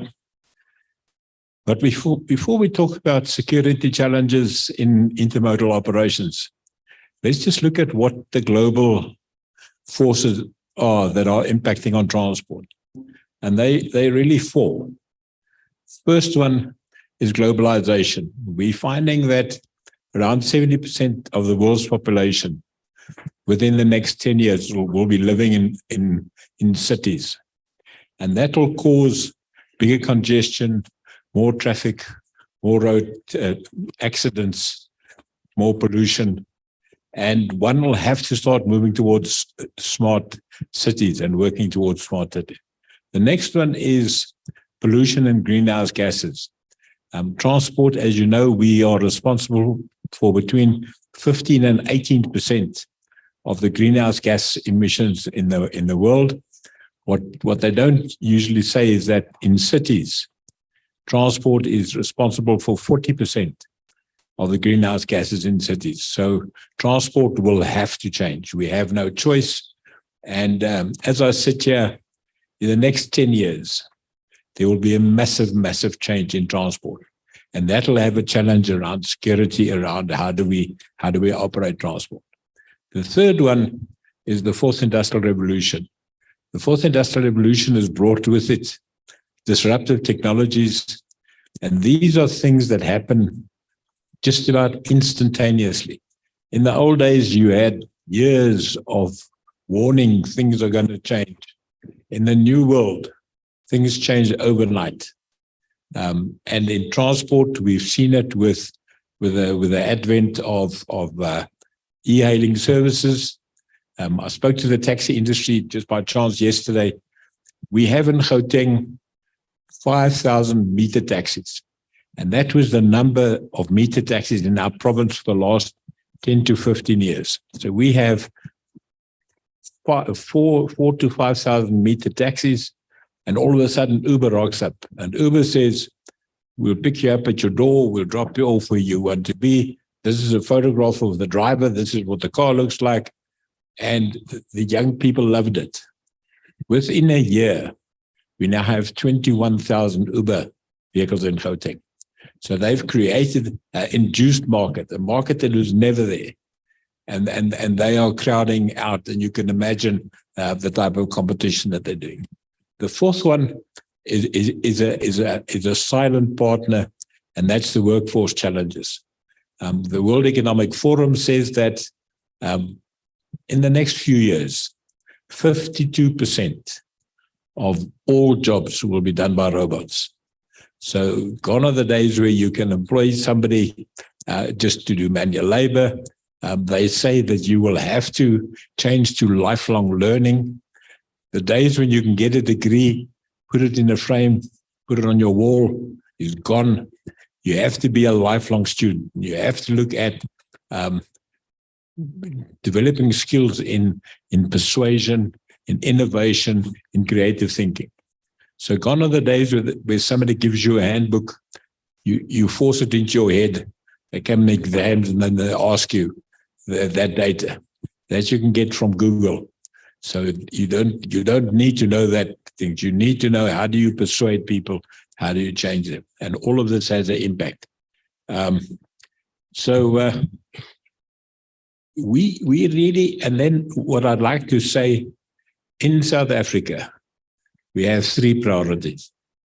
Whether, I don't care which political party wins the election next year, whoever does single party, coalition party, whatever, the party in power will have to address three things: poverty, unemployment, inequality. And that's going to drive it. So, and all of this has got to spin off into security.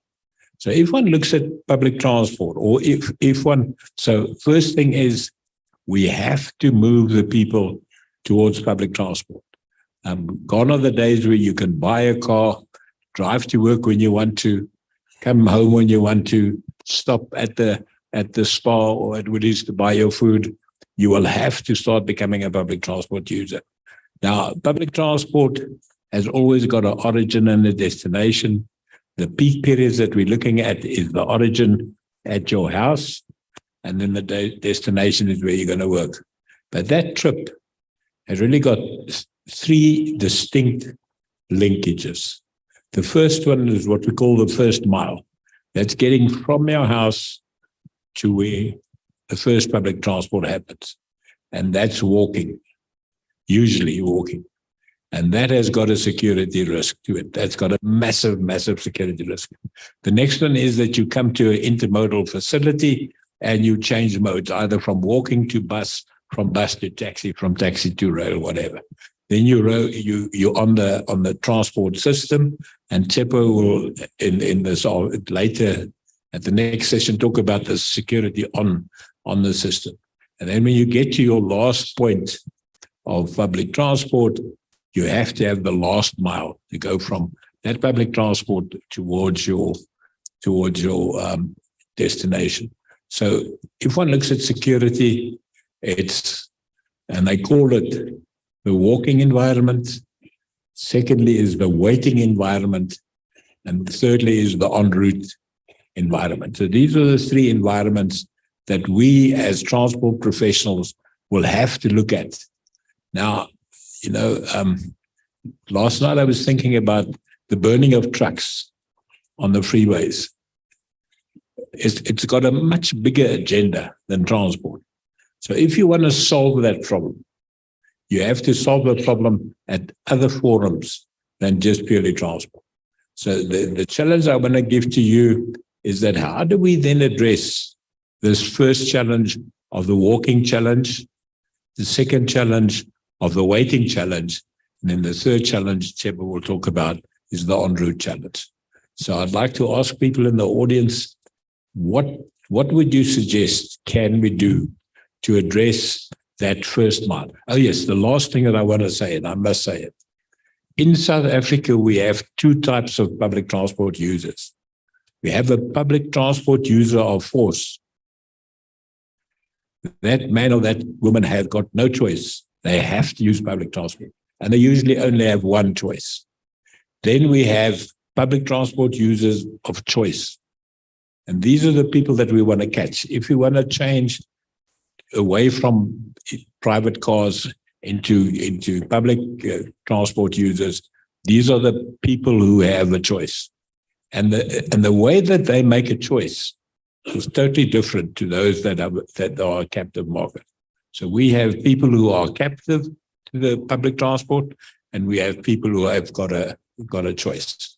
And in the Gautrain case, our market was looking for people who had a choice. We said to that person, we know you own a BMW. Leave it alone. Drive it over the weekend to impress the ladies. We want you to use public transport during the week. Right. Harry, can I see your hands? Any comments? And you're going to be on TV, so you better give your best smile. Right. Please put up the hands. The YouTube, the Zoom people, you're welcome to also raise your hands that you want to ask a question from the Zoom side. Yeah, so we've solved the problem. Can we go home? It seems.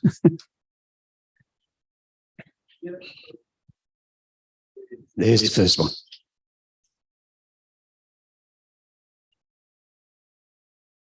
Just identify yourself. Thank you. Yeah, my name is Kibitin Chumayelo. I'm a civil engineer running a consultancy firm. Thank you for the opportunity. The presentations were very enlightening today. So with regard to the different modes of transport that we're talking about, public transport, specifically with regard to security, we have seen a huge contrast in what Gautrain offers and what PRASA offered. We had in the presentations the challenges that are there. And the security risks, obviously, as you had alluded to, starts at the house as you walk and then you get into a facility, either a taxi or and a bus to an intermodal facility where there is control by the intermodal facility owners. Is that with PRASA, the intermodal facility is quite scary. We understand their challenges. Lighting is an issue. We heard about toilets. We heard about what measures that PRASA is putting inside, but outside at the periphery, it's the biggest thing. And we appreciate that PRASA cannot do corridor fencing for all the lines that they have, but priority corridor fencing. Last time we were here, we've seen the numbers in terms of security incidents, and yes, they've reduced, but it's at the periphery where there are issues as well as the train runs. I mean, even the infrastructure that's at PRASA and infrastructure at Gautrain is totally different. And with the taxis, it's unsafe, unpredictable, and very scary as well. And now with the e-hailing system, there's issues that unacceptability by the taxi drivers. It's also unpredictable at times, and there have been incidents before. The buses also, we heard this morning that there's a lot of work that needs to be done in terms of the overhauling and upgrading them. So, and we've seen incidents that takes place due to unroadworthiness of the buses. So this is a bigger problem that we are facing, that the subsidy grants needs to be improved to talk about that. And I think from spatial planning perspective, the biggest challenge then is that because we perpetuated the old planning system, that the new houses are built away from the centers where the mass transportation is accessed, or the taxi ranks, or the train stations. Also, what we've seen is that the planning happens ahead of stakeholder engagement, whereby town planning and development of the facilities are done before engaging with the end users. Therefore, you find in some places taxi ranks are built and they're not being used. So, or they are too far from where the people are. So this is my input for on these issues. Thank you. Thank you very much. I think that's very positive. I have the stats here, which is quite scary. The annual trends in infrastructure attacks in Praza. I've just written it down for Western Cape and Gauteng. For the financial year 2014-15, there were 1,300 incidents of vandalism on the infrastructure in the Western Cape, 1,450 for the year. The next year, 800, 1,200, 2016-17, 1,200, 1,500. And the last year that they reported, 2017-18, was 1,600 incidents in the Western Cape and 2,000 in Gauteng.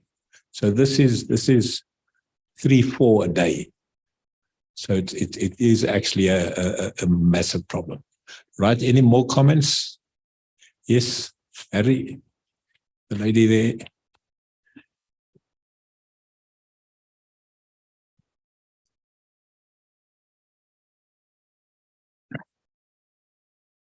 Good afternoon, everybody. I'm Mashishi from Santako, Gauteng. With security, it's so concerning, but also irrespective that we are to be solution-driven, but our government is contributing a lot. For an example, in my territory where I'm working, my primary association, which is Rulta, there is a rank built at the bond houses, and at the back, like from the bond houses, 500 meters backwards, that's where the RDPs are. So you can see, even when they are doing these plannings, just because maybe they think that we can consult the taxi people, but they've put the rank at the wrong place. The bond people, they've got money, they've got their cars. The RDP ones, they don't have money. The rank should have been inside Cosmo City, but it's outside Cosmo City. Now, people have to take a taxi before going to work. So in other words, taking two taxis, local one and the one to Johannesburg or Randburg. But if you don't have money, you'll take an advantage of working, and the security-wise, you are no longer safe. Because if it's winter, you can't do that. If it's dark, you can't do that. So you are compelled to take always two taxis. The money you should have saved maybe for your kids. Yeah. Or for your future purposes. So we, as the government, we are also contributing in this scenario, not only from one side, but another security-wise. I think if it can happen, like Mr. Van der Merwe is saying, it doesn't care who's taking over next year in political parties, but we somehow, somewhere, jobs must be created, irrespective that they can pay maybe small salaries, little salaries. People, once they are hungry, and everything can happen. And security-wise, that's where things are happening. That one, we must look around it. And when it comes to this cable theft and all this, the rails, what, the scrapyard people are taking very, very big part of 100%. Because these people stealing these things, they don't know where to sell. But there is a big man who has a market somewhere. So somewhere, somehow, we have to take the bull by its horns. That to the scrapyard people, that's where those people, they are increasing this security and safety. I thank you. Thank you, Jack. Madeleine Engelbrecht online also wants to make a comment. Right, Madeleine, can you tell us? Hi.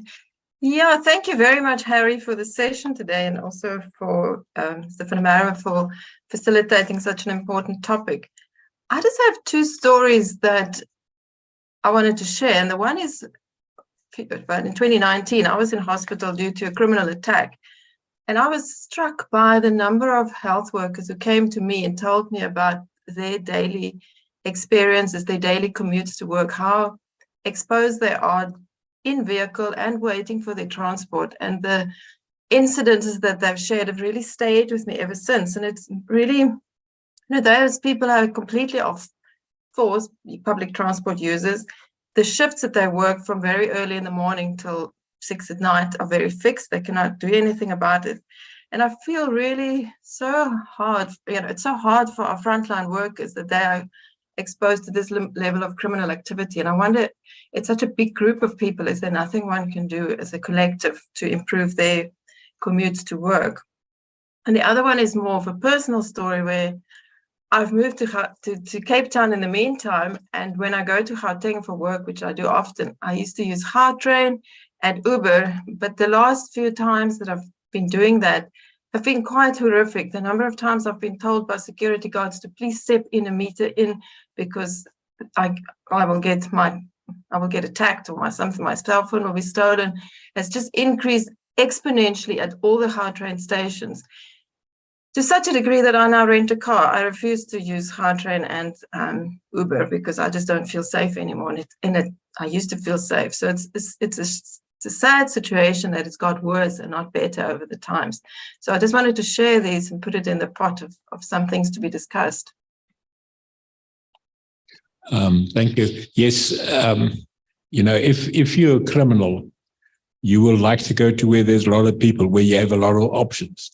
And the intermodal integration facility that's where the conflict is. If one thinks about the fight between meter taxis, the taxis and Uber, it happened at the station because there you have a concentration, you have the people there.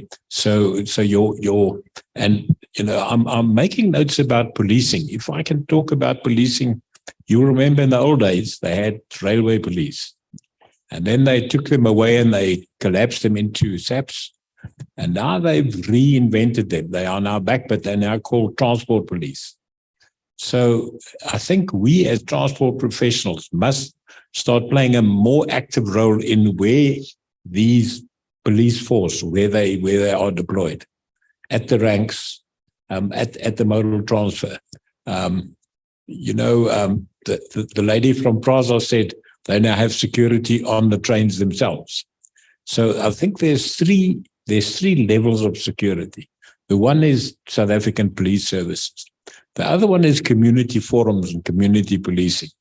But the third one is really the owner of the mode should have security. Like Gautrain has got security, Praza has got security. I know in the old days they had Springbok patrols that were doing the security of the assets of the rolling stock and that. So one really has to start having three levels of security, having a good coordination between those three levels, and then look at the danger points where you can address it. So can we get your question? Who was the one who wants to? Yeah. Hello. My name is Lindsay. I am a student. And I think I just wanted to comment on what you were saying earlier about like choice and captive ridership. And because it just reminded me of some of the things I'm looking at in my research. I am interested in combining some of the aspects of social engineering, psychology, and how to encourage people to choose public transportation rather than feel like they have to use it because they have no other options. And so some of the things I'm looking at is partly influenced by basic needs theory, which is in psychology, how people are motivated to do things that are difficult or new to them. And then also at Maslow's hierarchy of needs, and kind of exploring at how trying to make an argument that the best public transportation system isn't just going to meet the basic needs of getting a person from point A to point B, but they also need to feel safe and dignified, and some of the higher psychological social needs. That's the way that you're going to convince people to want to use the services. And I'm looking at it in the context of transportation, but I think it can also be applied in other aspects of urban development, like housing. Like, you don't just want to provide housing that technically protects people, but housing that's like public housing that's going to be most attractive and sustainable is the ones that also meets the higher needs of feeling dignified or connected to the community around them, things like that. And so, yeah, if anybody in the congregation or the audience has thoughts on like combining some of the social engineering and social needs with encouraging ridership and encouraging ridership towards public transportation, I would love to talk more about that. And I fully agree with you. Social engineering, if you have a stable environment, you can look at social engineering, because then there are other things. I mean, we find overseas the young people, they don't want to own a car anymore, because in public transport they can play with their social media, they can be linked to each other, and that. So it's for them that time that they have available where somebody else worries about the traffic and somebody else goes to them. That's a benefit. But if you have a fundamental problem about worrying about your safety, then it overrides everything. I go to London quite often, and I'm amazed. I get into the train 11 o'clock at night, and there's a lady getting in, and she's got a book, and she starts reading. In South Africa, she would be looking around, where's the next crook? But in London, they read on the train, and you can see, she looks up and just to see it, which station she is. And then when the station is close, she puts the book away, and she gets up, and she walks into the night. And I mean, that's what you want to be. But I mean, how do we overcome this perception of unsafeness? Because you will lose a customer for sure. And this Madeleine that was on the line now says, she starts getting scared of the environment at the Gautrain station, so she's not doing it anymore. So she's hiring a car and she's going back to private car use. So that's the challenge. The challenge is we have to break that cycle. That cycle of fear that you can't do it. And if we don't break that cycle, we'll never get a person in public transport out of choice. They will only go to public transport in force. So that's a big problem. Any other questions? There's Nokazula online. Nokazula is online. Want to ask a question? Nokazula? Thank you so much. It's actually Nana Zanan.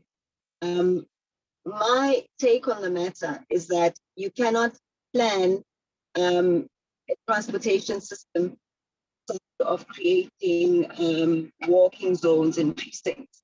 And you can only do that. The city, Prasa, for instance, of bridges cross over our rail track. Some of those bridges are not maintained by the city. The city doesn't consider them to be top of mind when they are refurbishing their infrastructure. The effect of that is it actually falls into our system the other day, which belonged to us. Dr. Zula, can you perhaps speak closer to the microphone? I am, but I'm also driving, so I have to say. So if you can't hear me, that's better.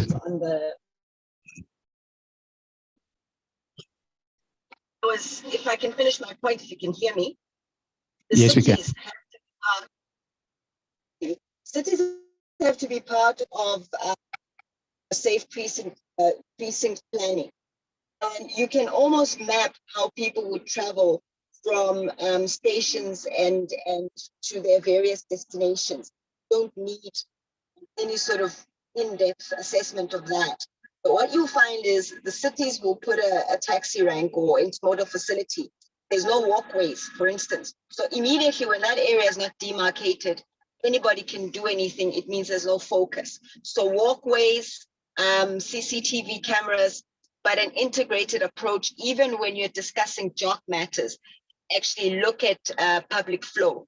If you have incidences where you see now with the safety and security changing internationally, how do you control how many people just decide to hop on a train and go and attack a particular area if that area or precinct isn't under your radar? You're focusing on other trading areas, but you're not looking at the source of travel or how people are getting to those particular areas. So it's not just the transport authorities that need to change the scenario, but it's a joint planning with the cities, and it's actually creating walkways for people and how they flow into the city. I think the cities actually have to educate themselves about that and plan better, not just the cities and law enforcement, but also private security, because the people that live in and around those areas, some of us have apps called Nemula when you walk. So those apps are attached to private security. The cities can be a part of that. There's cameras in some areas and intersections, but not where people are traveling. Thank you. Thank you.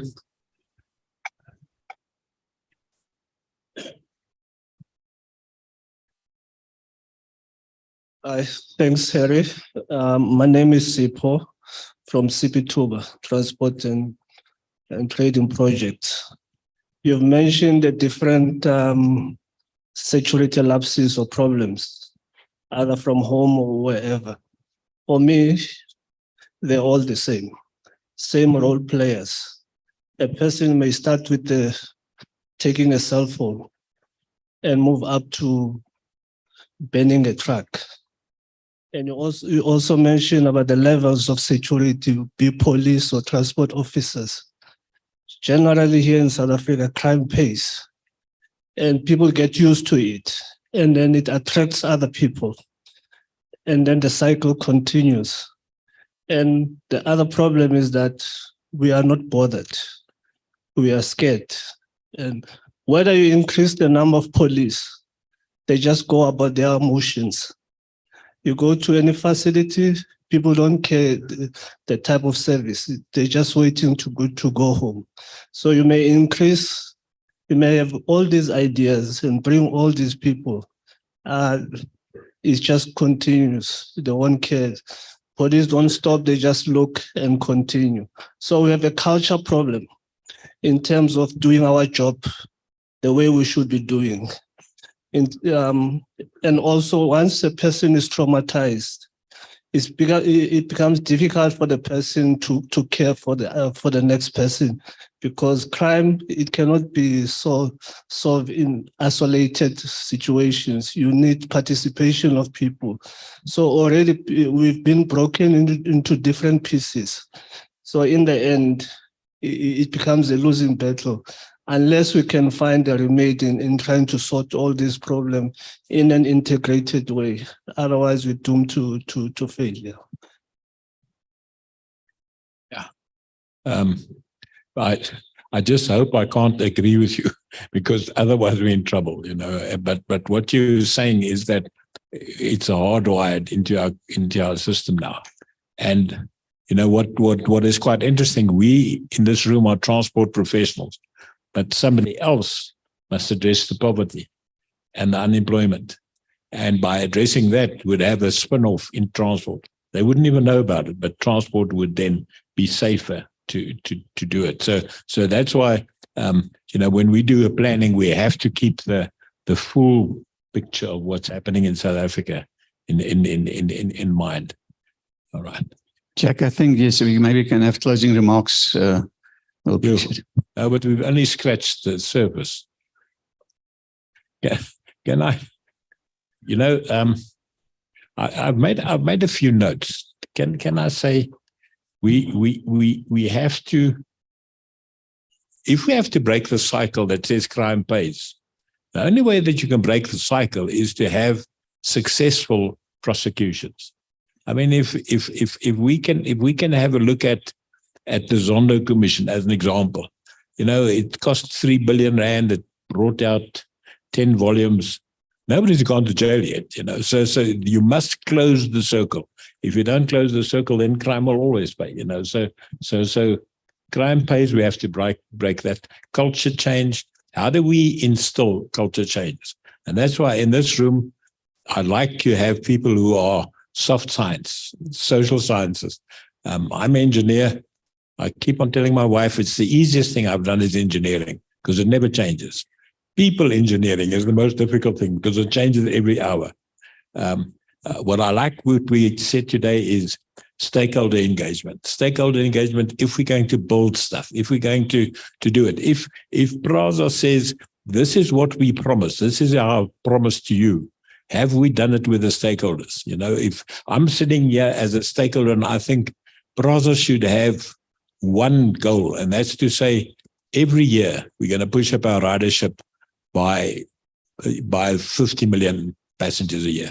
That's all, nothing else. So when I come, we're transporting 50 million now, next year 100 million, next year 150 million, next year 200 million.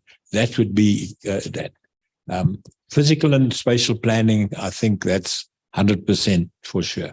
We have to start linking up where we build the taxi ranks. I live in Pretoria, Menlyn. I go past Menlyn. There's 400 taxis standing around Menlyn. They get used to bring the people to work. They stand there for the rest of the day. Tonight, they take them home again. It can't be a business that can work. But why has Menlyn not been... I mean, I went to... Where did I go?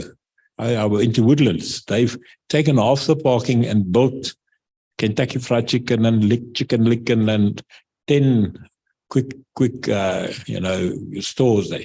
They should have taken that space and given it to the taxis and have a taxi rank inside of Woodlands so that it's there.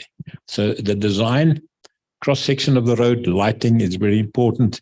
The management of maintenance. If you have to duck and dive through ditches going from your motor transport to your house, the ladies with their high heel shoes, they'll do it once, never again. So we have to look at the maintenance. We have to look at enforcement of the bylaws. We have to look at splitting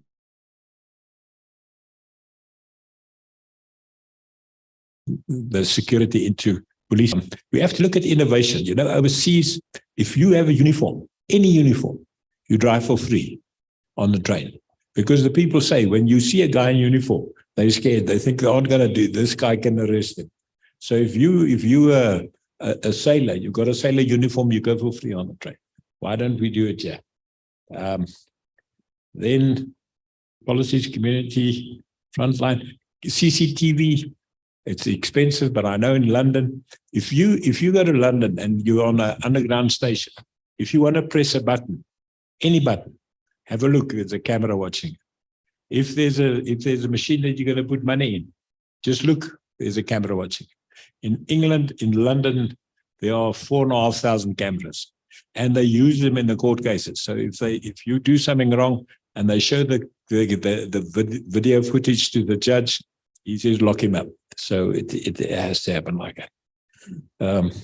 Frontline workers, I think that is the issue. We were quite good in COVID in moving frontline workers, but then they were very special and they were few. But the taxis helped us. We took frontline workers, nurses and that to hospitals and that. So that works well. Can we do it?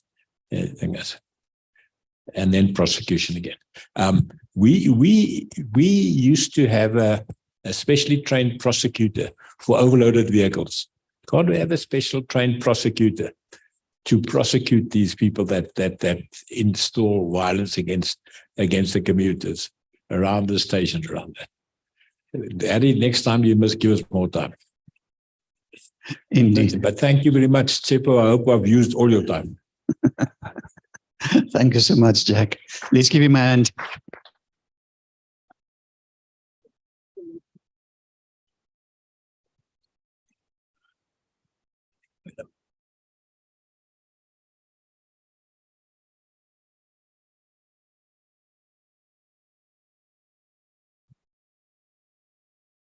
Right, ladies and gents, this was great.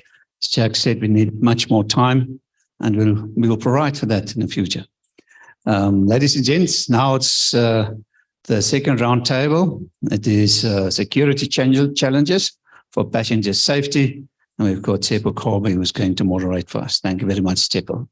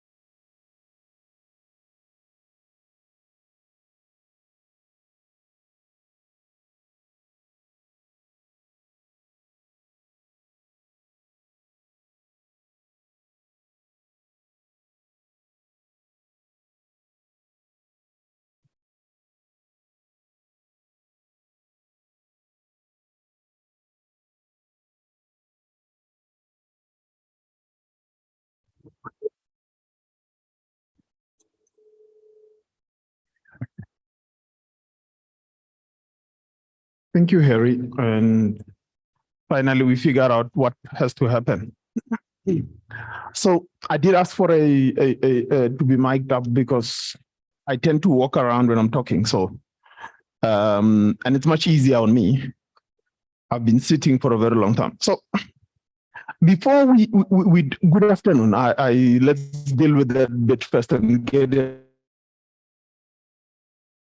out of the way, the pleasantries. And Jack is here, so we have to say all protocol observed.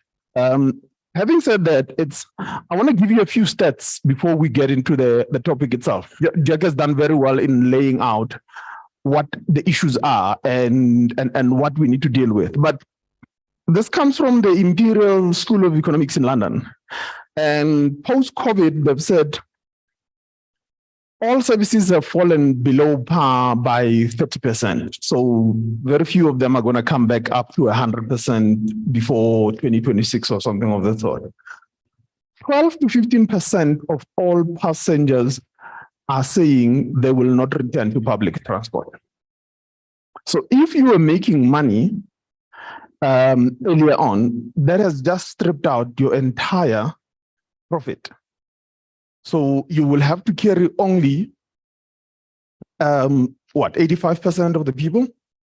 And then 71% of all passengers have changed their reason for travel. And then 80% of all operators have been forced to change their business model as a whole. Now, a little bit more facts on what do they call it, on the changes and the reason why I'm telling you this is that when business change and operations change, security becomes primary. And the logic of people that, what do they call it, and how they deal with things. So for instance, on the Gautrain, what used to be our 100% that was accepted as being 100% where people could sell, rafters to rafters as they were, they are uncomfortable with that. So in actual fact, our true 100% now, it is actually 70% of the pre-pandemic 100%. Now, that has just wiped out 30% of your riders already right there and there. And it's because people psychologically no more have the ability to want to sit next to each other. I was standing at the back at the door as I was going to an earlier engagement, with a young lady who had her backpack slung over her hand. Look at me. Do I look like I can rob anybody? She kept on looking back. Like, I think the entire trip, it must have been 5 minutes from Midrand to, what do they call it, to Marlborough. She kept on looking back. And what do they call it? It's just that I was going to an interview, so I was more focused on what I'm going to say there. I was getting interviewed by Sakina in the morning. So, but I wanted to ask her, why do you keep on looking back? And she kept on looking back, and I eventually said to her, yes, your back is closed. And she said, thank you. And I knew her worry was whether the zipper is open or something of the sort. And it's telling you, in one of the most secure systems, in order they call it, our recovery of lost and found items in the Gautrain is 99%. The 1% that we have not recovered is stuff that was taken away. We know who took it, and what do they call it? And the police do not want to go and recover it. And we are comfortable with what they call it, with that state and telling you. So with me being comfortable that this is where I sit, and now I'm standing there and I'm being suspected of opening a young lady's bag, it's telling you that our profile of security has changed all around. But while we continue with that, one of the things that have changed with the future passenger is the timing of travel. So the peak has spread. So you see it on the freeway is full the entire day. And that has changed the way people travel. The type of tickets people buy, they don't more want to buy monthlies and weeklies, they buy as and when as they want to. And then the locations of travel has also changed. Very few people travel to CBDs and the old areas that we used to travel to. And then an additional bit of it is you have much more of a younger traveler now. And that younger traveler means what? So the younger traveler means you now have to cater for a future commuter. And that future commuter, upfront, I'll tell you now, cares very little about you as an operator. They're not loyal to anybody. All they're about is about time and cost and saving. They want increased demand for variety. They have a high technology adoption. They view vehicles as a commodity rather than it being an asset. They have increased access to information, and they will tweet about you if you order the color, if they get robbed on the system. They are looking for a high demand of convenience all around. Now, you've noticed one thing. What does this mean? It means the operator of the future is going to have to adapt and think through certain things. And when you talk about those certain things, you're talking about security becoming a hygienic factor. It sits below the issues that they are worried about. Now, somebody from Brazil could say, but how do we get there? How do we get to where, we take security from being up on the top to where it now becomes something that is on the side, and I could think of it differently. Now, as we have this conversation, I've just given you a set of random facts. Whether you believe me or not, it's different, but it comes from the Imperial School of Economics in London. Now, as we talk about this and we start having the conversation, the question is, could we develop transport as a lifestyle product? And for you to develop transport as a lifestyle product, I'm not going to take you look like you drive a Mercedes-Benz. I'm not going to ask you to stop driving your Mercedes-Benz and not offer you the same level of security as a passenger, okay? The passenger's experience versus their expectations, you have to understand that. Now, are we ever going to get to a point where we have agreed norms and standards about what transport and its security must be? And these are the conversations we must have. I'm not going to give you answers. I'm just saying, this is what we open up. Can we design to be secure? I met with the leadership at Prasa, and they had come to see me about ticketing. And I said to them straight up when they arrived, you do not have a ticketing problem. You have a station security problem. Secure the station, the technology, which is the ticketing, reinforces the securing of the station. And suddenly, somebody said, we didn't think of it that way. Because all you're going to get these beautiful smart gates sitting there, and a station that's just for us as a leaking sieve. Now, Jack brought up one thing, and I'm going to stop and then start listening to you guys. He spoke about the concept of total trip planning. Nobody thinks of their day in bits and pieces. So earlier on, I went to the office and then I went to Marlborough, and then from Marlborough, I went back to the office. And then I was here.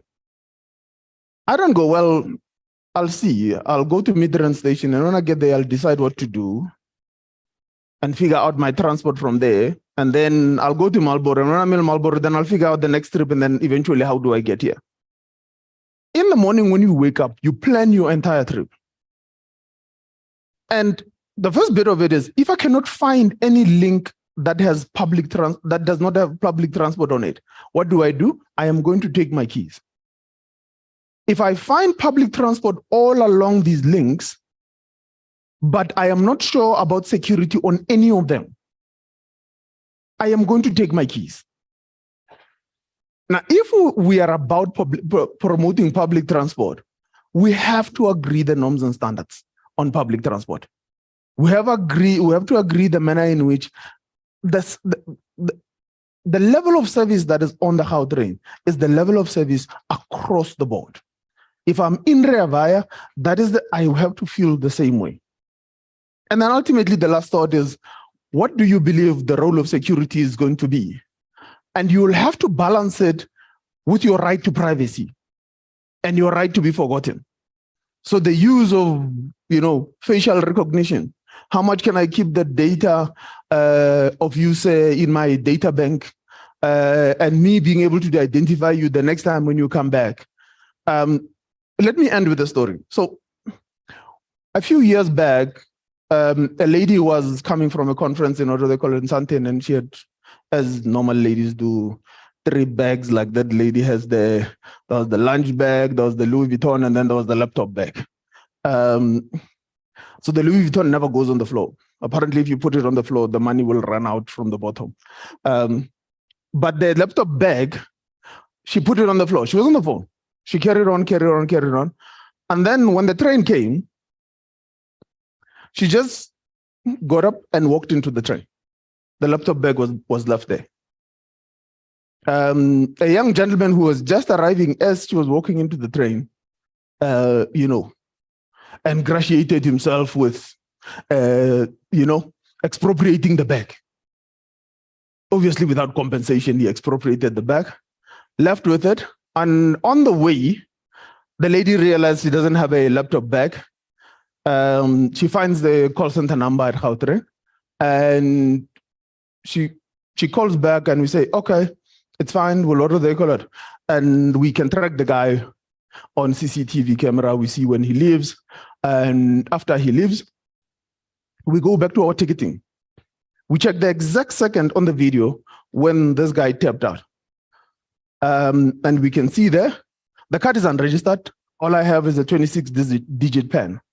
And he leaves, goes off. We tag the card. And when that card shows up the following day in the system, and it tags, the guy gets picked up by security. First, he denies that he didn't have the bag. Then we show him the video. And then ultimately, he admits the bag is at home. Lucky for us, the laptop had not been sold. And it was all there. We escorted him to his house and recovered the bag back and gave it back to the lady. Now, the reason why I'm telling you the story is that the role of norms and standards in the conversation we're having is important. All the modes of transport, could you be able to say that a bag can get taken from a station platform and be recovered back again the following day, just like that? And as you see, it's not a ticketing solution. And how do you integrate all these systems together to make sure that you have a safe passenger? But let's start with the conversations, Harry. Is there anybody who has a thought on how we can go beyond? And let's have the extent of the conversation in full about how do we bring standardization? How do we bring, the ability for us to make sure that everybody can enjoy a ride safely and make sure that they still have the fun that they need to have? Any thoughts immediately now? There's a gentleman at the back there.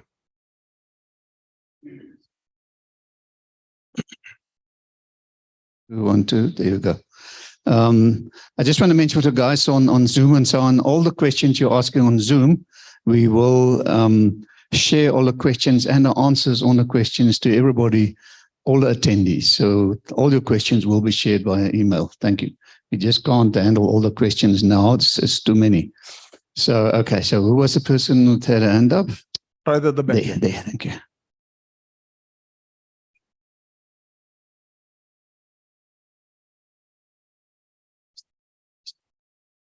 Thank you very much. My name is Moses Ndlovu. I'd just like to thank you for bringing back Sapoa and Santaco in one roof. I think some of the problem will be solved now nicely. Thank you. My take on this, when I grew up, this one is for Prasa. When I grew up,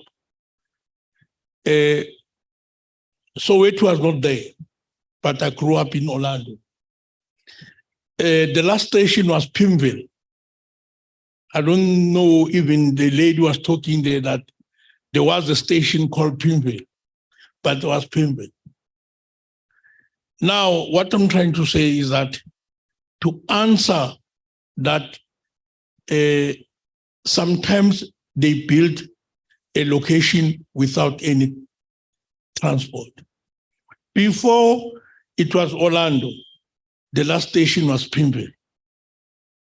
Then it was Dube. Then the station went from New Canada to Dube.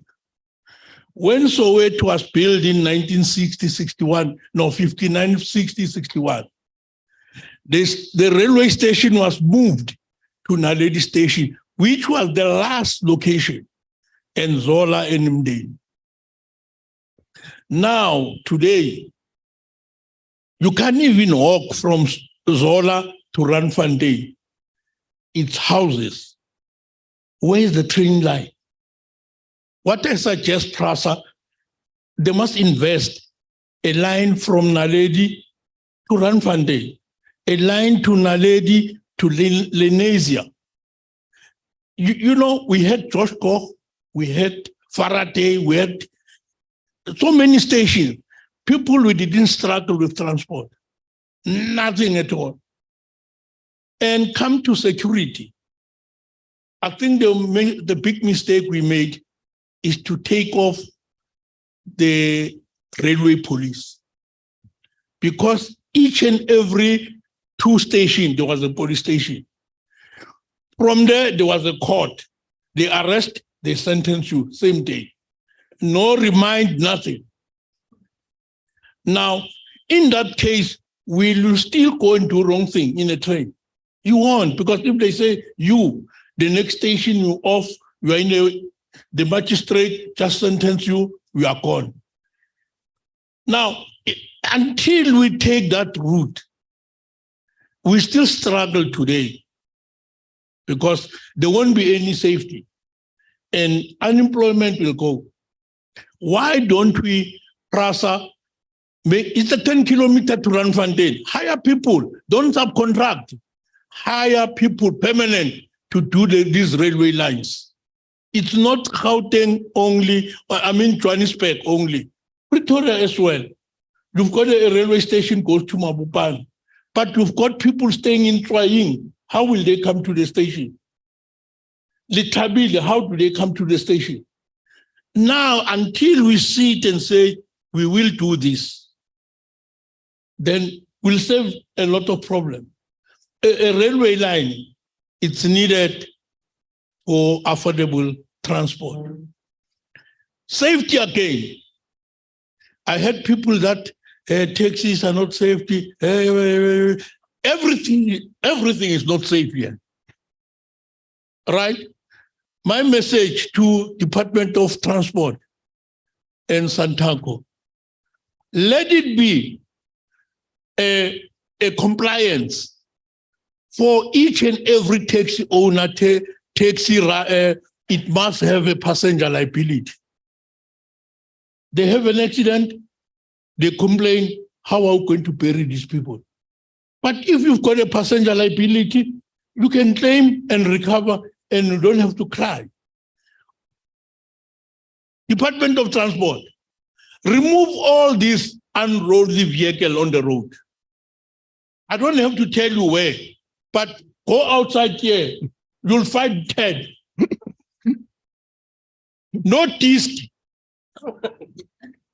But you come and present here and say we are doing this, we are doing that, but we see it each and every minute. In Sandton City, if I can round, I'll pick up over 30 unroadworthy cars. Sun City. Now what you say? Are we a country? I think what is important there for us to capture, and that is important, is before we take on the next question, okay, is our ability to be able to manage the small things. And I've spent, Jack, how long did we work together? 9 years. I worked with Jack for 9 years, so he tells a lot of stories. So as I get older, I tell a lot of stories. So if you want to understand what Ntatekwale is talking about, so on the first, so when we get a new board, so I'm getting a new board in order to call it in January, we normally take them for an induction on the train and show them the train and show them our operations and everything else. So one of the ladies gets on the train, and you know how the train is on the inside, there's a carpet and everything else. And she's a board member. She takes off her shoes. She's now comfortable. She takes off her shoes and everything else. And the lady security guard that was walking around on the train, she comes through to her and says to her, and he says, what? I'm a board member. And he says, no, put on your shoes. And after she says to her, put on your shoes, she comes to me and she says, the security guard is harassing me. And I said to her, even me, I can't tell them what to do. Put on your shoes. Now, if you can fix those small things, the small transgressions, the question, why am I not allowed to drink water on, what do they call it, on the train, or eat on the train and all of that? It is you are beginning to be able to allow somebody to understand that this is a very controlled environment and we are making sure, well, beyond the cleanliness and everything else, it's just making sure that you are aware that the environment that you are in. And that's what Ntatekwale is talking about. He's talking about us managing the small things. Fix the taxis without the license discs. There's also buses without license discs. Don't get us wrong. Saboa knows they've disappeared. I work with them a lot, so they don't mind me.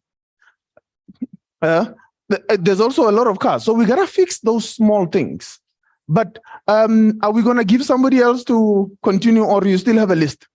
One, okay. To support your statement about how train, about a laptop. I'm a tour operator. I travel a lot. I had a tour in February in Cape Town with a bus. We arrived at waterfront, ready to go to the red bus, and the kids were sitting on the grass. You know, these parents, they buy phones and all that. Kids, they play. When the red bus comes, we all went in the bus. 11 o'clock. 1 o'clock, the mother thinks that, hey, where's the phone? Where's the phone? Where's the phone? We are in Stellenbosch. But when we came back as a tour guide, I went straight to one of the security there. I said, we were here at 10 o'clock and we got into the red bus and one of the kids lost a bag. We didn't tell them what was inside. Then they asked me what kind of a bag, and I didn't know. Then I had to go and fetch the guest and say, what kind the bag is. Then the lady explained that the bag, she bought it in Ghana. It's an African bag, what. He said, wait here. 10 minutes, he came back with a bag. Thank you. Thank you, sir. Is there any other thoughts from anybody? There's a lady here.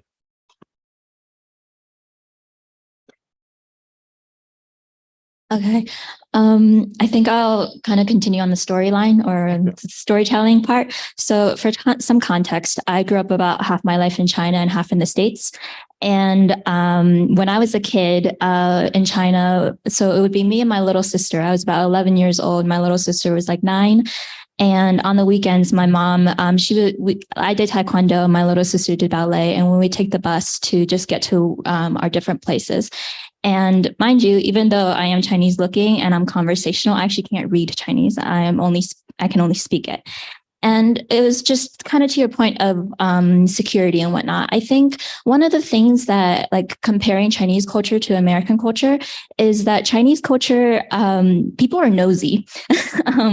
And I think that kind of goes to what Jack was saying earlier about like the different levels of security, like the formal security, the informal security. So like, the grandmas and the nannies and the uncles and whatnot, they'll like poke into your business. So if they see something going on the buses and it like looks weird, they don't like mind their own business. They'll ask, they'll kind of poke around and things like that. So I think there is somewhat of like, to the security issue or the security question, I think there is somewhat of a social cultural aspect in the sense that Chinese culture is a lot more communal. It's like you call people your aunt, your IE, even if they're not actually related to you, kind of thing. Whereas in the States, they're only your aunt or your uncle if they're actually technically related to you. And so to what you were saying also about like the younger generation, which I felt very boxed in a little bit, but you were not wrong in a way either. I think one of the things that with the younger generation, what's kind of shifting is that we're changing from more of a communal culture to an individualistic culture. And so if you see something happening in public, you're kind of taught to mind your own business and don't like if it's not your job to poke into their business kind of thing. And so I think there is that is something that I'm seeing in my generation, that, yeah, people are more individualistic, but I think there is also, we're losing something in that sense where older generation, they'll be more nosy. They'll kind of poke around, ask questions. If something is weird, they'll like kind of investigate, even if it doesn't really have to do with them. And I think kind of what, I don't know, a negative way that you can word it is calling it nosy, but then in a positive light, you're looking out for your neighbor in a way. And so I think that's one of the things that if we want to encourage safety within public spaces, whether that's parks or transportation or whatnot, encourage not nosiness, but like looking out for the people around you, whether you know them or not, and promoting some of like the official formal security, but then also some of the informal security. Yeah, that's kind of what I was thinking. I'm in agreement with that. I think the thought that comes out of that and the insights that come from that, there's a gentleman that's speaking, that wants to speak there, is that, and I want to ask you something. What the people that ride on the Gautrain, they come from the normal South Africa that we all come from. The one where somebody will pick up something and not return it. The one where, what were you saying is that, you know, crime pays. But the minute they go through those gates, they have a Gautrain culture where they collectively look out for each other. Now, is it a national thing or is it security by design? Let me just leave it there. It's a question that is out there because it's the same South Africans, but the minute they go through those stairs or go through the gate at the Gautrain, their mind completely changes. And we haven't told them we've got cameras all around, we're watching you all the time and we recover stuff. And if you take somebody's thing, we will find you. There's none of that messaging that you have ever heard from us. But it's the same individuals. But let's ask somebody else what their thoughts are. And that's what you're raising. These are the insights of how communities of people that travel together can actually be able to look out for each other. In actual fact, you must watch them as they come through on the gate. If you tap your card and then it beeps twice, they just hold you gently, put you one side and point you at the ticket office or at the ticket vending machine. Because it's, let's keep it moving. And it's a collective culture that is just, I mean, we've only been operating since 2010. Inside the normal country that has since 2010, well, before I lose my job, let's take the next question. Thank you. My name is Lutando Maposa from COJ. I was worried because I'm not a storyteller. I see there are a lot of storytellers here. But I think the issue that I'm worried about is that we know a lot of things, but when it comes to implementing these things, it becomes a problem. For example, we know that in South Africa, special issues are a big influence to how we travel and how people travel. However, you'll find out government is still not addressing that. They build on the periphery, they are not filling in the corridors and stuff like that. Security, we know it's an issue. Perhaps next session must be on security, where SAPS and all the security people are here. I mean, PRASA, I've just had a solution here that was there before. Perhaps it's something to look at. I didn't know that there were police and courts in between the stations to deal with it. I mean, that's one thing that we can immediately look at it and see if it worked before. Can we try it and implement it currently? So I just wish at some point we can actually implement some of our good plans. Like you're saying, I think Gautrain has done well. That's an example. Integration, we're talking about it. If I could get out of my house, get to a taxi, use one card, get to Rea Vaya, use one card, get to Gautrain. I struggled the other time going to Pretoria. I did have no card to get to use Rea Vaya to a station to get to Gautrain to Pretoria. But if we can start implementing those small things, we can then, we'll be talking. Thank you. And I think what you're raising an important issue. This gentleman who's got a hand up. One of the key things that are going to play a big role in security is the role of data. You are able to track people through their movements of taking around. And I did say to you, if you have an objection with Big Brother, you must raise it. But we're going to continue tracking you. So in essence, it is an important role that you are raising, that we need to have the ability for everybody to move around. And we are working with Jack to be able to make sure somewhere in this next year and a half, we have some sort of a ticket in place for the whole of of the province.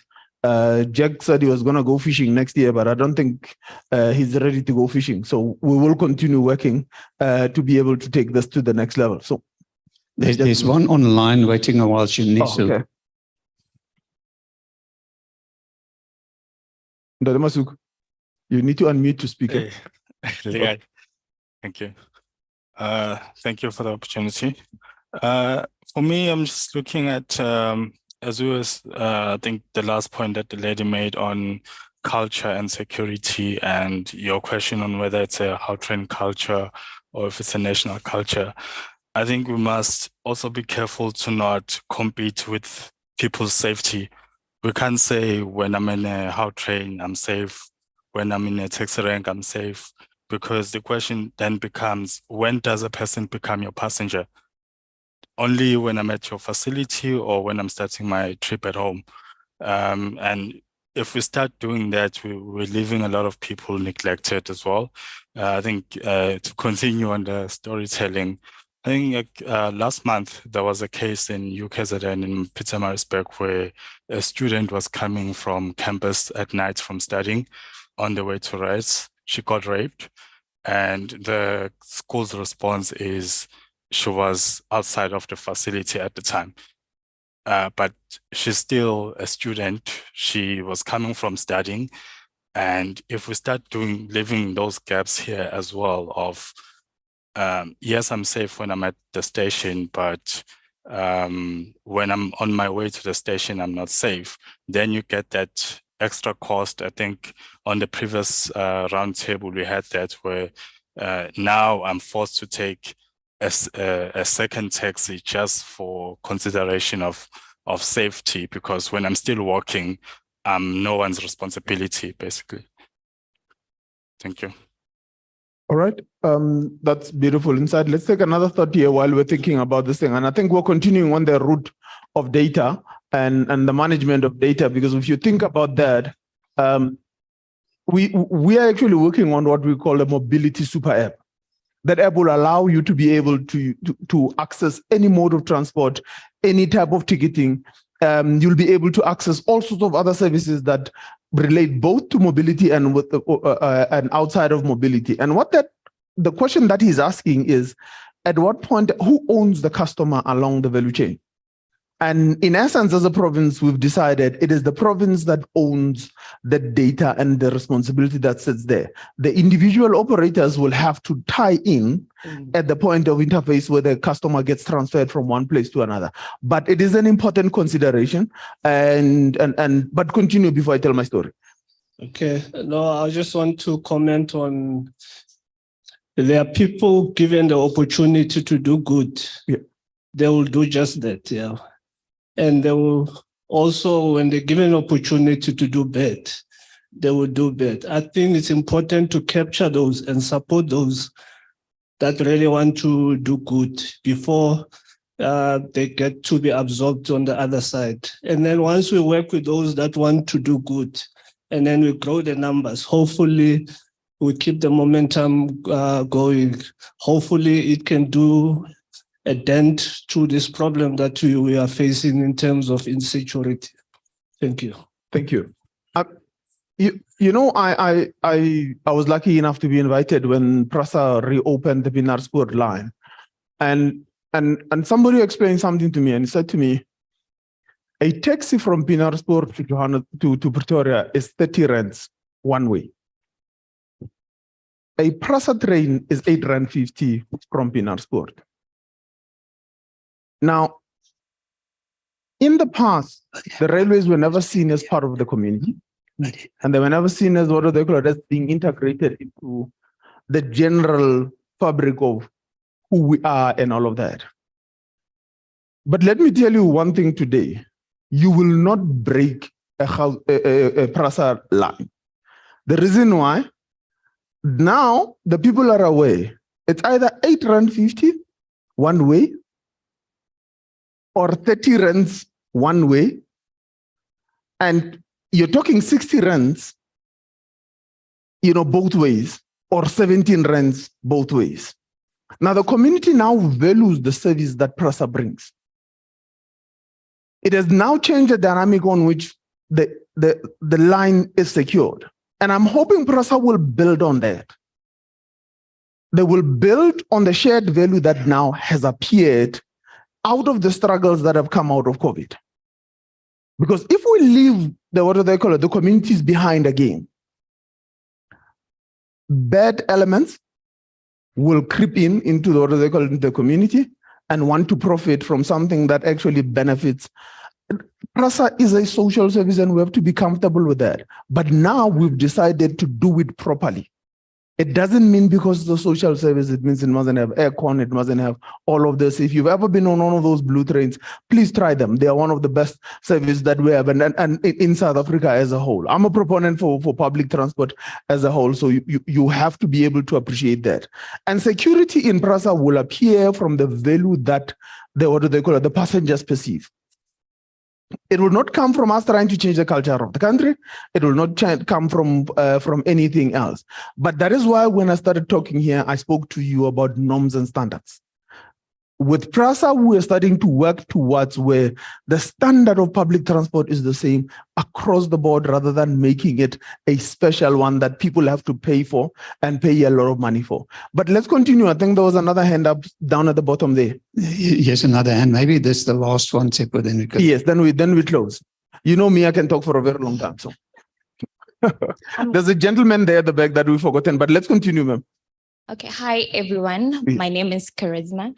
I just want to touch on what you spoke about when you said that a person who's using the how train is, you don't even have to tell them how to behave when using the how train, but the very same person who would be on their best behavior when using the how train could be a completely different person when using a taxi. So I think one of the ways that we could actually try and curb this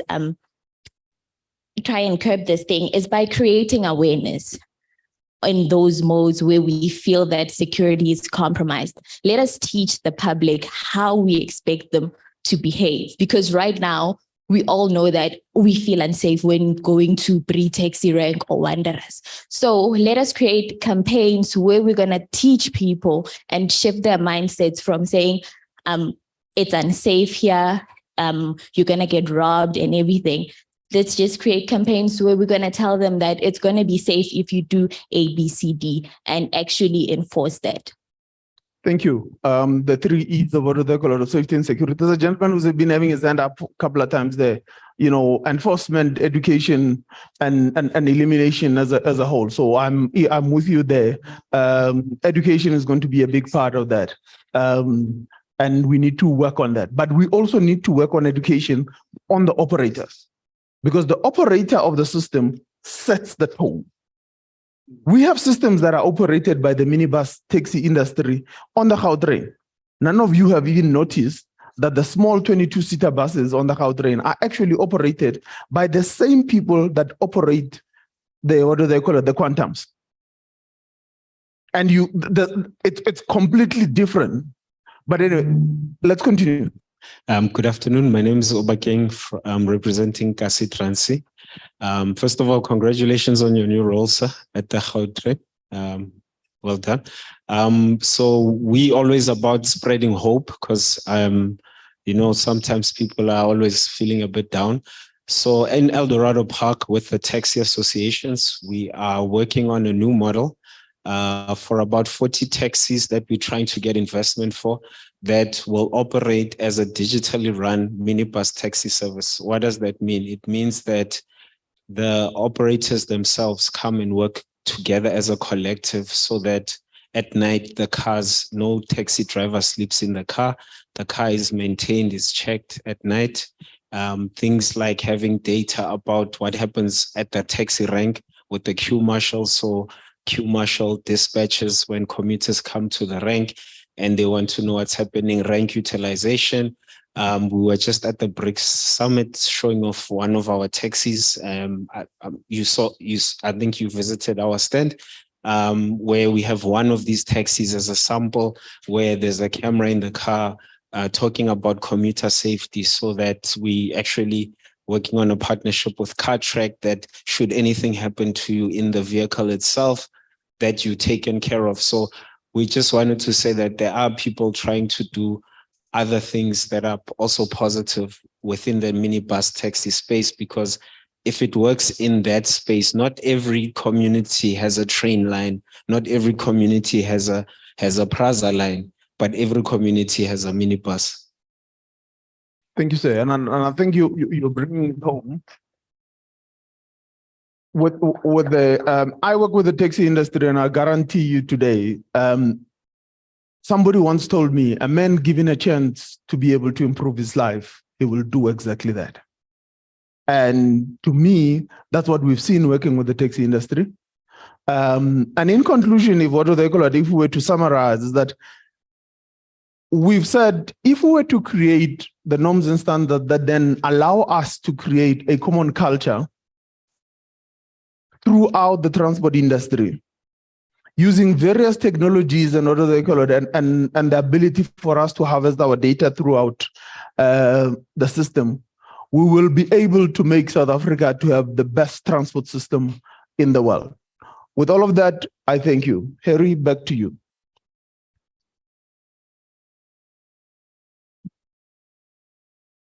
Tsepo, thank you so much. Ladies and gentlemen, yes, let's give him a big hand for being a great moderator. Thank you so much. Okay.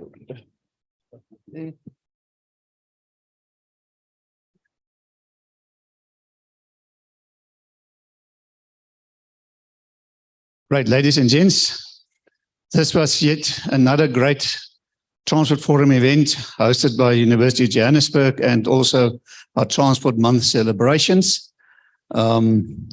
So I want to thank you all for participating, and also obviously thank University of Johannesburg for hosting us, sponsoring this. Prof. Jackie and team been involved in the Transport Forum since inception, mentoring us and so on. So Prof. Jackie, also thank you very much for all these years of support. I really appreciate it, and all your executives here in the industry. Jack also supporting us always. We really appreciate your time and making a transport forum possible and make transport work in South Africa. We are honored and all of you supporting us. As I told you earlier on, we've got there are obviously many events coming, but there's a big event like this on the 5th of December, so block your diary. It will be in the Radisson Blue in Kempton Park, and it will be hosted by South African Association of Freight Forwarders. So thank you very much. We're going to say goodbye now to our online people, and then we're going to do the lucky draws. So yeah, thank you online guys. We see you next time again, and take care. Thank you very much. Let's give UJ a big hand for hosting us today.